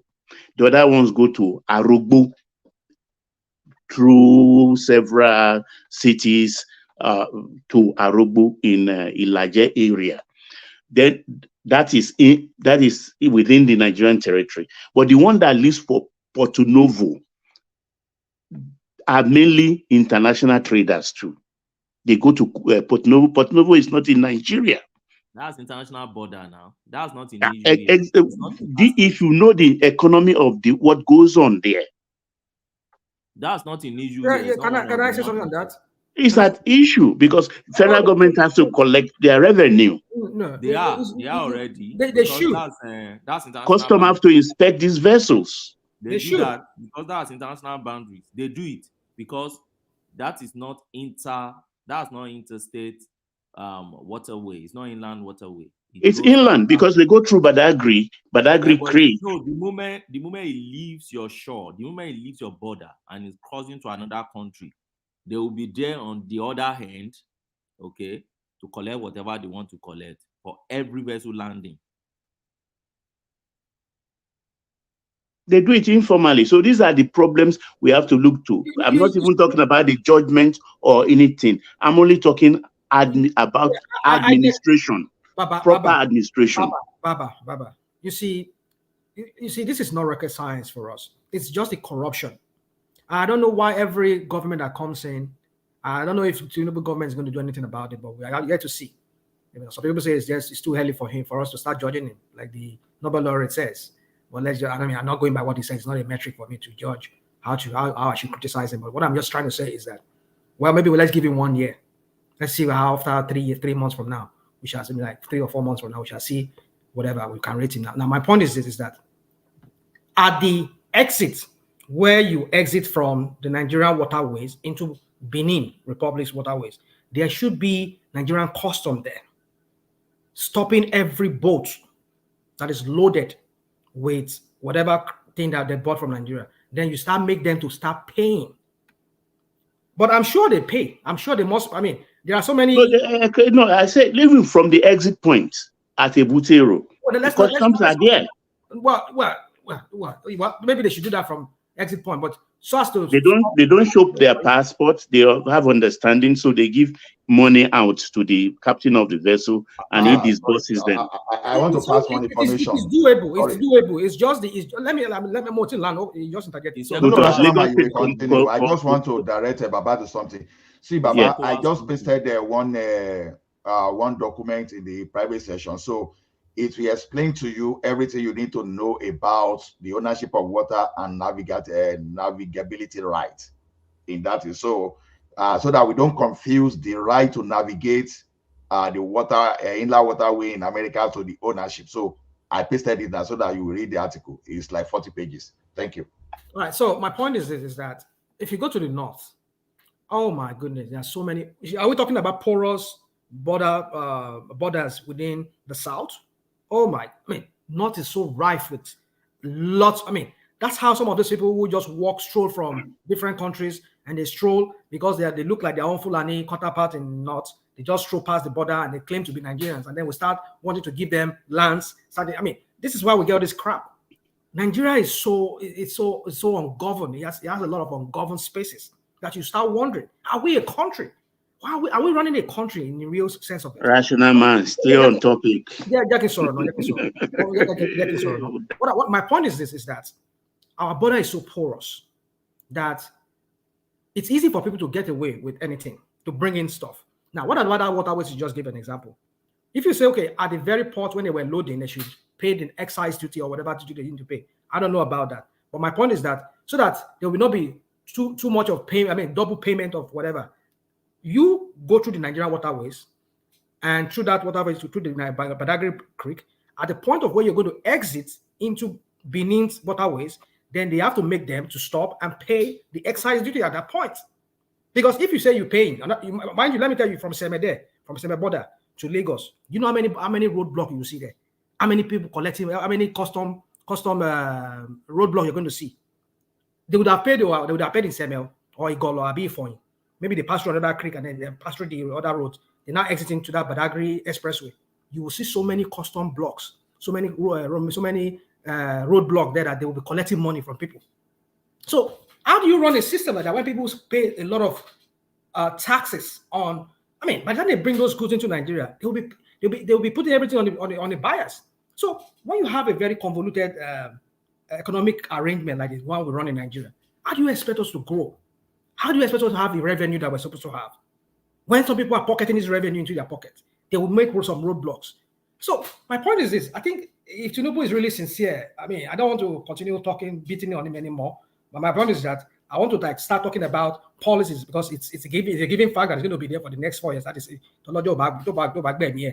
I mean, at least we're going to be there. So my point is that he needs to sit up and really run that country like a country should be run.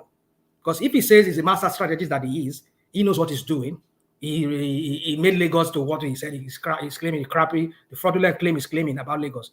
Let him replicate the same thing in Nigeria as a whole. Because I don't know how you can run a system like Nigeria where you cannot even you don't have data to pin as to how much the federal government is making. Because more than half of the money, that the revenue that the federal government is making, is going to individual pockets. Go to border places, other border areas. You will see so many roadblocks that people who are bringing goods from, say, other part of Africa, other part of West Africa. Let me use an example of West Africa, coming from maybe from Ghana, from Mali, or from you see a lot of after they leave those borders or going into Nigeria, you will see a lot of roadblocks. They'll be asking them to pay. So those money does not go. It doesn't go to Nigeria Treasury. It goes into the individual custom or whoever is collecting that money. So how do you run a system like that? So Tinubu needs to sit down and call on the service chief or bring in some kind of technology experts to see how they can run these things. Because if not, I don't know. He's going to do the same thing like you come there. Sorry, can I interject? Go on, please. Thank you. I understand your point of what you're talking about, but I think that is a secondary issue. The primary issue right now is the water will they just passed. We should not forget it. Supreme Court just passed it, and these people are very smart, and they did it through the Supreme Court.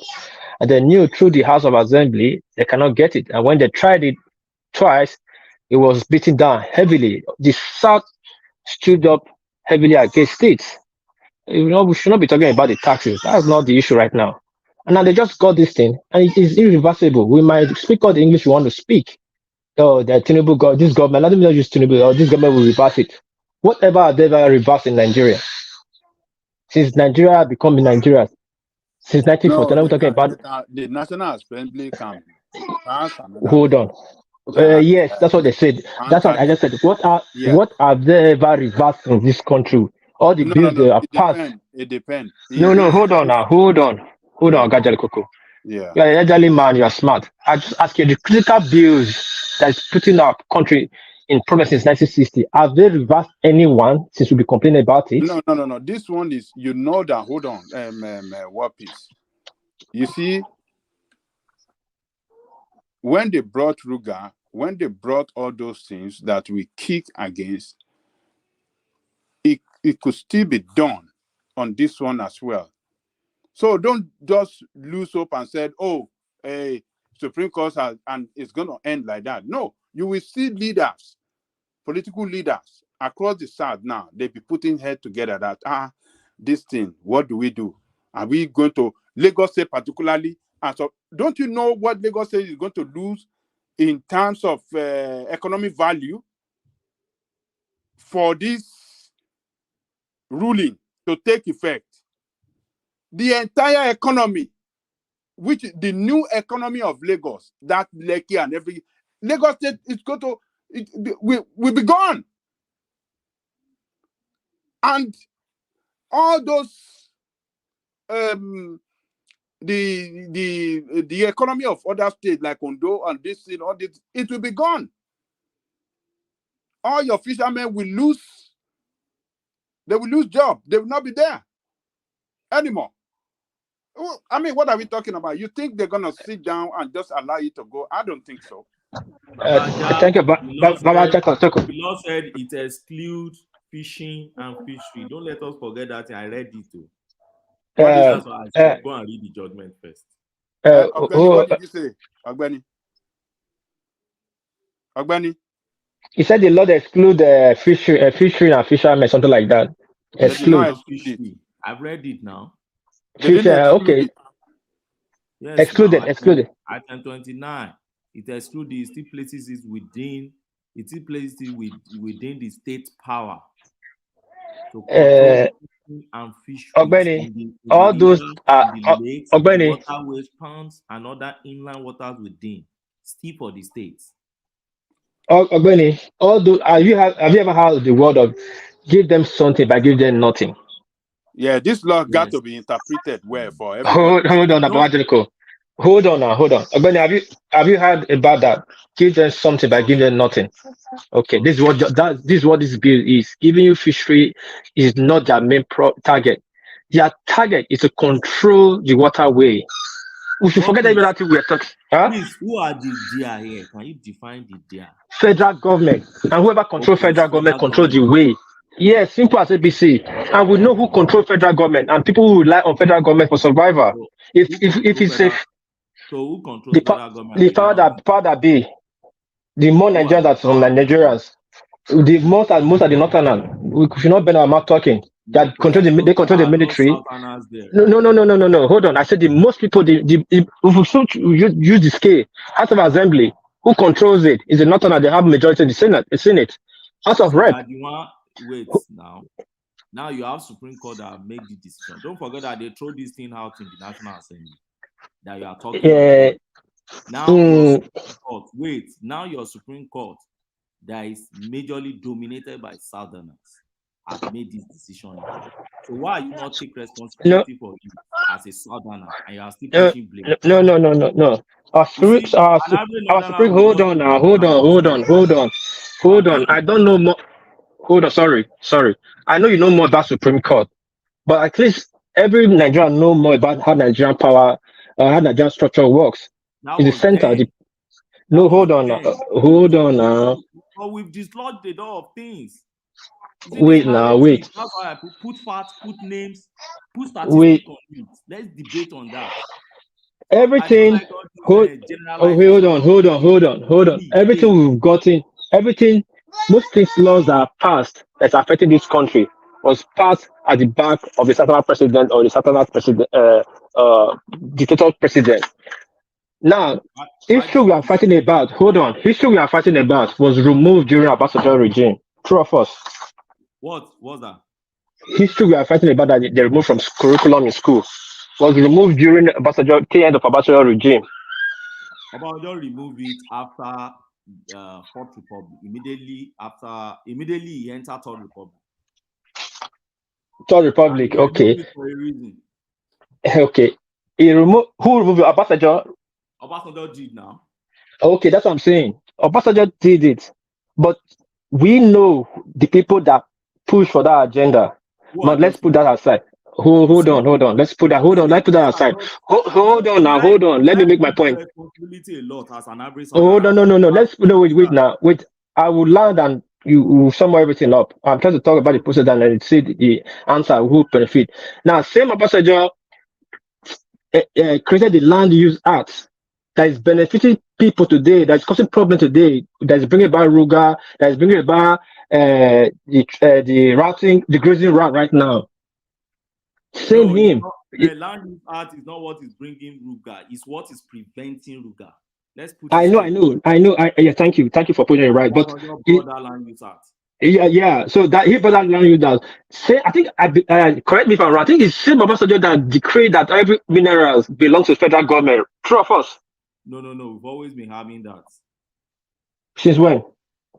We've always been having solid minerals belonging to the federal government since 60s. Solid minerals. Okay. I should not say. Huh? That's solid minerals. You have okay. I understand. I should not say what I don't know. But this I just use it as a reference. Now, at the end of the day, At the long run, we know the people that's going to benefit from this. Now, this Ruga, first of all, is a private thing or somebody's tradition or culture. But before I forget what I'm going to say, you know one dirty deal that was going on in this farm loan, Is it the Benny? Emefiele the anchor No, borrowers program? before from Teen Emefiele own, after Emefiele is still going on. Do you know when they share money for farmers? Cattle breeders collect money too. I know. Okay, now thank you. Hold it there. Hold on. They collect money, but do you know when they are selling money for cattle? 200 That's billion naira given to them. Emefiele marked that for them. They have no, access to I don't know. Yes, you know when they are selling money for herders, but other farmers don't collect money from it. You know that too. Yeah. Okay, that's just a simple example of what this waterway is going to be. On paper, hold on. Let me make my point now. Because problem with this, let me quickly tell you the issue I have. The issue I have is us pushing responsibility. An average southerner is fond of that, particularly when you don't have a northerner around to defend them. Let's check our home mirror. For instance, you are giving me 3 examples today now, and I see southerner playing serious key roles there. First and foremost, you mentioned Land Use Act. Obasanjo brought it. Military government. Nobody was controlling Obasanjo. He brought it. And that thing has achieved a good development for us today. If not for Obasanjo that said, let governor take care, probably federal government would have been taking over many lands. Obasanjo brought eradication of history from our syllabus. Who was the Minister of Education then? The man from my state, Professor Adeniran. He was the Minister of Education. With his president, they removed history. And now we're pushing responsibility to northerners. Which kind of northerners are pushing responsibility? Let your own guys take responsibility. You just mentioned cost borrowers program now. Was Emefiele not a CBN governor? Was he not a CBN? Was he not a southerner? So why are you not placing the responsibility squarely on him first? Before you now push it to some imaginary northerner. Well, you know, hold on, Ogbeni. You know the politics around this. Allah was saying to you, hold on. Allah was saying to you.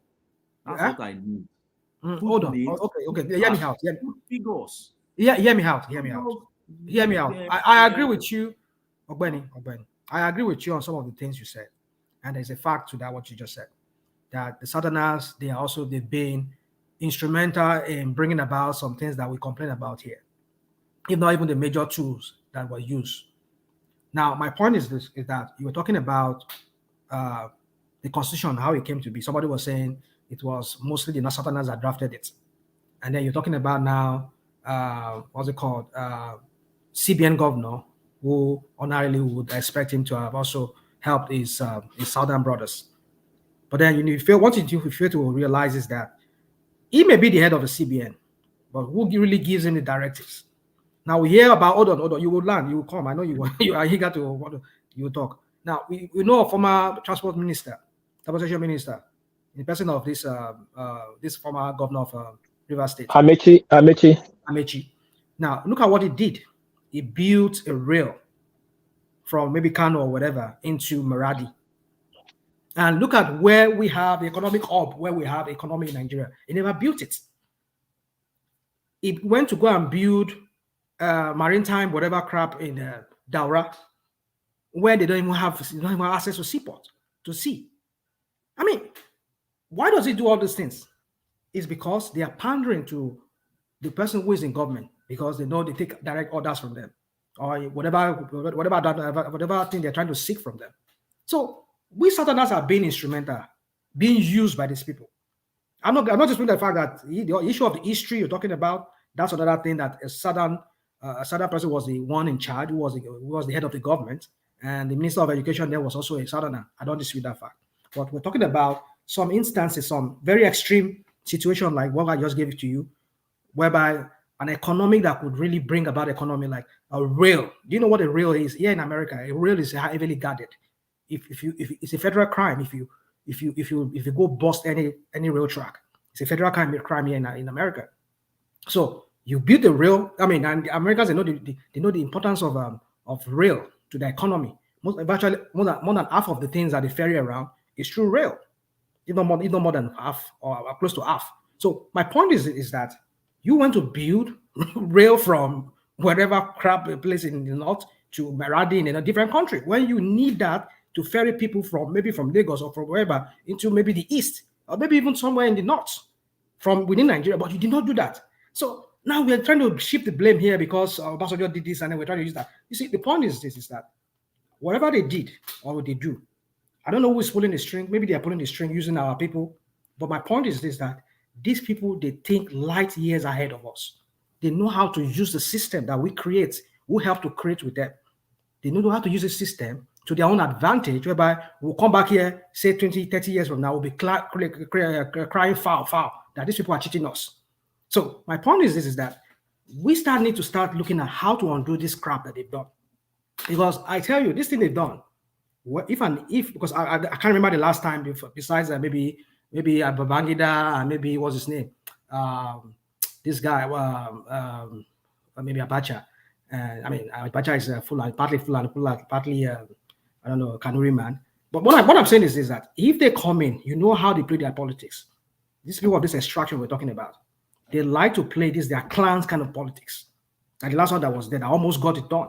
So my fear is that if they have control over these things, they might easily seed it out to their own plans. Rational man, you don't need to have a fear. They already have the control. They just pass it on the Supreme Court. And one thing we like to do, we'd like to live in la la land, try to think. Our thinking will rather the physical action. And this is what people have more than us. They believe in action. They actually speak like that in words.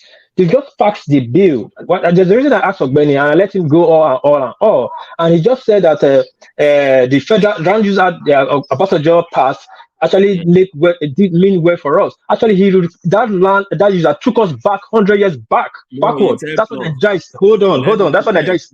Hold on. That's why Nigeria is stagnated today. Before land use act, hold on, please, hold on. I know you're very vast in this. Before land use act, I believe you have almost all Nigerian regions blooping in your finger.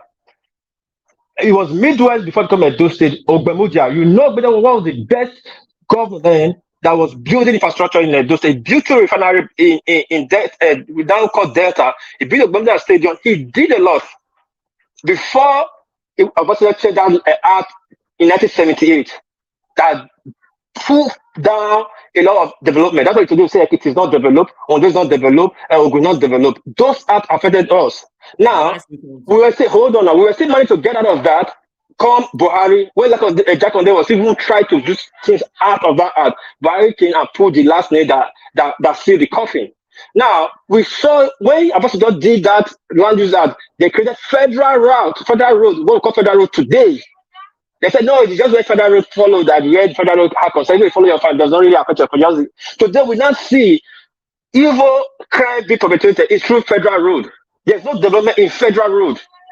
Everywhere federal road apart is being stagnated. Tell me, what was the good use of the Federal Land Use Act?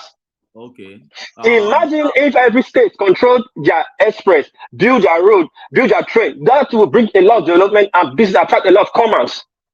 Okay, can I And now today, I know you will say something. Today, they are trying to destroy federal road. The cattle pass through federal road. You don't know, you cannot stop federal road, you cannot block it. This people pass, use federal road as today as route. You know there's federal train route that there's either the court in Arawuchi, there was a federal route of the train, and they couldn't do anything. And this is something land use. This is what bill at. We are looking at the economic benefit of not the economic benefit. The agenda behind it. By tomorrow, the map is cow in Osogbo River side. What can you do about it? It's a federal property. And that's what we're talking about. Let every state control their waterway. Why must the federal control every waterway? Why must we try to show us like giving us something by giving us nothing? This want to resettle their people, and we are giving them the tools to do it, and we are saying no, we should blame our people. They just want to divide us. Oh, we should stand for that. Yeah, you can. Thank you. First and foremost, your analysis show that you don't really understand the implication of land use act and what it says. Land use act does not stop your governor, Idemuda and all those governors from performing. It doesn't at all. What does land use act say? Now, before land use act, You go back to Nigerian land law history, you realize that things were disorganized. You see family lands, you see people killing their brothers, killing people, particularly in the Midwest to East. Many of the criminal matter cases that we have today, they happen prior most time to before 1978, particularly killings and murders on land matters and many of land disputes that you have in Nigeria. Why? Because there was no land law that organized our land tenure system. What did we have back then? We had land law system that was scattered everywhere. Families will come, and the only way you can prove that you own the land is to come with traditional histories. Histories that many of them were not written down. The progenitors and the, what do you call it, the settler of many of the families are dead, long gone. And you bring the elders in the family to the court to start saying, oh, yes, it was Baba so that funded this land. Then after that, they gave it to so. And one traditional ruler will just come one day and say, I hold the land from so. My father conquered it 10 years ago, 100 years ago. Therefore, and there were troubles. Let me tell you, personally, I handled a case that started from 1912. I've mentioned it here before on this platform. That is the land where they situated University of Ife today. I handled that case at the Supreme Court of Nigeria. Scattered everywhere, because when the Land Use Act came, all those cases that were pending before Land Use Act, the law is that the law before Land Use Act will be applicable to the cases ended. Disorganized system. And Obasanjo brought Land Use Act that you are demonizing now to organize things. And he said, look, we have state government at every level. Let there be an authority, not even a governor, is the office that should hold interest in this land as a matter of trust, hold it in trust for their people, and then organize distribution of land. So that land ownership is just, okay, in those days they said, if you belong to there are some families that don't own land. And there are some families that they would never sell land to some because they are either foreigners or because they are outcast in their land. We all know this. And when Land Use Act came, I can approach the governor and get land. And everybody would know if you look at the land tenure system and economic development, access to land promotes prosperity.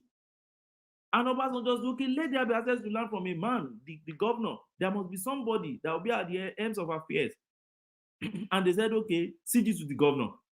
So whatever the governor do with it, you will have bastards that will come to government, yes, and you have good ones that will come to government. It's natural in any society. After all, Trump was once the president of America, the so-called greatest nation in the world.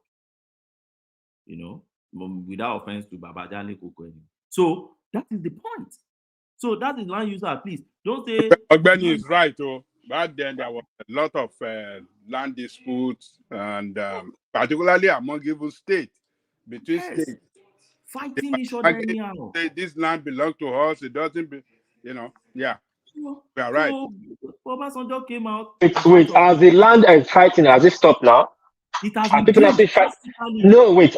People are still fight for land till tomorrow. People are still be assassinated for land till tomorrow. Not at the scale. Not at the scale we saw. Hold on. Now, listen. Hold. I know. I listen to Ogbeni. Let's say we always stay away from the problem. The problem of that problem in Nigeria when they started creating states. Yes, there were a few disputes in the 1920s, but it became more rampant when states decided creating states in the 70s. Go and look at it. Ogbeni knows there were more cases from states when they started creating states. Rob, we don't mean boundary dispute with land matters. They are two different things. Two states having EU on boundary dispute. They are different things from when I'm talking of land ownership here and use of land. There were issues, people killing their brothers and sisters because of land. But now I can approach the government and apply and get land. Now I can purchase land from you and get land. Do you know in those days, they will even outlaw if your Oba, for instance, Oba Obini now, gives you land, there will be covenant on that land that outlaws you from selling it to any foreigner. So when you sell it, you lose your title before Land Use Act. But they try to organize this thing and bring sanity into the system. So my point is this: don't let us blame government for that. That said, let me come back to this, we and us. You know, their narrative, these are narratives that I hardly don't, I don't know, maybe because I have not, because I have not done as so much as my in-law and people around me, and I live with them. See, we have this way of Southerners not taking responsibility for things done by our own. And I don't know why we like doing it. Our elite, when it comes to them pushing back on what they think will affect them, they do. We see them. We saw the way they fought against Ruga. We saw the way they fought Amotekun out. We saw the way they fought stamp duties. And so many reasons I can give like that. Because they believe that it matters to them. Because all these things affect revenue. And this is the major pot of soup for our elites. But when it comes to some issues, they take it lightly. They don't strategize. And over Westernization has killed us. We're so liberalized. So our leaders don't strategize. But is that the northern problem? No, it's our own problem. The issue is not being liberalized. The issue is that we have the wrong people in situations. We have the wrong people in leadership. We have political parties with no ideology. No ideology. Yeah, they don't even think ahead. They don't think beyond their nose. That's just it. When you flip it to the northerners, I was listening to Yerima Sonny recently. I said, "Wow, see, this man was talking of Yerima Sonny was talking of as at the time he brought Sharia. This thing, he has seen 30, 40 years, 60 agenda. I was just looking at him. I think he was talking about lawyer also that one of these guys on either Arise or Channels that interviewed him. See what this guy was talking about." Development in the north, what they are thinking about, and then I say, oh, look at where's our own southern leaders? Why are they not having this? Initially, when Western, I don't know if they are still on it now, the 5 states of the Southwest, they're planning on having rail system that will cut across, and they have this slogan and everything. Now that Arakuni has died now, nobody even know what will become of that dream. So please, let's take responsibility and stop creating this imaginary day against us. And by the way, there's something I said that I want to correct. 1999 Constitution, the person who heard it is Frederick Rotimi Williams, FRA Williams, not Nikki Toby. Apology to people who pick Nikki Toby and run with this FRA Williams. That is 79 now, not in 79. Yes. 79 Constitution. Yeah. Okay, I thought you were talking. Yeah, that was 1979. Aminu, is it not an Hausa person that was the lead in that frontline 1999 Constitution? Is he not? Because I know I read it somewhere, but I might have to look for it. I'm just busy. That's what? The 1999 Constitution was led. I know there were like. No, it was Rotimi Williams, Professor Mwabweze, and it was 1999, not 79. I'm talking about. I'm 99. 1999. I don't know. I can't rational remember. mind. There's not so much. There's no so much meaningful difference between 1999 and 1979. It's just a few items on the exclusive list. You're right. They're essentially identical. Correct. Let's stop it. And 1979, they sought opinion all throughout the country. Nigeria, it took a few years to do it. They sought opinion. So people just talk ignorantly about our constitution. They've not read anything about it. That constitution was chopped around. From where did they sort that opinion? They created a committee in 1977 or something. Constituent assemblies. I will refuse to contribute because he was running. Hold on, please. Yeah. Is Ola there? Ola? Almost said Bisalon, No. Ola? Are you? Yes. I have a situation here, very cogent situation. So, do you have access to the StreamYard? Like alone. Yes, yeah. Can you continue, or we should just shut it down? No, don't shut down. I'm here. You are here. Yeah, yes, you can continue. Yeah, I'll shut down when I feel like I no longer continue. Yeah, when you feel like, just shut it down. I'm not coming back. I could be on the screen, but I will just keep myself off. I have a big situation here. Yeah, thank you guys. See you. Just put yourself to the back of the screen and let Kene. I'll put my yes. Yeah, I will leave Kene or anyone in. Yeah, thank you. Yeah. Okay. Yeah. So I don't like when we talk about this 1999 constitution like they just dropped it from nowhere. The material difference between 79 and 99 is very small, very very small. I It's don't not even huge. see it. It's just like maybe a few items in that exclusive list, just a few. And the 79 was shopped around. People read it, people agreed to it. So our constitution is legit. We need to stop this nonsense. Because Legit a by lot who? of By who? By who? What, By okay, who? what Legit is by who? legit in What are you that talking about? What are you talking about?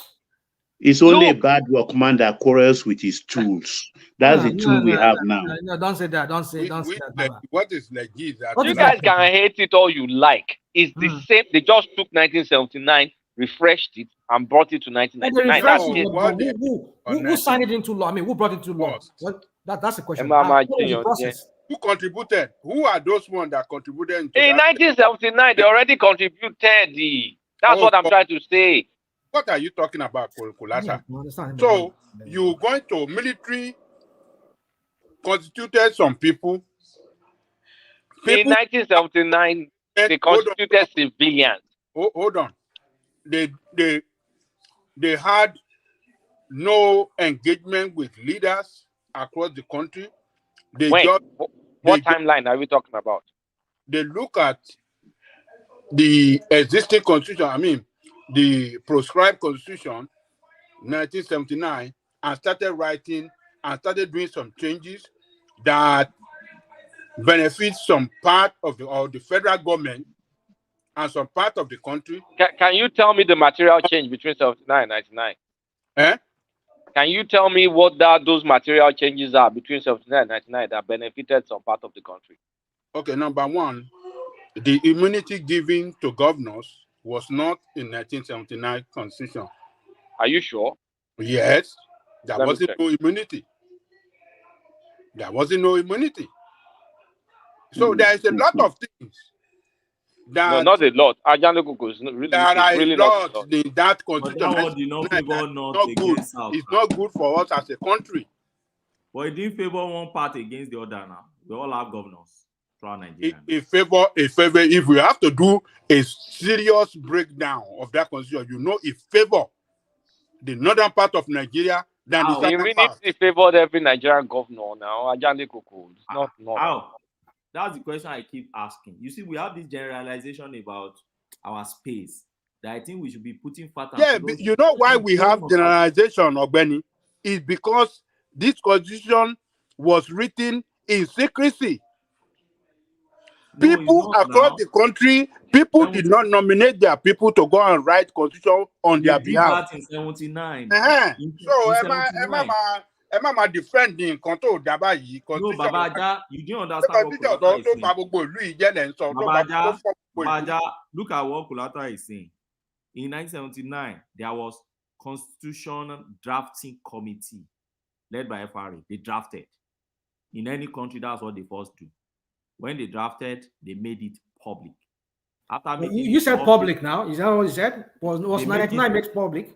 No, before I get to 99, let's get to the Okay, all right. No, we understand the 79 was public. Yeah, Obasanjo organized. the We understand on that. Let's not go. But the point is, when they made it public, okay, they now established Constitutional Review Committee at the constituency level. Everybody contributing. They pick it down to the level of each constituency. Then they take it back and now set up a Constitutional Review Committee. That's the final review. They now submit it to the military government headed by Obasanjo. And then the military government signed it and handed it over to the Second Republic National Assembly, who ratified it, right, on their first day of resumption. And that became our 1979 Constitution. Yes. Now, after that, military came and suspended it. They didn't abolish. They suspended. In fact, what they suspended was Section 1 sub 1 that made the Constitution supreme. Other parts of the Constitution remain intact, but they will suspend Section 1.1 and make every decree made thereafter to override whatever is in the Constitution. And then we have military rules for long year. And by 1999, that suspended Constitution, that's what Kulata is trying to explain to you guys, that we didn't write a new Constitution in 1999. It was that No, suspended dude. constitution. You keep saying we didn't write the constitution in We 1999. didn't. Okay. Can you learn? Let me just, because I want to interject So you it real bad. was. So what they did. Abacha rewrote that constitution. Don't tell us that we didn't write. It wasn't Abacha. The Abacha and 1999 his team, he constitution had, they was wrote it Abdulsalam. to No, it wasn't Abacha. No, It he was started during the Abdulsalam. Abacha. He started during the Abacha. No, they jettisoned Abacha. They jettisoned the Abacha. So 1970, 1999 constitution, they went back. Don't forget that there was 1989 constitution. I hope you remember Babangida. So they jettisoned all those ones. They jettisoned Babangida's own self. 89, 86, 89 or so. They jettisoned that one. We now reverted back to that 1979, dusted it, and then because of progress that we have made so far in our system, then they had a few provisions. I'll find one day to come and read those, to go and filter out those provisions and read. Then we can engage on very it. tiny. When I found out, I was like, so why are we making noise? Very small. It's just people don't really know much about these things. That is the issue. Yeah, you can say it the way you want to say it, but the point is this: like some people are already commenting in the comment section. Was there Sharia in the old constitution? But in this one, there was Sharia there, isn't it? What do you mean by Sharia? I mean, Sharia is allowed. I mean, that they mean some states can go on. It's not in our constitution. You see the issue. You see. So where is it? So how come they were able to do it and then they allow it? That was all Obasanjo fought it. Look at it from this angle. Who says Sharia? Where do you find Sharia in which section? Whoever is saying it should just point us to a Let me see myself. I think I must have seen it somewhere before, but let's narrow it. What you will find in our constitution, let me tell you. What you find in our constitution is there's a part that talks about the Islamic personal law. Okay? And that Islamic personal law is talking about Muslims in Nigeria who wants to be governed by the Islamic personal law. No. Let me give an instance. Appointment of justice of Court of Appeal. When you are appointing justices, he said that at least 3 of those justices must be knowledgeable in Islamic personal law. And what led to that? What led to that was that there were cases that will come from Sharia court. We've always been having Sharia courts. The only thing Yerima Sani did in 1999 era was to bring in the criminal part of the Sharia law back into our jurisprudence. The civil one has always been part. In fact, the criminal one, we were even using it before under the Sudan Code that they brought in 1900. And that's why we should understand the histories of all these laws. They brought it in, we ejected it close to the independence. But did we have it in 1979? Was it there in 1979? Which one? What you're talking about now? Yes. Huh? You said what? Is there? No, I don't think it was there. I don't think it's there. That they had this that people are allowed to do this Sharia and whatever, and then it's not Sharia. It's called. Let me. Whatever it is, that's the what we know it today. We know that's national mind. You know what we will do? Okay, what we do? What we will do? What we do? Yeah, go on. I think the major thing we're going to do is I think somebody said, oh, the Islamic law and Sharia law no difference. I'm not sure that person understands law. No, what are you talking about? It's not the same thing. What's Sharia? What's Islamic law? What's the premise of the whole Islamic judicial? Explain to you. Now they have what they call Islamic personal law. It's the civil part of the law. You now have the Sharia criminal law. They're different things. They're not the same thing. For instance, let me give you an instance. A Muslim man dies. What law do you think will apply to his inheritance? It's Islamic personal law. So I'm a Muslim, I died, and I want Islamic personal law to apply to me. I say because you have constitution, then Islamic personal law should not apply to the distribution of my wealth. Who are you to determine right there is the problem. You see that right there is that's where the problem is. You see that's where the problem is. So where is the problem there now? Yeah, you see. I mean, for rational mind, people agreed to it in 1979. Why are you talking like this? No, where's the problem now? You have a Muslim. He said, let this apply to my inheritance. But you as a Christian, you are writing wills, which is Judeo-Christian based, and you want to force it on somebody. Where is the problem? I don't see problem here. It's not. You cannot say it's you see this problem. This problem that say where is the problem? That is Yes. why Awolowo did not participate in 1979 Constitution because and to step up. So you left the 99 now. Hold on. You want to go to But that was because he was running. No, hold That's on. why he didn't participate. Yeah. Am I correct? So, look, when we have a country and that country is not governed by one law, that country is in problem. If you don't have a country that is governed by same law that is so supreme above every entity in that country, then we are in a problem. Let's call spade a spade. It's time for us to do away. Look, Yoruba nation now. If we call ourselves one country, one law must govern. There must not be room for religious. That's not Religious true. law cannot be a law to govern a country of what we call one people. If we are really one people. So why is Ogbeni opposed to that? That's just basic. I don't get it. I'm also to listen to what he said. Just what he said a while ago. You were, Benny, you continue. Let me just say this. Okay, sorry. You were saying that Yerima was able to succeed in bringing about. You see, this is how this insidious way these people they act. These extremists that belong to this religion. I'm not saying all Muslims are. Let me land. This is what it is. Give them a mile, they will take it 100 miles. You set the tone already when you put that in the constitution. They are feeling so special. That is why people like Yerima could be saying that crap he's saying. And they could Sharia law is not in the constitution. You said what? It's not in the constitution. Go and read your constitution. No. I'm not saying. No, I agree with you. I don't want to say. Listen. You need to know. You're a lawyer. That's your profession. I won't argue what I don't know much about with you. I'm just going by what I used to understand is the case. I've had it said many times that there is Sharia, but from what you're saying now, there's no Sharia. There's a difference between Sharia. Sharia look more like a criminal kind of, if that's what you're saying, and then the civil part of it is Islamic, or what you just said now. I agree. But the point is this, for the fact that they have that Islamic law system or legal system or judicial system that allows them to opt for that option, in itself, it's a prelude to all the crap that we're seeing. Now you just said a while ago that what's his name?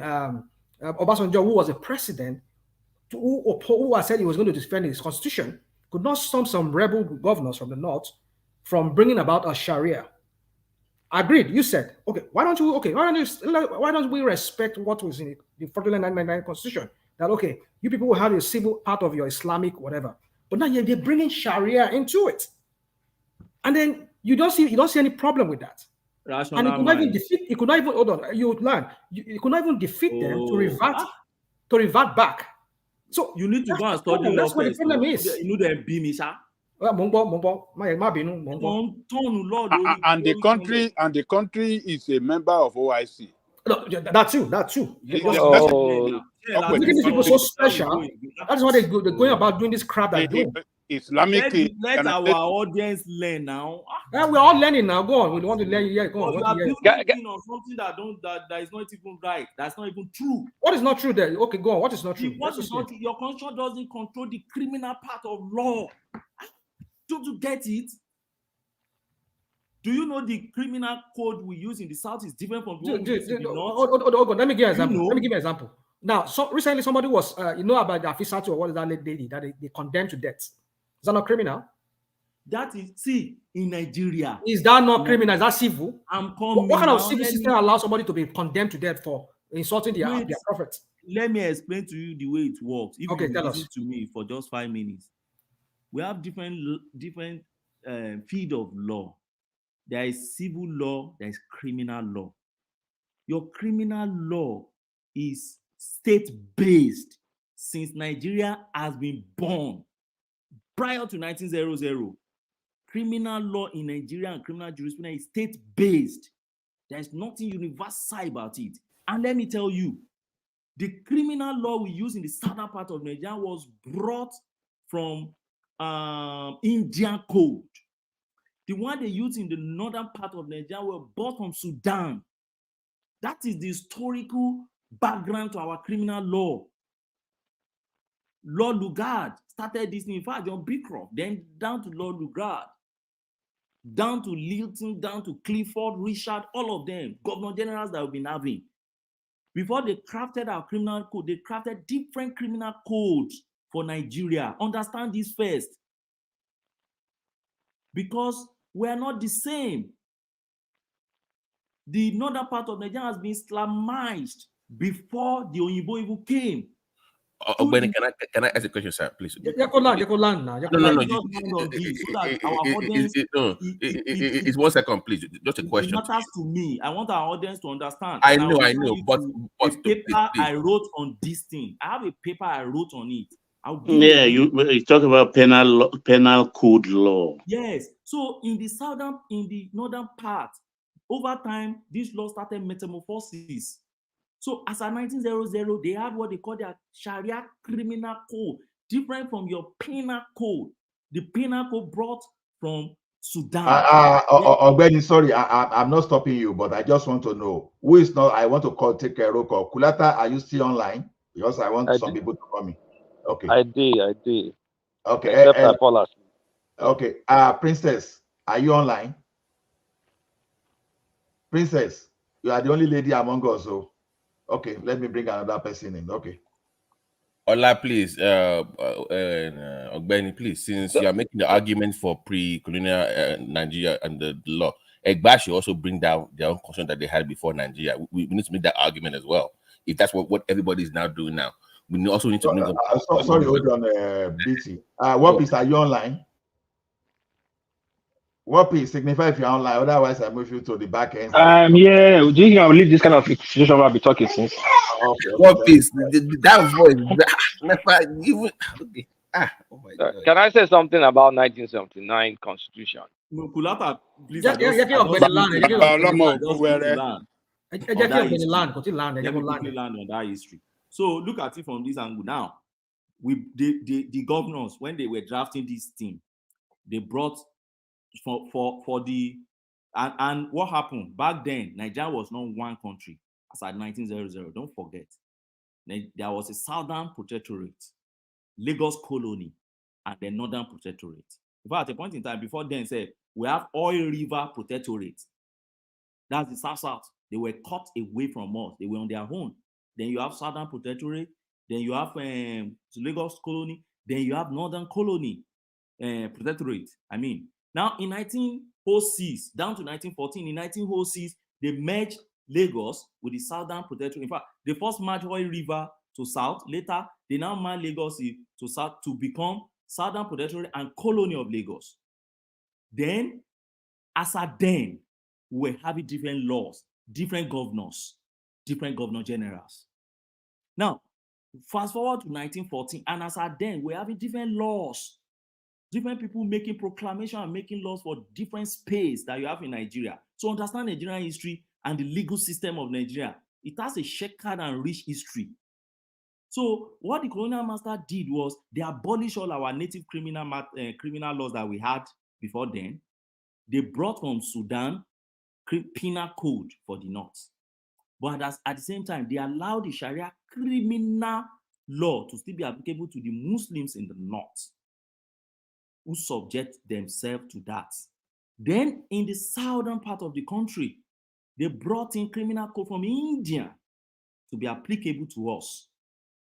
And then we started using it. But when they now came in 1914 to merge us, there was a debate as to whether they should adopt the same criminal code to be applicable in the entire country. They debated it without involving us, except the guys from Lagos, because at then, Lagos had started having their own constituent assembly. Only Lagos. So those Lagos guys fired back and said, no, we're okay with the one we had here. So because of that, that's okay. For the southern parts, let penal code be applicable and with that Sharia criminal. Then from the northern, from the southern part, then let's have the criminal code and then let it be applicable like that. And we continued. In 1946, when Richard Constitution came, and we started practicing our regional system with Central. They now started thinking of, okay, which criminal code will be applicable to Center? They now said, okay, let's brought in the one applicable to the South, because Lagos was colonial and it was in the South. That was how criminal code started applying now to federal. So fire it now down to independent constitution. So when we got independent, we want to get the independent constitution. Those colonial masters, before they handed over, now removed the Sharia criminal code from our jurisprudence and left only penal code, and now match some of those Sharia offenses into, they put it inside the penal code to make a comprehensive criminal law applicable to them and put it there. Now somebody has his Christian personal law. There is nothing like Christian personal law. It is the Muslim that has different laws that regulate their life as law. You don't have it in the Christian code.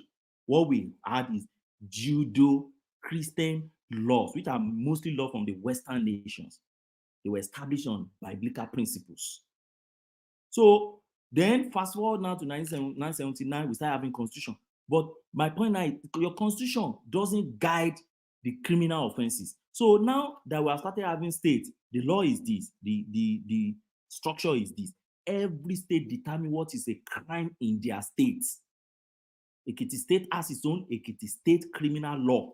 Lagos has its own Lagos State criminal law. Then Sokoto has its own Sokoto criminal penal law.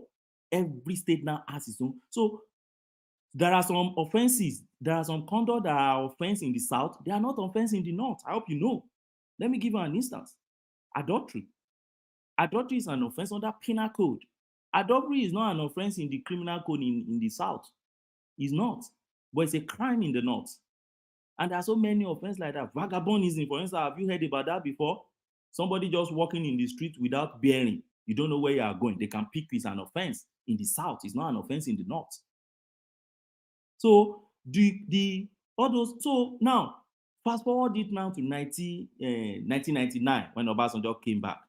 Yerima Sani now went back to that pre-1960 Sharia code and said, see, you match this thing inside penal code. My people wanted it. And he now went to the House of Assembly. Don't forget I told you that each state determines what is an offense, what is a crime in their state. He now went to their House of Assembly, which is the legislative body for their state, to codify the Sharia code as a code in his state. Then Obasanjo started fighting it. But it was a very tough fight for Obasanjo because the constitution allowed each state to determine what is a crime in their state. So that is the issue. They fought him, but they couldn't. Obasanjo feel like, okay, it will freeze away, just leave it. And the thing spread there. So that's the point I'm trying to make. So don't miss it. Don't think, oh, yeah, our constitution is still intact. But when it comes to criminal law, it's state by state in Nigeria. And that is why if you commit a crime in Ekiti, they must take you back to Ekiti to try you. You can't go and try me in Osun for a crime committed in Ekiti. No, you must try me by Ekiti law in Ekiti. So that's the point. But Igboho was when Igboho was they were trying to catch him, the other people that were caught at his own, they moved them to Abuja. So what are you talking about? Do you know why? Let me tell you now. That's a federal Don't forget crime, I right? told you by the time we started now having, before there was nothing like federal space in those days when we have Southern Protectorate and all this. By the time we now started having federal federal government, we now started having new jurisprudence that we call federal offenses, like economic crime. There are federal offenses like firearms. There are federal offenses. There are federal offenses like the RCPC, corruption, all those federal offenses. So if you now commit offense now that is federal, they will take you to any federal high court to go and try you there by a federal prosecution team. Do you understand? But each state that you commit offense is where you will be tried when it comes to state-based offense, which are the most offensive: stealing, theft, rape, all these offenses. They must take you to the state where you committed it. They can't take you outside. If they take you outside and convict you there, Court of Appeal will revoke such decision and you'll be going home free. So that's my point, gentlemen. Well, it makes sense. It just shows how the evolution of the Nigerian space, the system, is just a convoluted thing. Rational mind, what makes sense in it that you are practicing Indian law in Nigeria? Hold on. Let me say something. Yeah, what It makes means sense? Nigeria originally two countries, and we remain two countries. True. I don't understand. You were just saying, even a layman, a common man, you understand what he's saying. First of all, the constitution we are practicing is Let me on. make my point. Let me make my point. Sorry. My point is this. It makes sense why we're in a situation where we are today. I mean, from this perspective that I just given to us as to when it comes to the legal system and how it evolved into the constitution and all of that, I can understand why we have this whole madness going on in that country. We did not really sit down to really draft how we want to be, as a people, the union itself. And I think the whole the convoluted thing came from the colonials, the British who brought up the system. But then I feel that the founding fathers, namely those people who got us the independence, they understood this. That was why they went through that regional system. Because if we are still with that regional system, that for me, that's the only time when I've seen that Nigeria had real development. Rational mind is the British that recommended the regional system, because they too have that regional system in their place. Fine, yeah. So if they give us that's the best. Because look at, if this federal system we're practicing, with the way this whole legal system is all made up. I mean, look at the anarchy that it has resulted to. Some people feel that. That regional system was breaking down. You can have said let me land this 5 second point. You can say it's the best for Yoruba land, because yes, we've waged our own historical wars. We realized we're not going to war again. But it was already breaking down the Midwest. It was breaking down in the South. It was going to break down in the mid belt. So it wasn't going to work on the long term. But it did work for Yoruba land. But Yoruba land is not Nigeria. No, you are wrong. I'm not wrong. You are wrong. I'm not. I'm not wrong.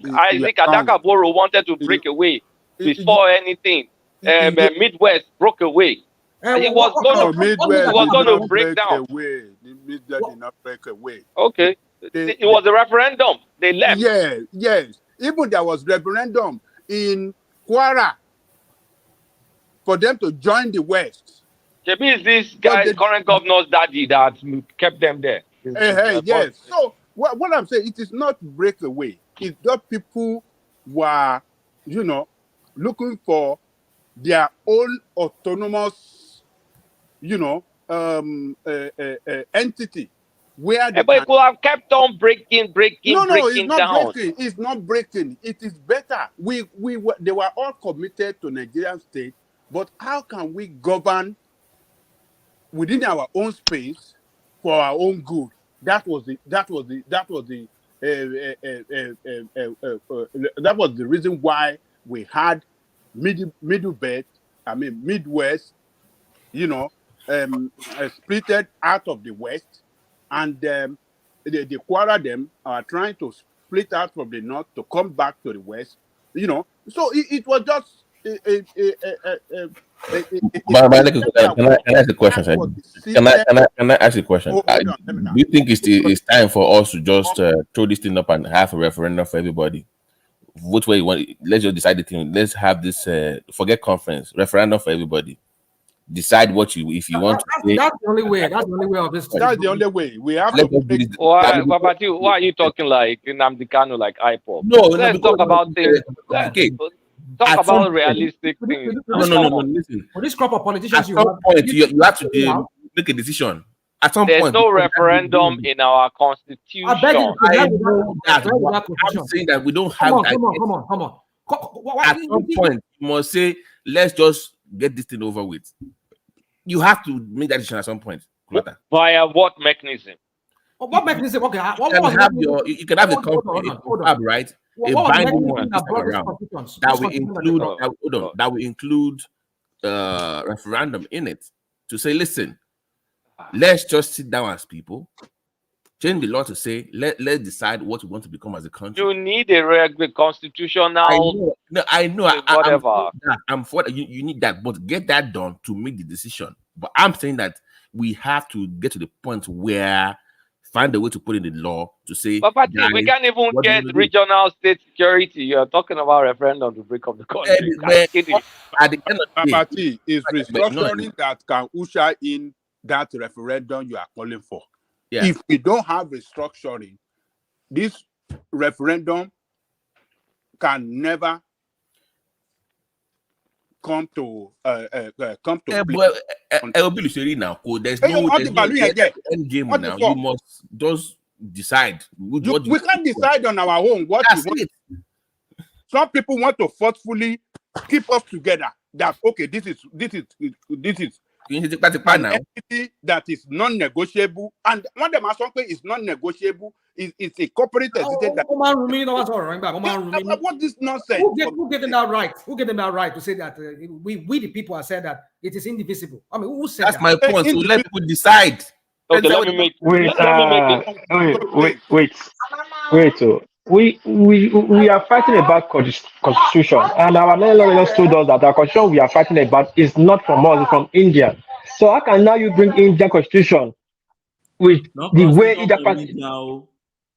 You said from the south. Was originally drafted by us. I'm talking about criminal code and penal code. I will not sure that. No, I can't. Let's call it spade. There was never a time Nigeria drafted that constitution. We have been using it. We have been editing. Hold on. We are editing the first. Huh? No. In 1979, we had a constitutional drafting committee. Number one. We also had a constituent assembly that reviewed it. Then, before the military council finally approved it and decreed it. So we later. Okay, listen. I'm with you. Hold on, guys. I'm with you. This is my point to you. At some point, as Nigerians, we cannot keep doing patch. Oh, security there, we're going to patch this. Oh, that one there. No. Everybody in Nigeria at some point, okay, I get okay saying, find it out to make it legal, you can make that decision. But people have to have terms and conditions to stay in Nigeria.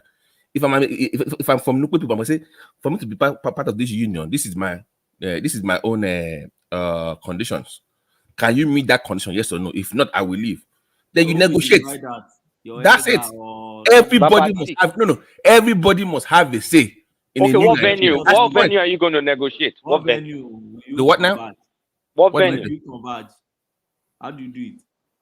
You have a confab now. Which confab? We had confab in 2014. Confab is no. KK, that one was not legally binding. It wasn't a sovereign. Okay, let me give you the answer. Let me give you the answer. No. Let me give you the answer. Your representative, the one supposed to say all this stuff. That's my point. I'm with you, but listen to what I'm saying. Even the so-called rep right now don't represent the interests of all tribes and nations in Nigeria as right now. So forget Igbo, Yoruba, and Fulani, for instance. We have over 200 people that nobody cares about. When we come here, we don't care about the Nukwe people. We don't discuss Ibibi or Nukwe. We are all focused on Yoruba, Igbo. Hold on, please. I want to pass a message. Mike, show your face if you are there. Let me be very sure you are the one, please. Before I put Is that bad now? Is Kenneth still awake? But Kulata, this is my point to you. Okay. If you can find a way to have a sovereign, legally binding confab, that those smaller groups that you have ignored for decades have a say of where they want to stay or their terms and conditions, then we can settle this thing once and for all. Who will represent for all this patch that we keep doing? Them? They have their own people. They have people now. They don't have traditional rulers. They have their own people now. You are not representing me. What are do you see, Mike? Hold on. Do you see the problem here? Do you see how Ogbeni was very dismissive of these groups?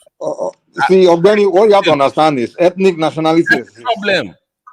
Ethnic nations exist. Hold on, Mike. Hold on. Nigeria is not the Wazobia country. Tell me, it's way more than that. For instance. Tell me who represent Yoruba, for instance. Not Yoruba. Forget. No. Stop doing this. Forget the. Hold on. No. Don't move my point. Forget the big boys. Forget. Hold on. Wait. I cannot. Ogbeni, where in Nigeria constitution that say Yoruba is Nigeria, rather than state Ekiti, Baba Lama, Lagos. Baba Lama, Where thank is you, Amma. where is it constituted like Yoruba as What is you see my point? I bring up representing smaller groups is talking about Yoruba and bigger politics. That's the problem. Very dismissive of if Nigeria wants to that's the talk problem. about if Nigeria wants to talk about their problem and they want to restructure their ethnic their problem, it's gonna start from street. Every street will send a leader on their street, send their ballot to the king from every state and every community. This is the problem in Every Nigeria. state. What is So you're the saying thing is this? Yoruba? When people are in a comfortable position in Nigeria, maybe he has money in their pocket or they are part of the government collecting doing well, they want to sweep the problem of the country under the carpet because it's not affecting them directly. You understand? Like somebody is in maybe a minister or is in the government or is doing well in that country. It feels like since I'm doing well, let me just leave things the way it is, But the reality is we have a problem. We have the thing is the Nigerian project. I'm not saying Nigeria cannot. It hasn't been figured out. What I see in Nigeria is Nigeria does not have identity. We are British, basically. Nigeria is just British. Nigeria does not have an identity. We have identities within the country. We have ethnic identities. I'm a Yoruba, I know what I'm all about. But as a Nigerian, I don't really know what Nigeria is all about. I'm more like a British. That's why our musicians have to they have to copy Americans and British dressing and everything. They don't have identity. Even if my children are being born now, they are confused. Mike, earlier on, hold on. I said the smaller groups will come, and Ogbeni said, "Who is the representative?" They do exist, okay? They do exist. They exist. Yeah. The thing is, ethnic nations exist. We can't deny that fact, that reality. That's a fact. You see, you gaslight a lot. Mike, existence is not the EU here. The EU here is representative. It amounts to gaslighting. The offer you guys are talking about, is it the one that the governor? Is it the one that the governor picked? Not the rep, not people in government, because those but listen, please. One at a time. Now I'm confused. Like what you talking about? Let me clarify with you. When you say rep, these groups, in my state, for instance, don't even have enough political power to run for any political post in those locations. Because they don't have enough. No, hold on, please. Let me finish. Hold on. One at a time. I can't even understand you guys. But they do have ballots. They do have their own people that speak for them, even if they are little. So when you have your so-called, let me go ahead. So whatever their ballot says, we should take it as what their people says. Is that what you're saying? Okay, wait. Ogbeni, hold on. Wait, let's keep it simple. Babati, let's keep it simple like this. Okay, before Nigeria was formed, were there ethnic nations like group like where they have leadership? We're like nations, right? All these people we call tribes today. Right. Though some today they're more like empire, like Yoruba, for example. We're nations that came together and be Yoruba, something like that. But we still had Mike, empire. And hold on. And that's structure. They have structure. That is not correct. That is not correct. We have Oyo which Empire. part is not correct? Yoruba had city-states, and then Oyo Empire. Ijesha were not part of Oyo Empire. But I didn't say they were part of it now.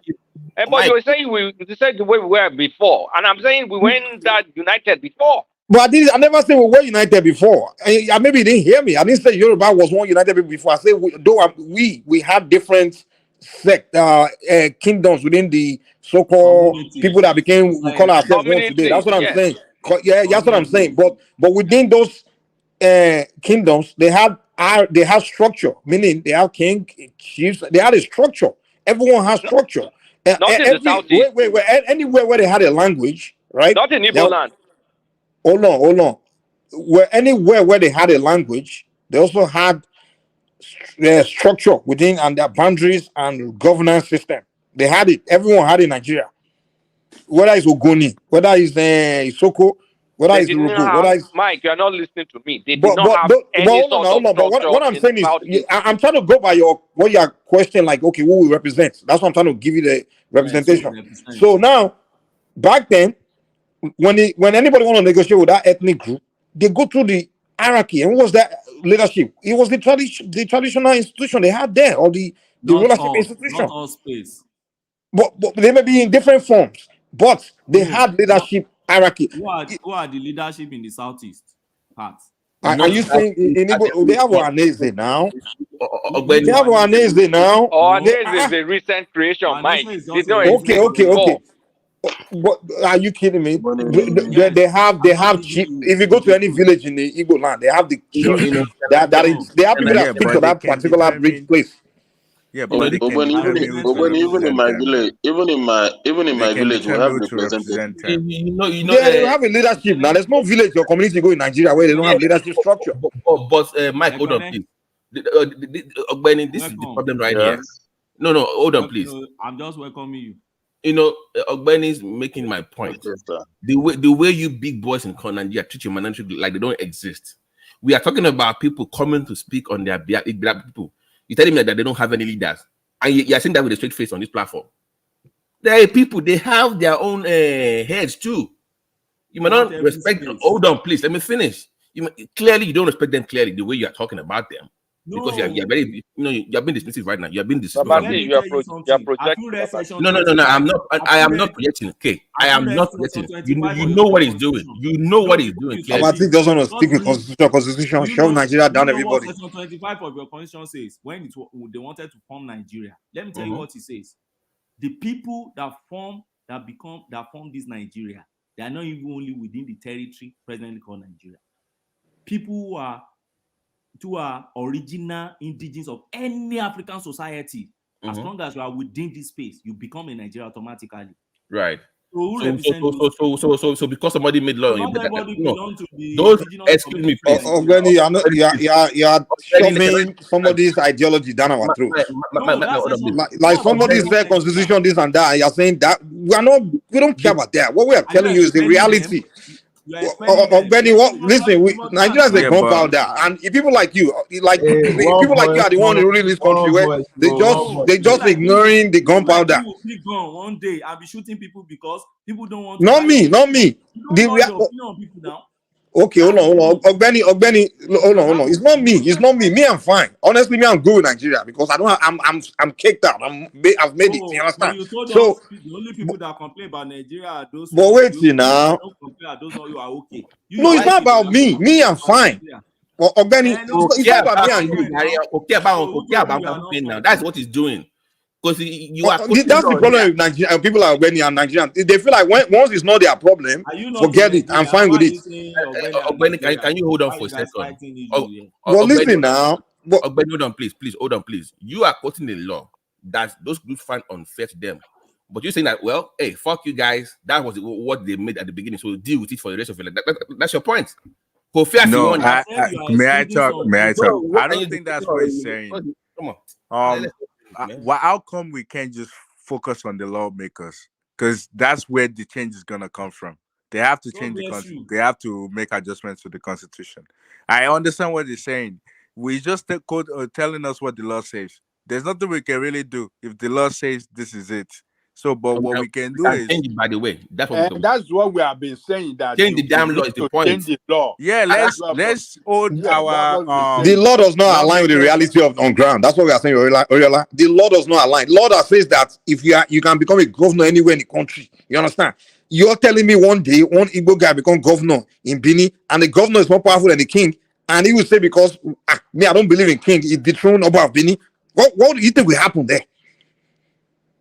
That's what the law that doesn't align with the reality of the people. Right. So let's hold the lawmakers. Let's hold them to change the law. So if you say use your lawmakers, my point to you is that in House of Rep and Senate, the areas those people come from, those reps usually they are there on behalf of the bigger groups in those localities. So the voices of those smaller groups will not be heard. That's the reason why it's better to have it. So we're done. What else can we do? Hold on, please. Can I speak? Please have a confab that those smaller groups will have a say. It's my point. But if you go through your point, those people don't have a say because they rep in political space in the first place. They say. So have the but you're not here. In order for them to make any changes to the law, how are we going to do it? for those people you're fighting for, a how are we confab going to do it? for the freaking 1 million time. Babati. Oh, Babati, Agbani, sorry. Nigerian confab is the most easiest confab to get. And what we want in Nigeria is not, I'll tell you, it's most easiest. First of all, every Nigerian is facing 70% of almost the same thing. Now, Nigeria, we are not living in a la land or living on top of the tree. Nigeria is so structured that every street, even in Ogoni, have a head. They have street meeting. You start from every street, they have their street meeting, talk about their complaint. This Fulani heads know we're talking about. We're not talking about attack city. They attack one street that will come and sing it out. Oh, they attacked me in my village. Oh. That's how you pick information. You break it down to the locals. The information comes from the locals. This is what we want. This is what we are lacking. This is what we want it to change. They'll arrange it to the local stage. I'm sorry. Hold Who's on, going to make the changes you're talking about now? Who's going to make that change? Hold on. See, this is the problem of hold on. Do you want to have at the end of the day? Listen, see, okay, let me use hold on. The Western country we are today, we are saying, oh, things are working well for the country. Then one person just wake up and write the law for them. They came together and said, this is what we want and this is what we not want. From that place, they now came up with the law to protect the system. I mean, law is not written for man. Law is written to protect the environment. They study the environment first, Ropes, right? Yes. They study the environment. They understand the environment before they started making laws. But they didn't do that in Nigeria now. Obeni, you're a lawyer. Hold on now. Hold on now. I know. Hold on. But in your own law study, you know, the law you study in Nigeria is not only for to protect human beings, even animals and wood, not living things. True or false? Law is for everything you can find. Hold it there. Okay, hold it there.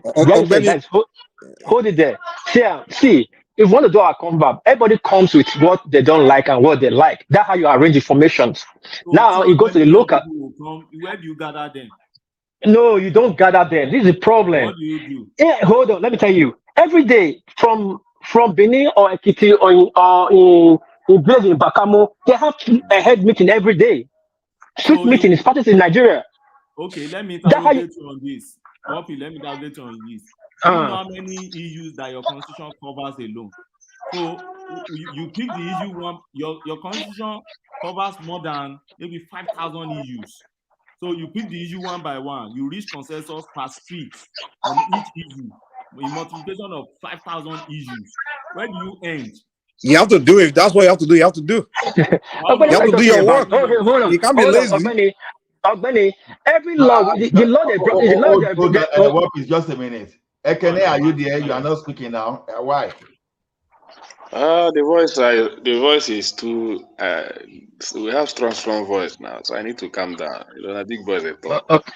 Okay, thank you, Kenny. Let me quickly put this: the law they brought from India, or the law you are borrowing from America. American own is so the most recent. They don't respect us now, please. That's why they don't respect us. They just bring anything from somewhere and shove it down on us. You know. American law, 50-50. And today there are some British inherited laws that are still applicable in America today. Wait. America, when they were fighting for their own law, when they became United States of America, it tells us, how they call them. They had their own law from the salon. They call it salon, like where they hang out. They all had meetings to the sheriff, and they were arranging. But by the way, those Americans were British people anyway. They were British people. What peace? American and Canada, they still use British law. What they do differently is that they were British people now and French people. No, they were not British. Is it like they were indigenous? No, Mike, their constitutions are different. No, what I'm saying is those people that came and make laws and start new country, they were people that came from England. So what are they going to bring with them? It's like you're saying Yoruba people that moved to another society, to create societies. This is not Yoruba culture and things that they will use there. Not all of them.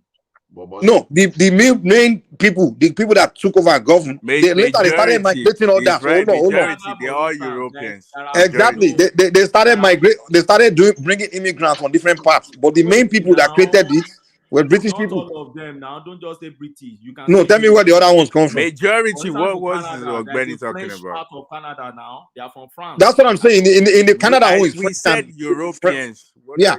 Yeah, In the case of Canada, it was French and British people, but in America, it was strictly British people.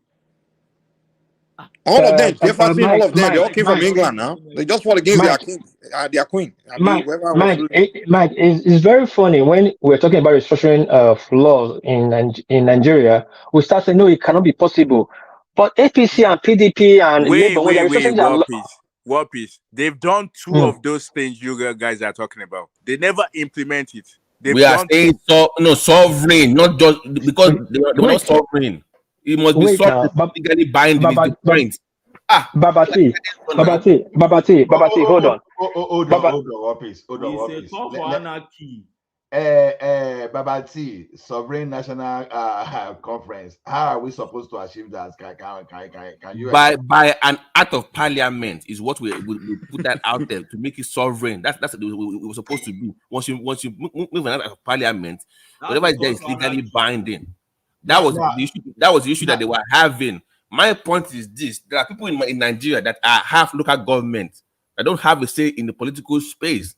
That we have a say in those kind of conferences if it's legally binded and they can contribute their own quota of what they want, but they don't have a voice. What is their future? They will become. Babati, do you think everybody can have a voice? Do you think everybody can have a voice? Everybody will not have a voice. Every nation will have a voice. Not every.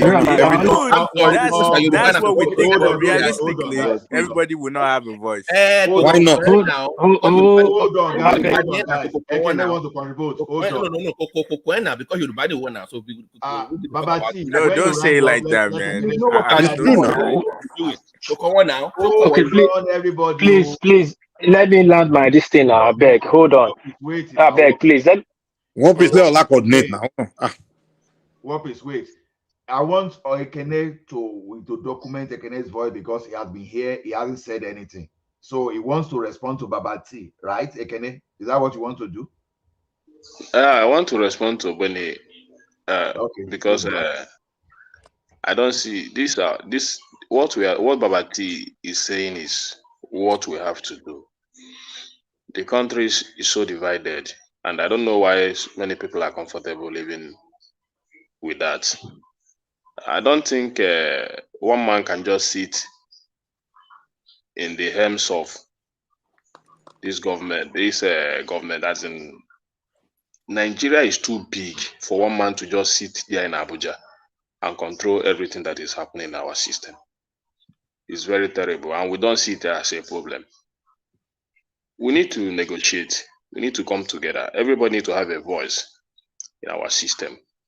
So, but I don't know. Whenever we bring in those topics, some people don't like it.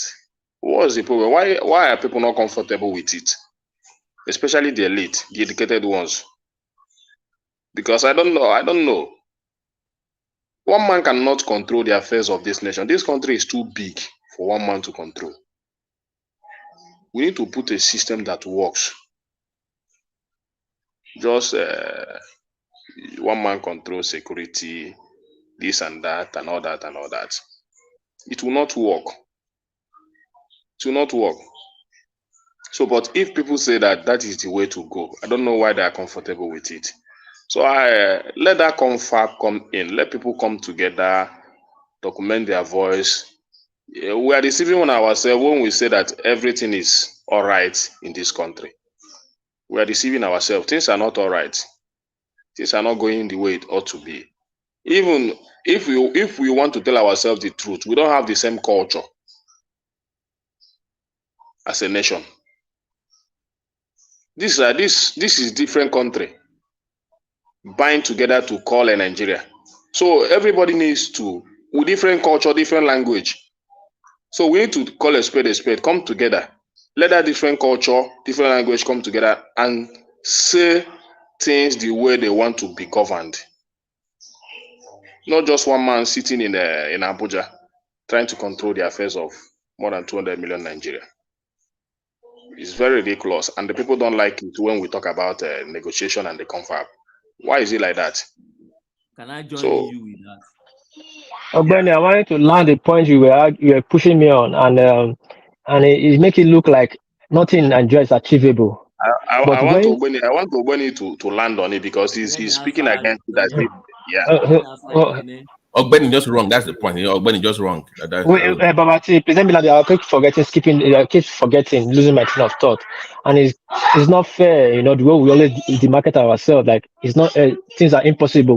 Mostly when it comes to restructuring, but when we want to do our budget, Nigeria can be producing a budget within 1 year. The budget to the last man in the last in the creek, they'll know it knows what to budget money to. When it comes to census, we can count people. You can come up with a scheme of census, count everybody, 250 million people. They don't see problem in that. Then when it comes to the parties having almost 7,200 wards all over Nigeria, campaigning all over, having meetings, having special meetings, they can do it less than 2 weeks or 3 weeks. They don't see any problem in that. So what's that the difference between those and some people voicing out their frustration, what they want in their locality? The councillors, the Omai that they just came out and told us that we need about so many billions to control how many roads in Nigeria. So you think Omai just got that numbers within 3 days he was in office? I knew the last road, even the road that the area that he has never been in his life, but he knows the name of the road. How does that happen?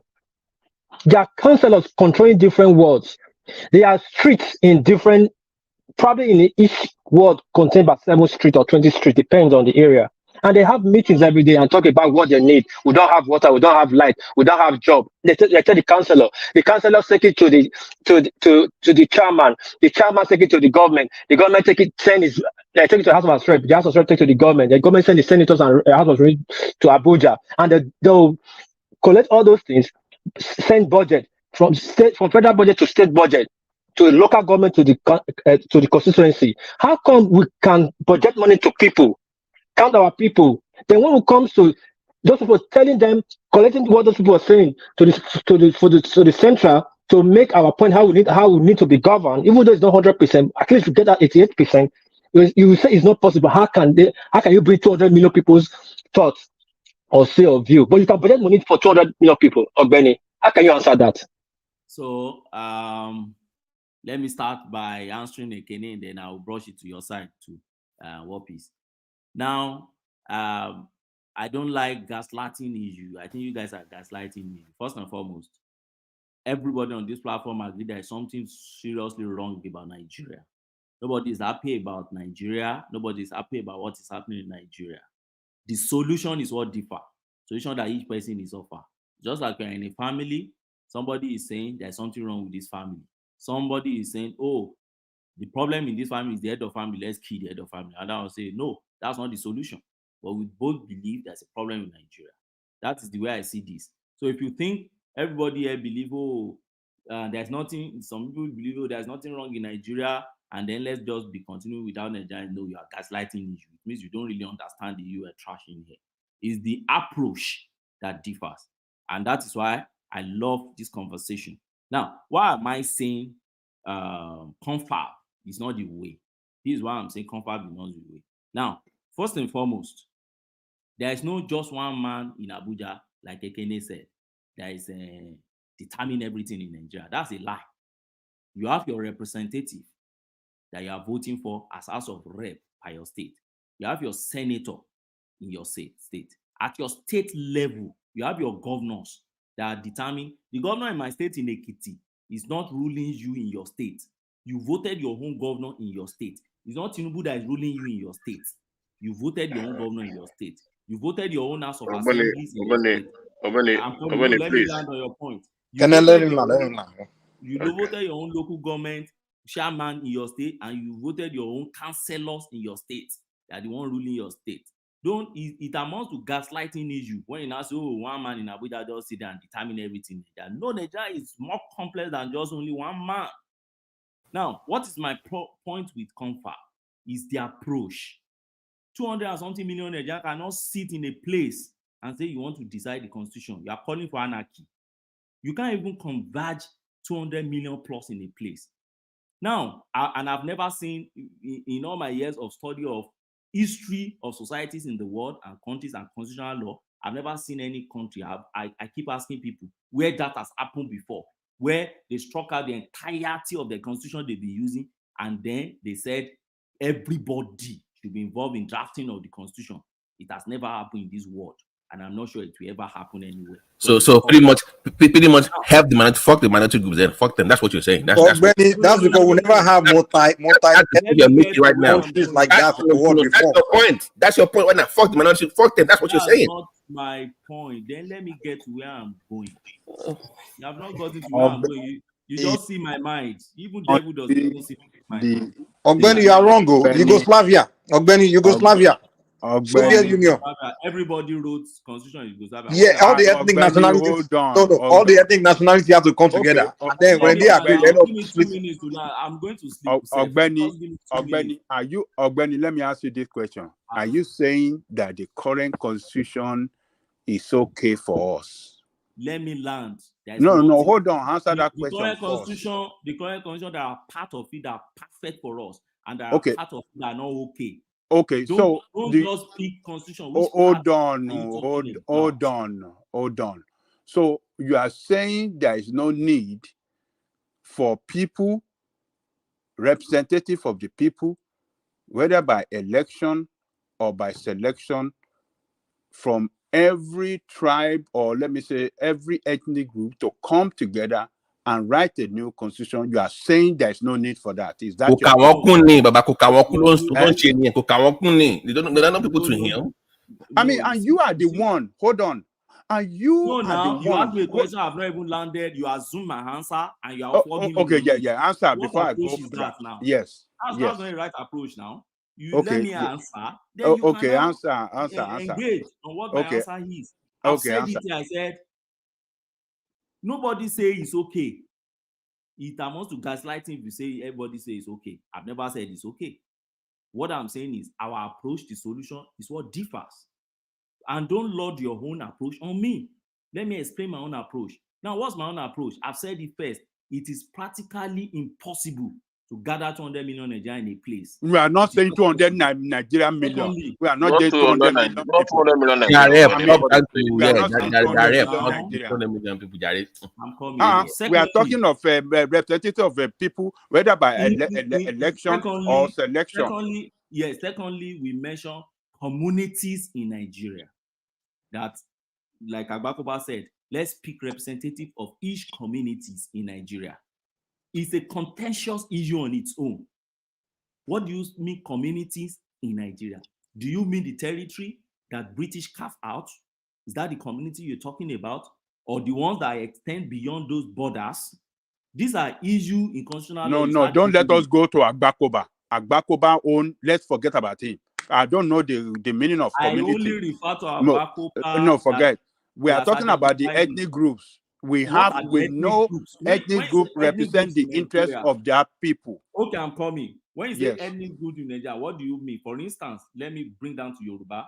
Are you saying one person should represent Ekiti? Oh no, Ogbeni, why are you doing this now? For God's sake! Oh, okay, one person should represent. Why are you doing this? Why are you trying to?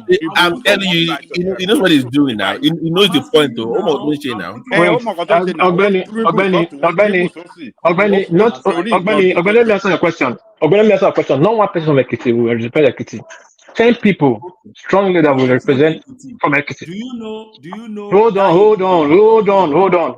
Hold on. Just simple mathematics. You know arithmetic. If you times 10 with 36 states, how many will there be like that? So it's 10 per state. Hold on. If you times 10 by 36 states, how many will they be like that? That's 360 now. How many do you have in your House of Representatives? How many do you have in your Senate? I have 3 senates. And I have 3 senates. No, I'm telling you, the House of Assembly in Abuja now. Total. How many are they in the House of Rep in Abuja? House of Rep is 3. House of Rep. Okay. What about Senate? 100 or something. Now we are saying even just 300 people from Nigeria sit down talk about how they want their country. Say it's impossible. If you pick 300 people, you have not cut across all communities. You have crossed across. You know why? Because those 300 start for community. There's so many just money. What are you saying now? What are you saying? You don't saw. Kí ni bàbá tí ni bọ̀bọ̀ yìí sọ yìí? Kí ni ọ̀gbẹ́ni sọ? Hold on, no, please allow Ogbeni to explain himself. I think he has a point. No, but Ajale Koko. There's no point. No, Ọ̀gbẹ́ni ló máa pe Ajale Koko point. pé Ajale Koko yìí ṣe military How many apology. tribes Òun are ló ń in support Nigeria? constitution àwọn military yìí sì. Baba Ajale Koko, Ajale how Koko. many tribes do you have in Nigeria? Can you answer that, sir? How many tribes do you have in Nigeria? Ẹ mo lè sọ. You see now. You Okay, let's say 300. But here's the deal. Hold on. We Mike, hold on there. Mike, hold on to that. Let's say 300 tribes. I'll bring one more person to that 300 tribes. How many are we like that in total, Ogbeni? Hold on, answer, Ogbeni, answer. You're an intelligent man. Hold on. No. Please hold on. Let Mike speak. Okay, here's the deal. Ogbeni is not complicated. At least today, we know that there are certain people that have admit that they are one people now. Like, for example, the Yorubas. Today, we know at least that we are Yoruba people. And hold on. Whatever little Baba Nisuru now. Nisuru. If it comes to the little differences that it may be, it's not something hard where we can meet and decide which way for us within Nigeria. It's not that complicated where we can do that. So you understand? Wait now. And Ekiti will now sit in a place. Babani Suru now. We're not saying any ordinary Ekiti man on the street now. We are talking about the leadership. Yes, Soroto now. Ogbeni Nisuru now. I mean that is Soroto. Ogbeni is a military apologies for supporting the military constitution. Constitution, the military right fún wa ló support. Nípé ká máa lò lọ. No, Ogbeni is not about you. It's about who people of Ekiti accept as their leaders, as their. Hold on. We have kingdom before Nigeria was created. We all know the hierarchy, and it still exists. He is not gone. Oh, wait now. Or Bashiwa. There's no way going Yoruba land where they don't have traditional ruler. It's not you bourgeoisie now where British brainwash you guys who turn to see yourself as British and no longer Africans. You were the one that were fighting Yoruba now. The British were paying you to be fighting Yoruba. But it doesn't change the fact that people know Obalo Nile. We know that. So, do you think was wait, are you okay? Are you a Yoruba man? Are you an African? Wait, okay, what's your identity? What's your identity? Okay, you're from Ekiti. Okay. Who's the head of Ekiti? The head there? Or there's no head? Who do you regard as head? Rational mind. See, you see, that's the complexity. You see, human endeavor is. It's not that complex. Who do you regard as the head of your ethnic group? Who do you regard as the head of your ethnic group? You have an ethnic identity, right? Now, do you know that Nile Yoruba? Ijebo never represent Ekiti láyé. That's not what I'm saying. I'm not arguing that. Do you know that Oyo will never represent Ekiti? I already emphasized on that. I'm asking simple things. Ogbeni, listen. Ogbeni, I'm asking you about your Ekiti. I'm not telling you about Ijebu coming to Ekiti. He's already answered the question you're asking him. No, he's not answering my question. No. Stop that, Ariola. Stop that. What I asked him is not what he's answering. What I'm saying is you already answer everything he's asking now. That is Ekiti going to speak for or yours? You already talked about that. I didn't say Ekiti speak for you. I never said anything like that. No, you're not even listening to me. You didn't. You listen. What I'm saying is this.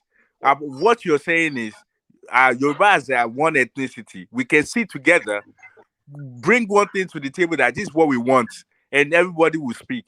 But when he's saying, oh, are you saying Oyo will now speak for us as Ekiti, or some other tribe will speak for us? But the answer has been, the question has been answered.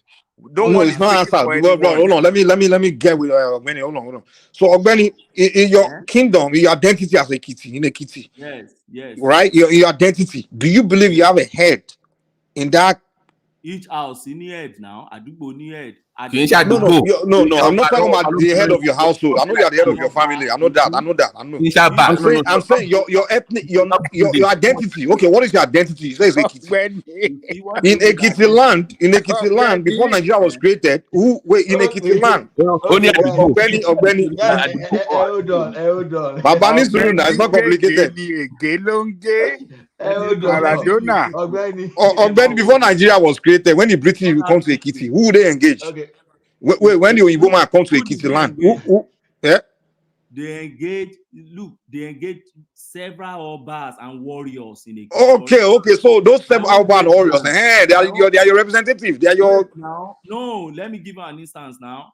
For instance, during Creed War, which Oyinbo intervened, my own great grand, that's Ologun Aduloju in Ado Ekiti, was never under any king, and he went to negotiate his own freedom, separate from anybody. So who will now represent us? So Hold on. So when he was living in that space, he was his own king. He made his own rules. He wasn't a king. He was a warrior. Was he living under a rule? Let us come to what we are practicing today. In present Nigeria, we have representative representing each constituency and the National Assembly. So if we really, I don't know what Ogbeni is talking about. I'm a kid of Benny, sorry, for God's sake. Why are you saying that it's impossible to rewrite the constitution? You are going back to the same constitution now that define those positions. Why are you? You can't use that defend position now. Let's assume we don't have representative. Okay, let's listen to Babati. Babati. Okay, my point is this, Ola. You cannot use the same, because the reason we want to come together is to write a new constitution because we have issue with the current constitution.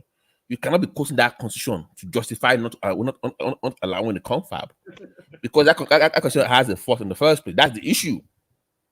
We don't like what we have right now. It does not favor any the minority groups. We don't have issues with it. Then you cannot defend it by quoting the same constitution that we all have problems with. That's the problem. Okay, let me ask a question now. Will you say what Jonathan did? We don't want that. We stop quoting from it. We must still find a way within. Okay, find the way. Just abandon the damn thing. Okay. I want to answer grammar, and they are the problem. I agree. I can answer these grammar people, and they are the problem. It's not working. No. It's not working. I'm a banish Ogbeni kúrò nílẹ̀ Yorùbá. Okay, please hold on, Ogbeni. Please hold on, Ogbeni. Please hold on, Ogbeni. Everybody, hold on. Babati. But the technicality is this. Now, I think the what is causing problem now is sovereign, right? The question now is that you need the National Assembly Parliament Act but this is my point. It said as a parliament to say, okay, everybody now you can debate how you're gonna bring people together. That's a different issue. But my point is that you can't keep quoting from the concept that we all have problems with. Jump people in that one. We don't want to hear anything about that military stuff anymore. Let's start afresh. Okay, let me ask you. Hold on, please. Okay. And he said nowhere in the world has it ever been done before. We can be the first to do it. How about that? Okay. Exactly. Okay. That's the point. But Babati, what will you say about the National Assembly? Will they do something that? How do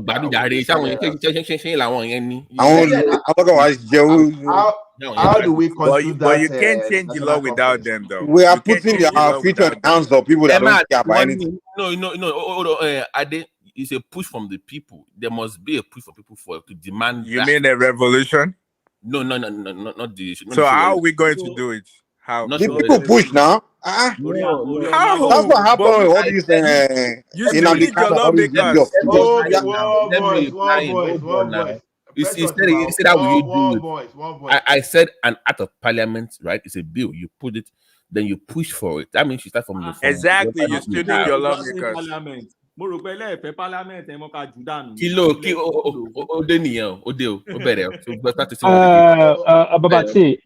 when we say Babati, yes, sir. Yeah. When we say this present constitution and the arrangement of Nigeria is lopsided, it's not going to favor us. People say no, but people like us say no. Our side is not doing anything. We keep blaming the North. But right in our face here, they created states. They didn't even veto it. We say, okay, because of now we're in democracy, let's veto the state military created. But it's still there. Most of the laws we are using is still the military laws, which favor the North. Right. Now we have in our state system, did not have the upper hand. Which not? Landmass, Why do we keep saying not? In this one, we hold are on not now. getting anywhere. Hold on, All Mike. this Mike, don't divisive jump in. rhetoric that we use. Hold on. Don't jump into If we want to confusion. get somewhere, we need to stop saying northwest, northeast, Hold and on, southwest, hold on. because that's not your problem. Mike, can you just hold on? Please, we should not be shouting. People are listening to us. Nigeria is, forget southeast, southwest. Nigeria is not southeast, southwest. Nigeria is just south and north. It's not. It's not. There's no south. There's no south. Let's stop these geometric things we'll talk about. Hold on. I beg of you guys, please. Geographically, in constitution, Nigeria is. What piece? Hold on, please. This is my point. I don't give a damn about north, south, whatever. If people say it's not working for us, it's not working for us. Exactly. Let's talk about it's not working for any Nigerian. Just listen. Just say the point. Hold on. This is very important for you to hear. The thing is this: it's not working for any population in any part of Nigeria. Rather than us to just say this is not working for the whole population, we'll be saying, "Oh, it did not." The people are supposed to come together and push that voice, because if everybody, all the Nigerians want the same thing. If we all just say we want the same thing without dividing ourselves with these how are you sure every Nigerian wants I've lived in Nigeria. I've lived in the north. I've lived in the south. Hold on. Okay, let's calm down, please. Please, what? This is my point to you, sir. This is my point. You say north south. People, if I'm from Benue and I say I want to be by myself, don't call me northerner. That is me. But let me have a say. Don't just lock me up with a group of people. Yeah, I get you guys, but I'm not disputing your point. Wait, I'm not disputing your point. But let me have a say first. Let me decide. Yeah. I get your point about it, but I'm just talking about constitutionally. Nigeria is being drawn geographically. It's just south and north. That's what you see. You see, we have Kwara, Northern State. They call it Northern State. Kogi in my border, they call it Northern State. That's what point I was trying to make. Now, for that alone, we had lesser senators. All the sat together, we have lesser senators. Now, did not have a majority of the senators. I think the South has 40 or be 40 something. Did not have the rest. In the House of Reps, which part of the no. But when it is a thing, you guys are doing something. I just come wondering. Nigeria is north and south. That's it. Not which part of the north. I just say. What piece? I just told Wait, you. let me say this real quick. What piece? Don't you think that don't you think Kogi and please everybody give me 2 minutes. You see, when you divide Nigeria to just south and north, it means you don't have a good understanding of the political space called Nigeria. For instance, if you go to Kogi and you want to cut people like Okun, all those Dino Melaye guys who are pure Yoruba guys, Kaba and others, because your constitution says they are now part of the north, you want to cut them to the north. You want to go to Kwara, you cut them to north. You want to go to the southern Niger, you cut them to the north. Even when you are going to Nasarawa, you are cut them to the north, and Jos and others, and you are cut them as if they are the north. Then you are doing a disserving this, even to your own point. Because there is nothing called north and south. That's my point. What is to stop? The problem we have in this country on this platform, like we rightly said, when it favors us, we don't complain. When it doesn't favor us, then we start complaining, and we keep maybe the goal post. I'm talking from a layman perspective. Every day here in Nigeria Constitution, even the one that is not the one that's not written Constitution, is being zoned 6 region. North, east, north, south, north, whatever you call it, south, east, south, whatever you call it. But I'm surprised now. I said on book on Constitution, Kogi is in northern. That's how they've zoned it. It's in its northern states. That is south, north central, or whatever. But it's in northern state. It's not. Middle belt, we know it's not north, but they call it north. Hold on, I beg. I'm coming. Let me ask you this question. Don't you think Kogi, part of Kogi that's Yoruba, and part of Kwara that's Yoruba, whenever there's issue that's related to Southwest, don't you think those people will support Southwest? That's a discussion for another day. But my bigger point is this. Answer the question. Don't you think they would support? That's not the question. That's not the question. If people can No, One Piece. When you say South, are you saying the South? We all have anything in common? Mike, just hold on. Mike, just hold on. You guys just hold on. Look at it. We are decided in the. This is what we look. This is what we are underestimating. That's why in the Senate we have to always go to the North to cut the deal to get anything passed. No, we never go to the North as a team in the South. We never one team. We were never together in the South. So don't be saying. Let's stop using that South rubbish. Mike, hold on now. Hold on, please. We're just talking from our emotion. No, it's not from emotion. Let's talk based on fact. Hold on and hold we on. never go to the North as a team. We are not speaking on any fact. Any bill you want to get passed, you have to negotiate with the Northern senators to join you, or that you don't get the majority to pass the bill. So are you saying I don't negotiate with the East?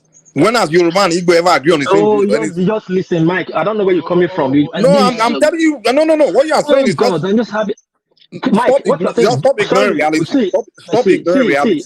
Mike, what you are wait. Let me tell you what you're just saying. I don't want to use any word that would make it look like I don't know. But in the Senate, One piece. Let's never unite South. Hold on. So let's stop using that word South. Hold on. That is the reality. You might like you don't use it, you don't use it. That's the reality. The other day it's not reality. Hold on now. That's the reality. The other day they want to vote for.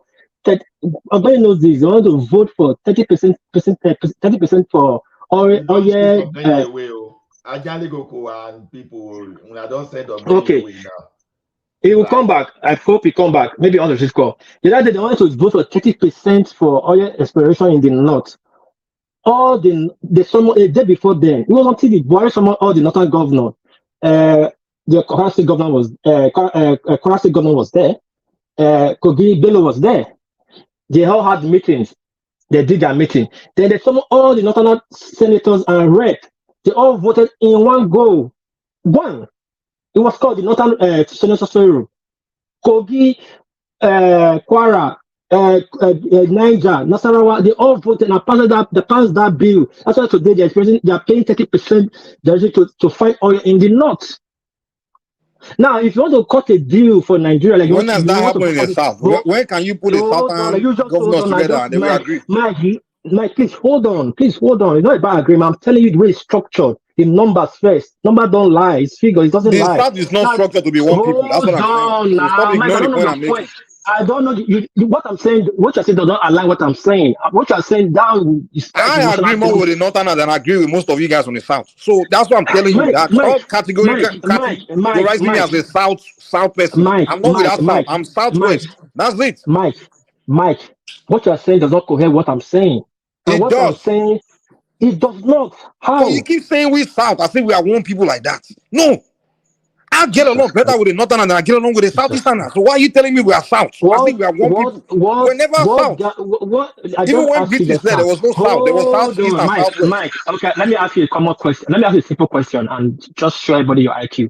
I just said when they have a Northern Governor Forum, everybody knows that.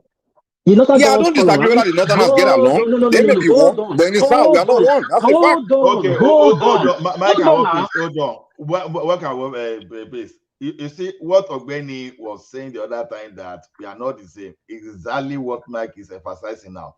You say we south, and Mike is telling you that don't call me south. I'm southwest. That's what Mike is trying to let you know. No. I cannot ask. No. I cannot ask Mike a question. When has the southeast and southwest ever been on the same page? Mike, hold on, please. Hold on, please. I want to ask a neutral person now. Just listen, please answer me. When Buhari called for the Northern Governor Forum, how many Southern governors was there? We are not arguing whether Northerners are united or not. I did not ask you the question, Mike. I did not ask you the question. I want to make a point. I did not ask you the question. I'm ashamed. I'm just telling you the reality. No. I'm not talking about reality. No. Mike, just relax. This is the problem of the South. We always keep. No, we are not South. There's no South. No. Just hold on. Please don't interject me. Just hold on. Please.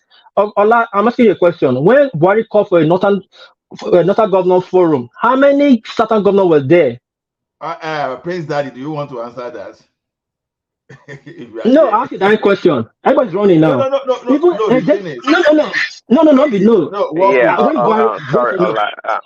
Warp is the answer would be only northern governors. Okay, If hold it's on, Prince northern Daddy. based. Prince Daddy, hold on. Hold on. Let me ask another question. I don't know if you follow 2019 election. It didn't vote 2019 election. Governor, the president called specially for Northern Governor meeting in House of Rock. We all saw it. How many Southern governors were there? Just simple Because they didn't question. call them. But by No, definition, hold on. hold on. You're getting confused. By the definition of northern governors, only northern governors should be present. What's wrong there? Hold it. That's the point. Hold it. That's the point. Because it's been recognized in Nigeria question is South and North. Where? But for the fact you hold on, Mike, hold on. For the fact you like North or you don't like to call South, that's not the problem. The problem is Northern governor at 16 or whatever it is, and the other Southern governor is that is a call for Southern governor forum. We all be Southern governor. Okay, what piece? Babati want to interject. Oh yeah, You Babati, cannot. what do you want to This is the argument. You can't keep lumping people together. That's what I'm saying. If you don't want to become something, you can't force me to be that. No. That's Babati. What I'm saying is just for what you guys are saying. I'm not even going to what you guys are saying. I was talking about the way you look at it in Nigeria, first of all, from the why the constitution have to be brought down to restructure. Because from the creation of the states, the Northern have more states than the South. Now, and the Senate, the Northern have more representatives in the Senate than the South. So whatever you're going to pass through, whatever you want to pass through, and like let's say restructuring, and you not don't want it, you're not going to get the vote. It's the numbers. It's irrelevant. First of all, the first people that will be against me as the Southwest will be the Southeast. Irrelevant. Hold on. It is irrelevant. No. If the Southwest want to do something right now, Hold on.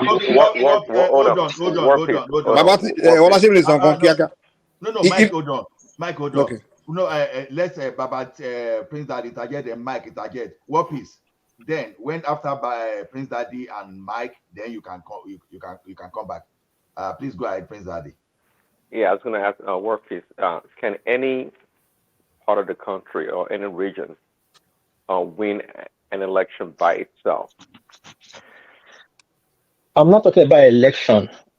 Well, my point to that question is that look, what you're talking about is just politics in its purest form. You always need alliance, you know. It's not. What you're talking about is not. See, what I'm talking about is what you guys have not even. You are communalizing it. That's the major problem of Nigeria. Is what in our constitution is North and South, and they only use that majority against us. That's why we talk about the election. Okay, what piece? Let Mike interject now. Okay. Mike, put your position. Here's the reason why I say there's no such thing as South. This thing is just a fallacy. Is this? If the Southwest today want to push something for their region, for other states to support, you'll likely get more northern states that will support you than you will get southeastern states that will support you.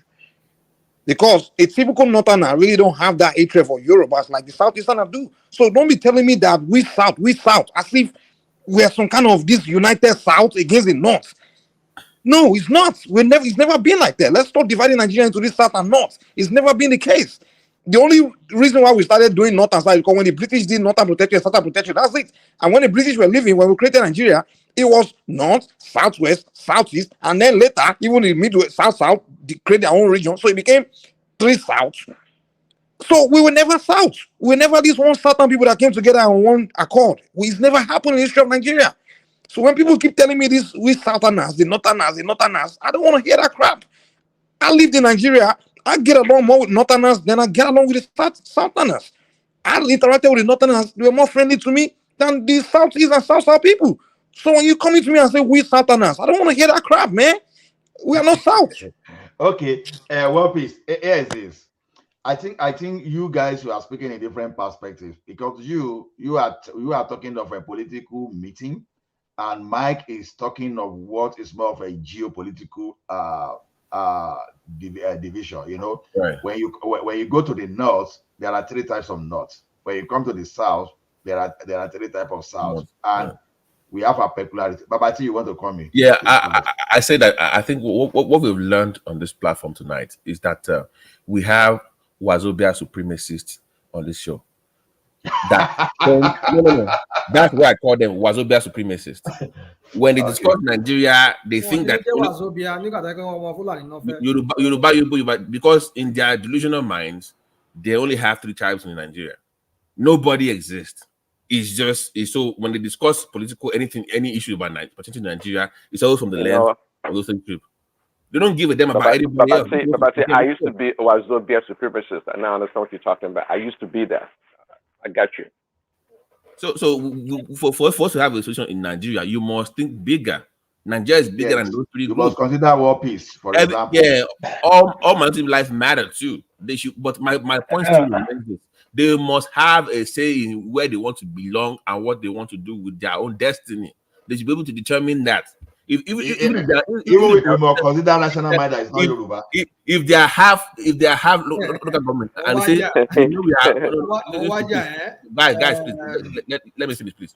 If they are half local government and they say we want to be on our own, they should have the right to at least voice that opinion on a national Okay, level. but okay, you can name me maybe a few places in this world, in countries where they do that. But my point here is that look, we all know that the majority is the tyranny of the minority. Minorities usually don't tend to have a say. It's usually the majority that dominates the scene, be it political or economic scene. So which tribe is the majority? Well, just like I said earlier, when he said was there we go. Hold on. When he said, hold on, when it, Wazobia is of not course tribe. we It's know it's not tribe. ethnicity. We don't want to go through that lecture. We know that. And when we're talking No, about no. You know what I'm saying? Hold on. Let me land my point. What I understood from what he said was that look, I used to think that and really when I was much younger, I guess if you told me you're from I don't know, South or I don't know, Benin, I like okay. I just group you as an Igbo person. You belong to the Southeast. Kanuri not recognized. Nobody else is recognized. You're just from the north, and everybody else you're about on the other side. That's it. It doesn't matter. In fact, I never recognized the people they call thieves today and it's other people. I never recognized them.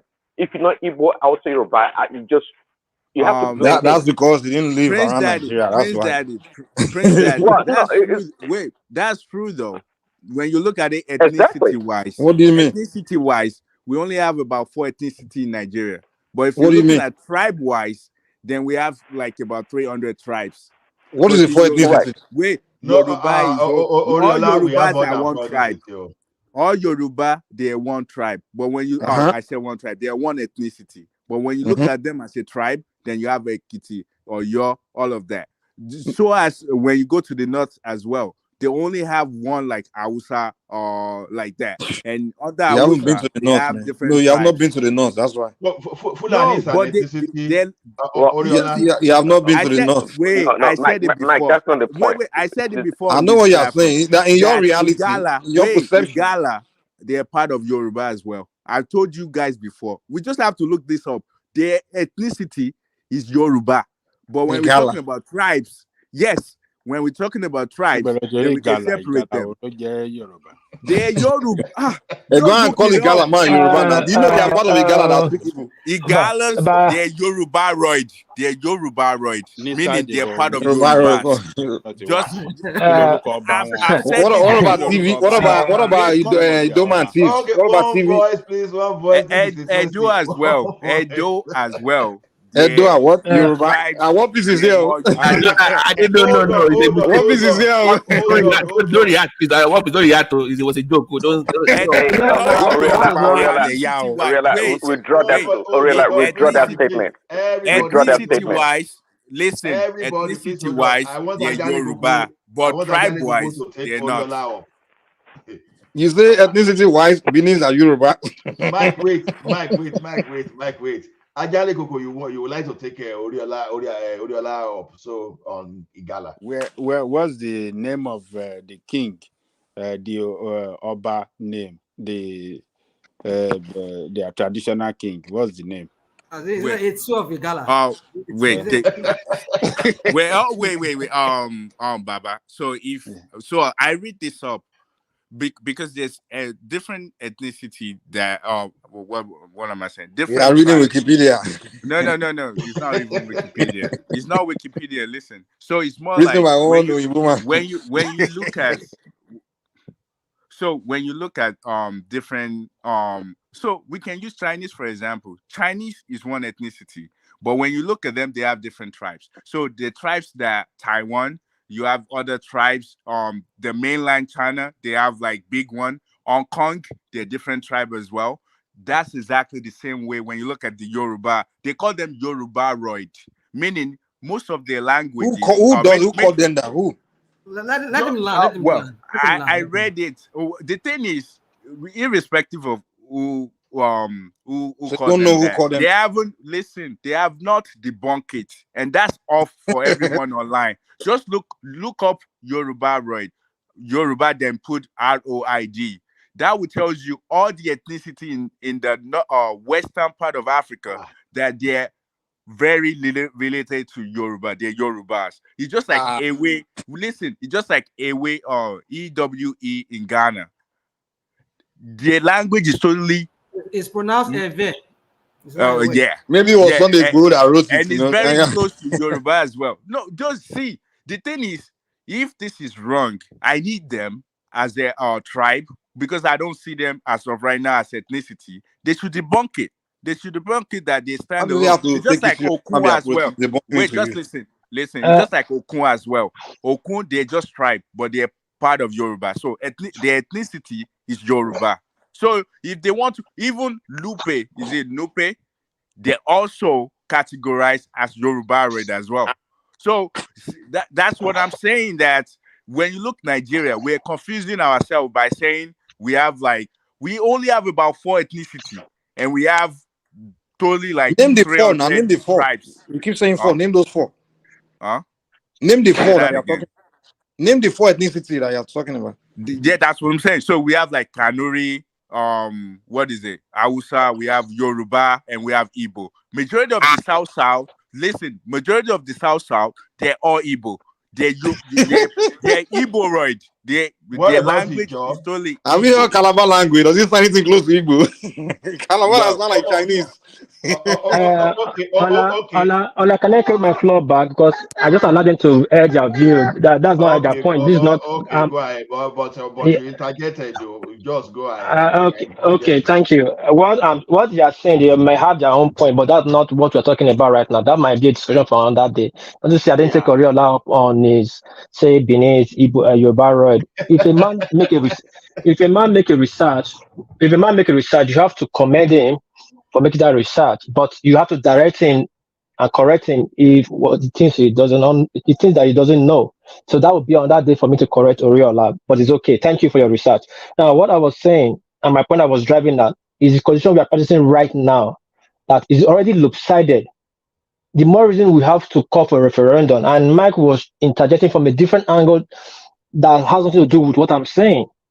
If we're talking about hate or you don't say, that's a different ball game. I'm not arguing that with you. But right now, the way it stands in Nigeria, in our constitution, is just the north and the south. Our governor is the northern. You have the northern governor forum. You see it every day in NTA channel, northern governor forum, the southern governor forum. What they did, as a called when late Akerodu led all southern governor to Asaba to demand the presidency come to the south. You didn't send any northern governor there. It's a simple thing. The way Nigeria is right now. So anything we want to do in this constitution, we cannot achieve it if the constitution remains like this. In the House of Assembly, the northern dominates. They have the numbers. House of Rep, same thing. So for you to get anything done, you have to cut a deal with them. What would be for them? That's why you see Nigerian politics. It's not about interest. You always go to them and always cut a deal with them. Because if they say no, we are not involved, we don't want it, they will vote against that bill and it won't work. You understand? So that is the more reason. Southern so-called governor forum ever came on one accord for one purpose. You mentioned so-called the state presidency must come to the south. How real was that? How many of them ended up hold on. It's not, Mike, sometimes when you see some things of that, I'm just telling you that those things are not real. No, hold on. That is a personal opinion. It's not opinion, it's a fact. Oh, no. That's not a fact, what you're saying about your opinion. That's a your fact, opinion, though. That's a fact. No. Hold on. You guys are educated now. If you go to corner, you fail woefully. You Well, saw that. it's Yeah, you that we should be hold saying on, that hold on, you're educated now. So hold if you on, don't take it hold on, through, hold on. it's not fact Relax, what you're saying. relax now. Relax. Let me just teach you. It's a common thing. Angelico is rolling on his chair, they're laughing, but you don't want to say it out like he's You're not embarrassing you teaching guys. me Oh, anything because relax. you're the one Oh, not relax. listening. You need to listen You to relax. us. Listen. You're You're not not listening. listening to us. That's the You're problem. okay. You think what Okay, you're tell saying me. is correct, but it's not correct. You instead Okay, of you what to happened? just listen. What Asaba was for? Here you go. You cannot answer again. But did Here they you go. follow up on it? Yeah, But how come? but Wait, see, listen. We just asked the question. How come Peter Obi was not made the PDP president? PDP president. How come he wasn't made that? Hold on, Obviously, you have hold to on. learn to listen to now. Hold on. This is a strong argument. Yeah. Just calm down. If you cannot answer, if you don't understand my question, let me ask somebody else so you can answer so you understand. So maybe you'll be on the same playing ground. And that's a simple question. What Asaba Accord was for if Tabi gets the ticket, does not get the ticket, that's not the problem. As about a call was from the power to come to the south, and all the southern governors, we are only one that went in that accord that was having meetings. They didn't allow the northern governor to come to that meeting. Even northern governor will rebel about it. It was all on the news. We know they do all those things, but we are telling you that it's not real. Did they follow up? I'm coming. Oh, hold on now. Follow up doesn't have anything to do with it. That's a It personal has to do interest. with it. No. Hold on, this is the You have to problem. listen Mike, not to listen this is the hold on. This is the problem we have in we are capable. We think everything the northern governor or northern stand for they follow up with the north, but it gets to the north. That's the most important thing. How they said it's not our problem, not their problem. You think what I'm telling is that these terms, these foreign governors, foreign things exist, but it's not real. In real terms, it's not really real. It's just mere terms. It's not real. They do their meetings at the end. They don't. The outcome is never what they claim they came together to do. How many of the Southern governors ended up supporting Southern candidates? And how many, in fact, Tinubu got more Northern governor that supported him, that helped him. So this thing is not real, man. Ajalkoko, are you there, please? Ajalkoko.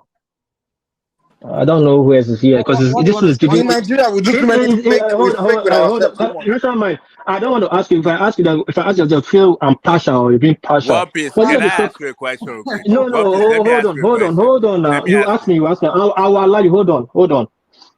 This is just a simple term. This is why in court they say they say common sense. Just common sense. We don't need to go cut corners. I beg, rational mind. What was Asaba Accord for? And who were the people hosting Asaba Accord? And who was the body of Asaba Accord? Nobody's denying that it didn't happen. Hold on. Asaba Accord was about wanting the presidency to come to the south. Hosted by the Saturn governors and elites. Was the chairman, yeah. Yeah. Well, so if the it was the governor of Delta State, Okowa, that was the chairman at that point because it was okay, yeah. And all the different parties. Who did Okowa support at the end? Hold on, Mike. Hold on. Are you who's also you're too forward? That's the problem. And when you're not forward, you think you're making sense. You're not making any point. Just relax. Am I not making sense? I asked you a question. Who did Okowa? Hold on. No personal attack, please. No. Okay, let me just say this. What piece? Let me help you out real quick. I don't know what Mike is saying. I don't know what Mike is saying because the majority of the votes from the south were for the two candidates from the south. Obi packed a lot. Tinubu packed a lot. What's his name? Atiku only won how many states within the south? So Tinubu and Obi won the majority. Okay, rational mind. Let me ask you this. When you're done, I will ask you. If Obi had ran as Atiku's vice president, will Tinubu have won in the southeast? Well, you see, let's not. No. Just answer. Give me your answer. Give me your answer. Sorry, Ola, did you see my message? Let's not complicate it, Robbie. It's simple. If Obi had ran as Atiku's vice president, after all this power must come to the south, would Tinubu have won the southeast and the south? Very possibly. I mean, we don't know how the event must have come. You know, it's like no. You know, it's not going. He wouldn't have won it. He would not. So that's the point I'm making. They did a meeting. Power must come to the south, but it's not real. Rational mind. The problem I'm getting with this talk is just even Okowa was one that led the meeting, okay, right? So hold on. Ola, are you there? But you know, wait. Okowa led the governor's forums meeting. He ended up being the vice president candidate. Hold on, guys. Prince Daddy, you want to say something, please? No. I said I have a. Did you see my message in the text in the chat? Chat message area. Private chat. Private chat. Yeah. Okay. Well, like trying to look at the private chat. Okay. Now, the problem we start have is the South.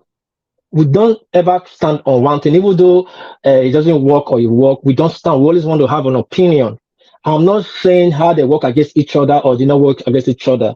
I'm just saying for when they met was for the South. If they didn't get it, they did not get it. That's not the problem. That's not the issue.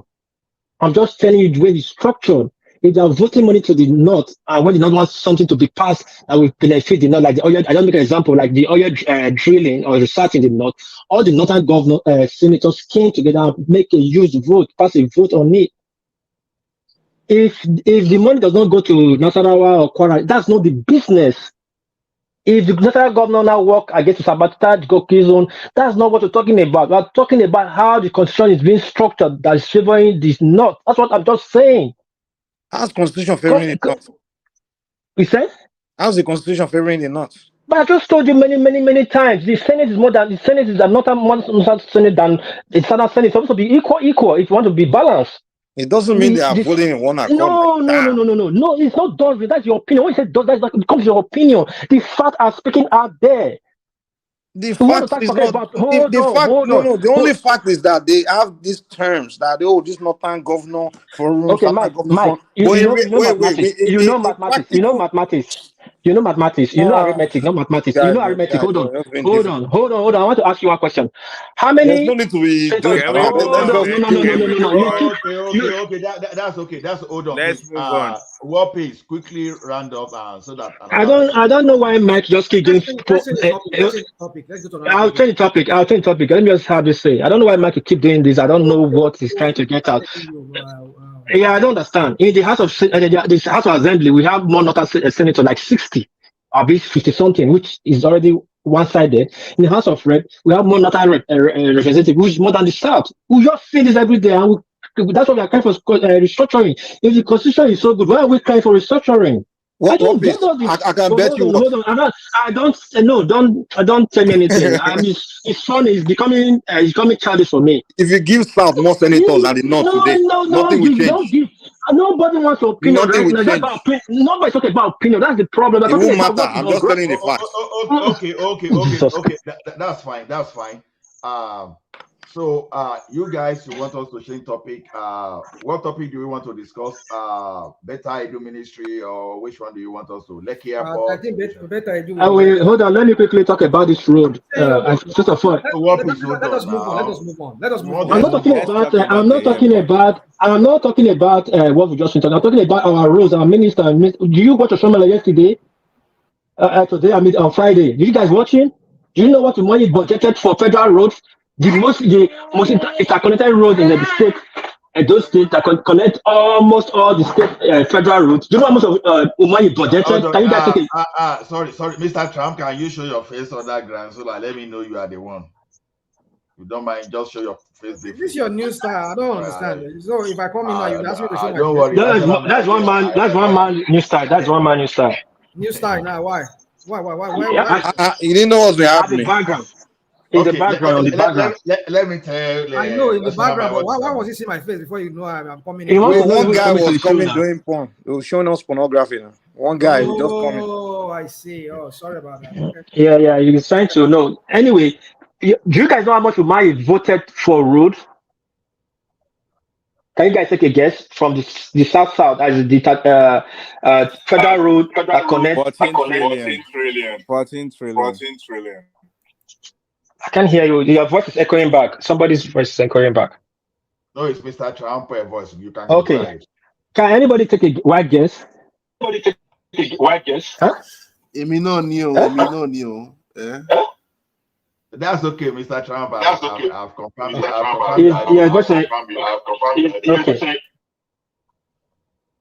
Okay. The Vomai budgeted 200 million naira to fix all federal roads that connect in a state, the bypass, Aunchi Road to Kennel, leading to Kogi, leading to South Delta. He voted 200 million naira. And it was so ridiculous. And this is the guy that said he wants to fix the road. And those jobs are that's a FEMA job, not the minister of transportation job. Sorry, the minister of what is this thing again? Minister of is it works, right? How can you say you want to succeed, you want to make things happen? And he said it took him 6 hours to travel from that road, just from Benin to Auchi to Ekpoma. It took him 6 hours. The road is so bad, and the road that is so bad, you want to fix it, and you are posting 200 million naira. Do they want this government? Are you serious? I sent the video to one man. I can send the video to another wants to play it. 200 million You didn't naira. see it. To fix federal contractors having a what? for waiting. So that's like $200,000. Are you sure it's 200? Yes, $10,000. You guys should have voted for APC now. Why you guys are losing labor? No, hey, it's not by APC. Listen. It's APC that's questioning him right now. Nigerian rules are talking about not about labor now. Do you know bypass? Yeah, you know this is country that. And yesterday you we're guys talking about LUP. Hold on. Drop that. That's not even the question. Just one day here we're taking a list of Nigerian. We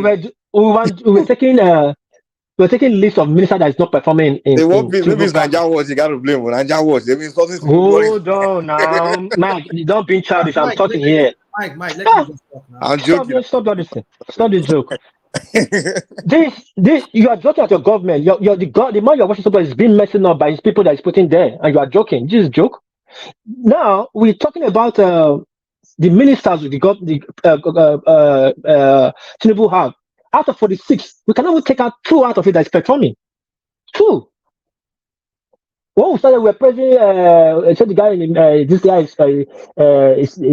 is performing. The guy in charge of taking care of passport and all that. I'll come to that guy later. But look at the minister that went. He has collected supplementary budget. Now the main budget is coming. I think they passed the main budget, and you are locating the major cause of Nigeria problem is Benin access road. People don't even know. Almost all the international road is in Benin. That's why it keeps swelling very bad. Okmila, precisely. All those trucks come from the north pass through Benin, and not all bypass is truck are worthy. So all pass through Benin Express, going to Calabar, going to the southwest too. And you are voting 200 million. And tell me how do you want that government to work? Are you just doing it to political purposes for what? Oh, I don't understand. And you keep saying, I'm saying, and this guy was an engineer. What exactly was challenge with? What are your challenges with the amount voted for that project? What are the challenges? Can 200 million face Beggar Junction? How massive is that Beggar Junction? How massive now? We are talking about 100 kilometers to 200 kilometers of road altogether. Okay. 200 kilometers of road. You are wasting 200 million. Is that not a joke? Okay, I got your point. And what he's voting for is for like maintenance, and that's not his job. That is for FEMA. You have to construct. Every day people are rioting. Okay. What is? Let's just introduce a new thing. So, rational mind, because on this Better Edu, I don't know much about it. Do you want to lead us into that? Yeah, let me just say a little bit I know. I mean, so far that I've seen, we just keep saying. But that person seems to be Babati's friend anyway, so let's go ahead. We just keep seeing a lot of documents being released and evidence of Better Edu asking or directing the other woman to pay money into some accounts and personal accounts. And we see people keep quoting, is it the Civil Service Act or whatever it is that bars a minister or anybody from moving money from the TSA or whatever they call it to personal accounts. So I think Bloomberg too. I think I saw it on. Let me see. I think on Bloomberg too, and the Reuters too. They all carried that news. I was so surprised. It made headline on some major. Is it AP2? I think AP2, yeah. Agence France, is that they call it. Yeah, so it made headline on many major platforms, not local, not just local. So I think that lady should go. Some people say it's just, some people frame her up. They say she was being framed up. Some people don't just like her.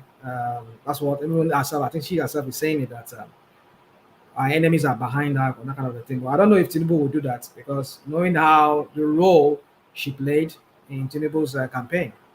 See, Do you think that it was a mistake, or what do you think really happened with that money, the 500? Do you think he was trying to siphon the money, or it was just an accident, or it was a mistake? Well, the thing is, if you violate any civil service act or whatever they call it, No, I know that. I'm saying that just her.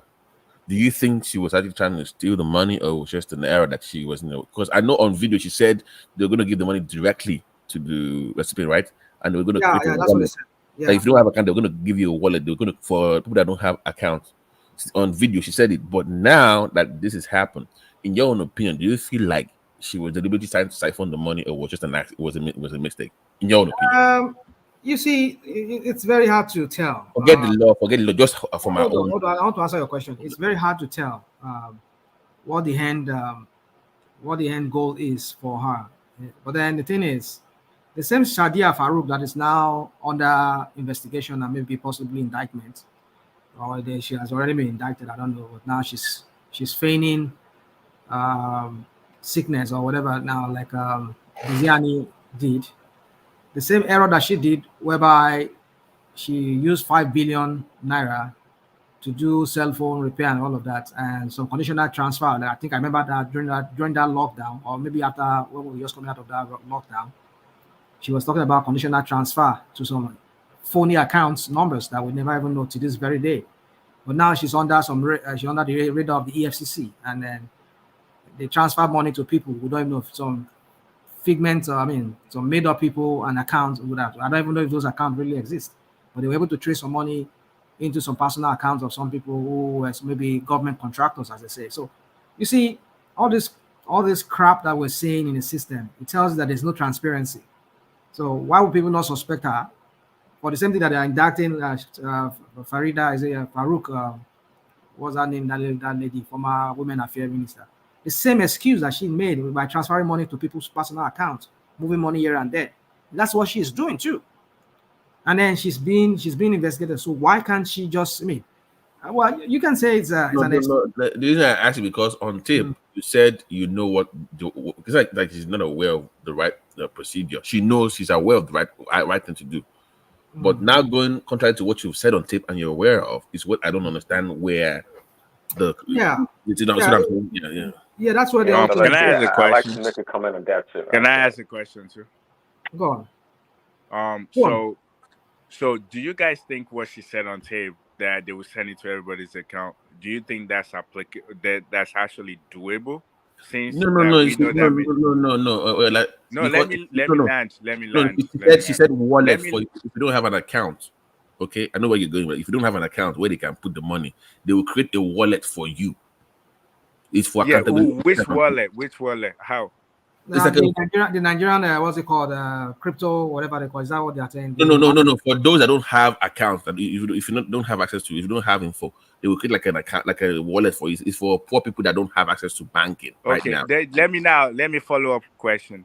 All right, poor people that don't have account. Number one, they don't have the phone that's, because this is not like regular phone. You're gonna have to use a smartphone. They don't have a smartphone. You're gonna create a wallet for them. That means you have to train them to able to do it. And are you sure that the e-naira that TBN said they have the wallet for, is the actually functionable? How many people do you know that's actually using it?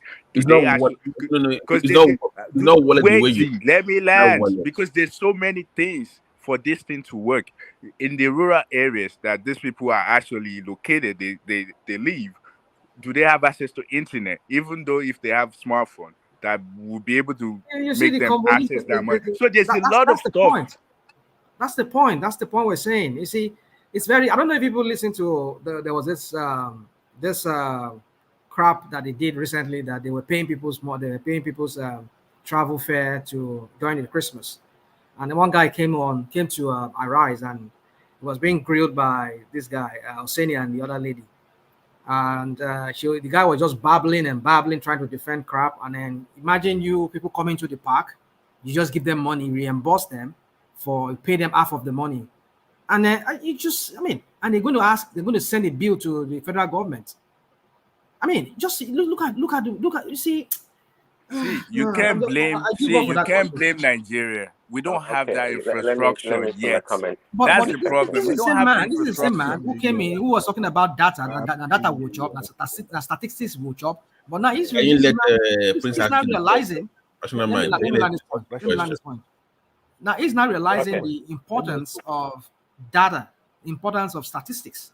This is the same guy who's not realizing it because he's talking about revenue. That's so many of our economy is in the informal sector. And how can we get these people to be paying their own share of the taxes that we should be getting in form of revenue? Now he suddenly now realized, but now when he was campaigning, he was talking crap, talking the same crap that he usually talk. Now data and statistic will chop. Now you're realizing it. So my point is this: is that I don't see this guy doing anything. He's just going to be chop and chop government like they've always done. I mean, we've seen people that have been accused of corruption. How many of them has he removed? How many of them has he removed? So it's better you're going to go the same way too. Like the other one that they said that she suspended. I think they said suspended somebody recently. She's going to go the same way like that. And you're suspending the other lady without even doing your due diligence to find out what was the nature of it. This lady was trying to prevent. They did do diligence on Alima. If you're talking about Alima, they did. They know they recover about 34 billion out of 40 billion. They Okay. recover it from her. Are you, So are they you talking did. about? Are you talking about the lady with that Okay. works with Beta? Is that what you're saying? No, the one that actually was suspended Okay, that for one. Okay, I stealing. heard about that one. Yeah, But this other one too. Alima. No. There's two. There's Alima, and Mhm. there's another one that said she was sick. So the one that's named Alima, that one's already taken, and they took the money back. But the other lady was the one that was claiming she's sick. Why the lady so being? Why they being the one that's being more corrupt? I mean, Okay, my It's two because cents what is she that said they were going to do. that's not my issue. maybe it's their boyfriends are Go, sending go them on, because go on, it's Prince kind of Daddy. rude. She's married there. She's married there, Mike. Or maybe the husband is So one I was sending gonna say, Well, Prince Daddy, go number on. one, I think that's a legal way to steal. How oxymoronic that sounds. Um, and if you guys follow this guy in the U.S., what's it called? I think George Santos, the congressman from New York, right? They put him out of the Senate, right, or Congress because they thought his dealings were shady. He lied about this and that, and the guy came out and said, "Look, what they're accusing him of is exactly what these other congressmen are doing, except that he did it in a more unofficial way to steal, to lie and cheat." Okay, so that comes on Beta Edu, right? Yeah. I think it was Emeka maybe yesterday said it that look, he doesn't think that she should be fired because the money never actually left the government coffers, and for that reason, I think I'll accept that position. Though initially I thought she should be No. fired. You see, here you go. The money never left. How about if the money leaves? If the money had left, how about that? That's what I'm saying. That initially You I cannot thought excuse things like this. no no no. Well, let me give my position. You must be I think impeccable. You no must no. be So impeccable. I think you're You must have waiting so for us forth. for her to steal before you But before fire her, right? that's what. Yeah, no no. Boro. Okay. See, now, of course, that's why we have law. I mean, we have to go by the law. If she can prove that it was a mistake or whatever reason she can justify, that is fine. But as long as the So until money, you commit until someone commit murder before they can no, sentence him. it's not up to that Have case. you heard about Oh, attempted hold on. murder? Have you heard of attempted I've murder? heard about it, but we're not So talking if you about heard about attempted. that, people are being jailed for that. So I people are being jailed understand for that. that. I understand that. But So the fact that why should it be spared? no, Rational mind. Let me tell you something that happened to my cousin here in Japan. well, before you talk about your He, cousin, let me finish, please. Let me finish, please. Please. So, yeah, it's not to the level of murder or attempted murder. No, I see the money is still in the system, being tracked by the Attorney General, right, the AG. So, but I don't believe her. I thought it was an attempt to siphon or steal money from the coffers. But at the same time, how much money are we talking about here? Is it about half a billion naira? How much are we talking about here? No. That money could build about. Can you do me a favor? Can you do me a favor? Can I do something to you? Section 713 of our law. Just give me 30 seconds to just read it to you so you know where I'm coming from. It says personal money shall in no circumstance be paid into a government account or shall any public money be paid into a private account. Any officer who pays public money into a private account is deemed to have done so with fraudulent intention. That is the law. And what is the consequence for that violation? No. The point that the point that hold on, please. Even the intent itself is deemed fraudulent. I'm not disputing that it's criminal or fraudulent. What is the consequence, or what is the penalty for such an offense? If the civil law says that to you, what does that tell you? You're fired. You're gone. That's what I want to answer to the question. If you don't know, so I'm trying to justify my position here. What do you know about that? I'm not saying that she's not committed any crime. I'm not disputing that or arguing. I'm saying that. first of all, she should be fired. That's it. That's the first thing you should do before you even do it. But hold on now. I mean, so if that was the case, obviously, she would not be the first person to have done it. And number two, it sounds to me that, with all the billions and trillions of dollars that we've talked about, starting with Emefiele and Dangote and these other criminals, these politicians, right? It sounds to me that they all, if I'm not mistaken, have to get the money passed through the AG. But somehow, some way, the AG was so effective this time around to be able to identify this criminal or this embezzlement that was about to happen. You see, Prince Daddy, the thing is, the other people didn't get caught. She got caught, so she got to go. That's the point. It's not about they getting. I just said earlier, when my preamble to this conversation was like, there's a legal way to steal, and it said that statement was oxymoronic. Legal way to steal doesn't make any sense. It's kind of contradictory, right? But that's my point. The Attorney General sounds to be like maybe doing his job properly or knows what he's doing, but at the same time, all these billions and trillions of dollars that have been stolen in the past must have passed through the AG one way or another. So what should happen to her? No. So what should happen to her in your opinion, Prince Daddy? What should happen then? In my opinion, which I changed based on what I think I heard from Lekki, is that she should be reprimanded, obviously, and she should be, I don't know, suspension, whatever. But fired? No, I don't think she fired her because again. Sorry, let me ask you a question. Can I move the conversation to the background? Huh? Are you okay if I move the conversation to the background? Yeah, sure. Yes. Is it because I want to move to the background?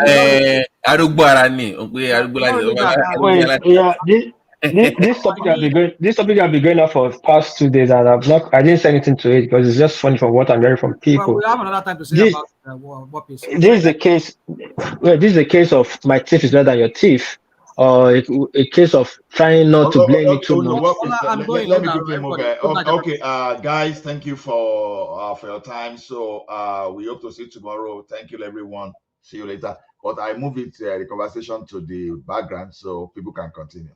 Thank you. Okay. Okay, thank you.